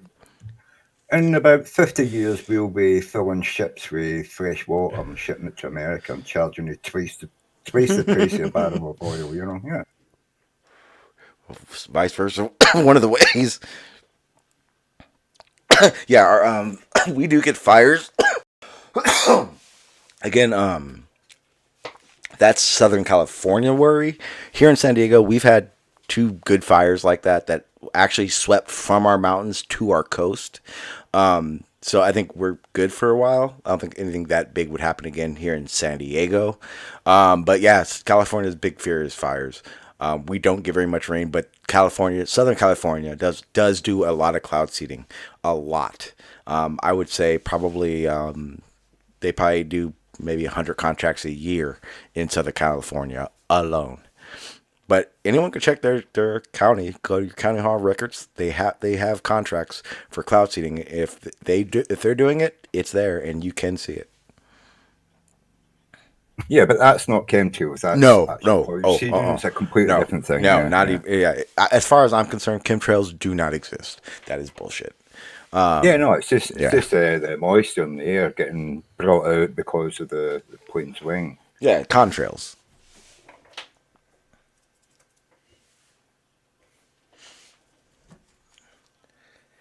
So you can't get through to stupid people. I mean, once they get a bee in their bonnet about the government trying to kill them, I mean, they're just going to look everywhere and see danger. You know what I mean? There's nothing you can do about it.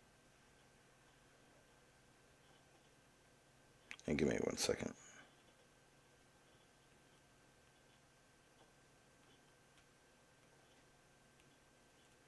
All right, my bad. I hate to do it, and now because it happened last time too.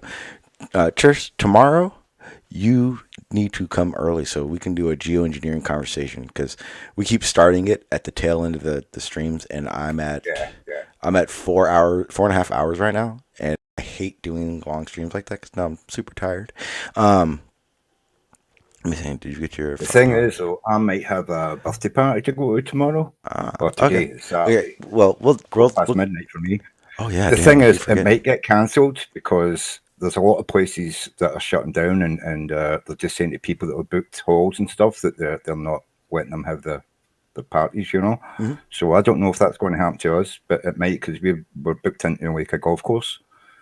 For the birthday party, but they might turn and say that because of the coronavirus that they're going to cancel. You know, yeah, no worries. You know? My main point is I definitely want to have that conversation and have the time to do it. Yeah, but I'm gonna go ahead and get out of here, guys. I think that's pretty much it. I do appreciate everything. It was a fun conversation. I enjoyed looking over the photos because again, we don't get an opportunity to see too many good flat earthers. Observations being shown, and I'm very happy that I got a whole file full of stuff to be able to view with you guys. Tomorrow we'll go over some more. Again, tomorrow will be more data and all that stuff because I am gathering all that like I told Travis I would. So tomorrow I'll have all that good stuff too, and a little bit more accurate information, like the exact ship images and scales and all that kind of stuff, because I definitely want to get into the Anacapa Island that's in that background.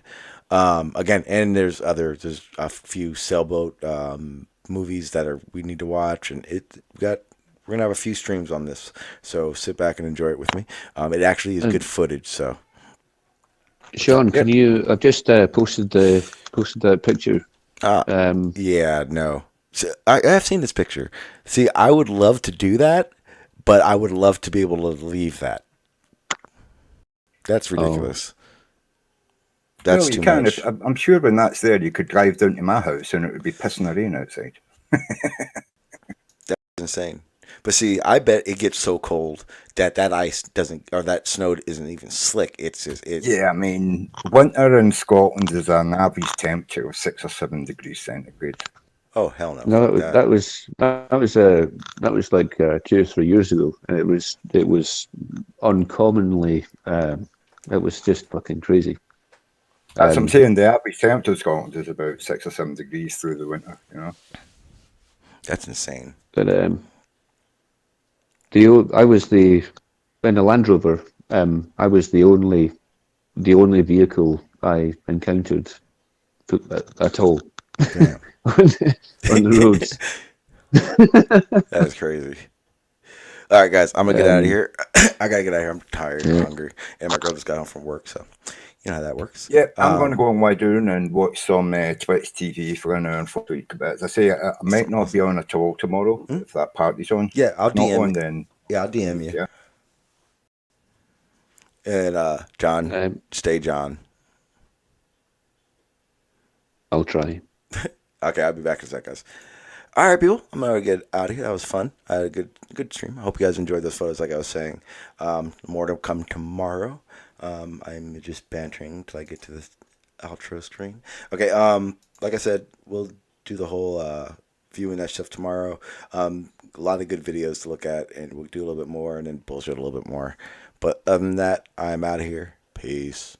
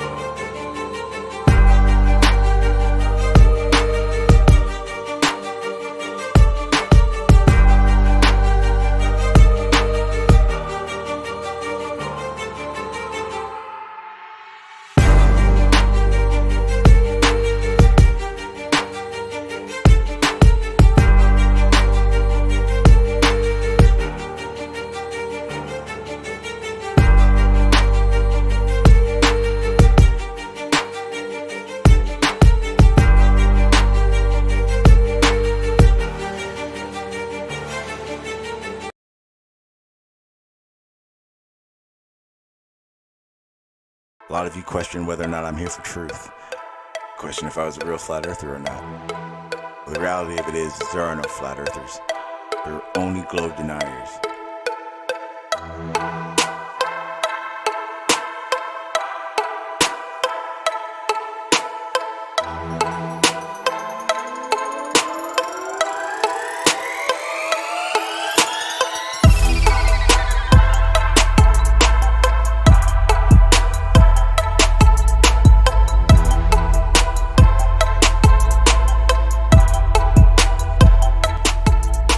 Every flat earth evidence really is just a globe phenomenon, explained by the globe. Don't you see that? Yeah. Yeah. Okay. Yeah.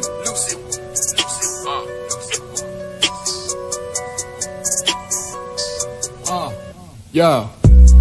I'm from the era where they fuck you up, then they take your tennis. Always on my grizzly like I play for Memphis. Mr. Triple Double, I don't do the bitches. Get the pen and pad and knock it down to business.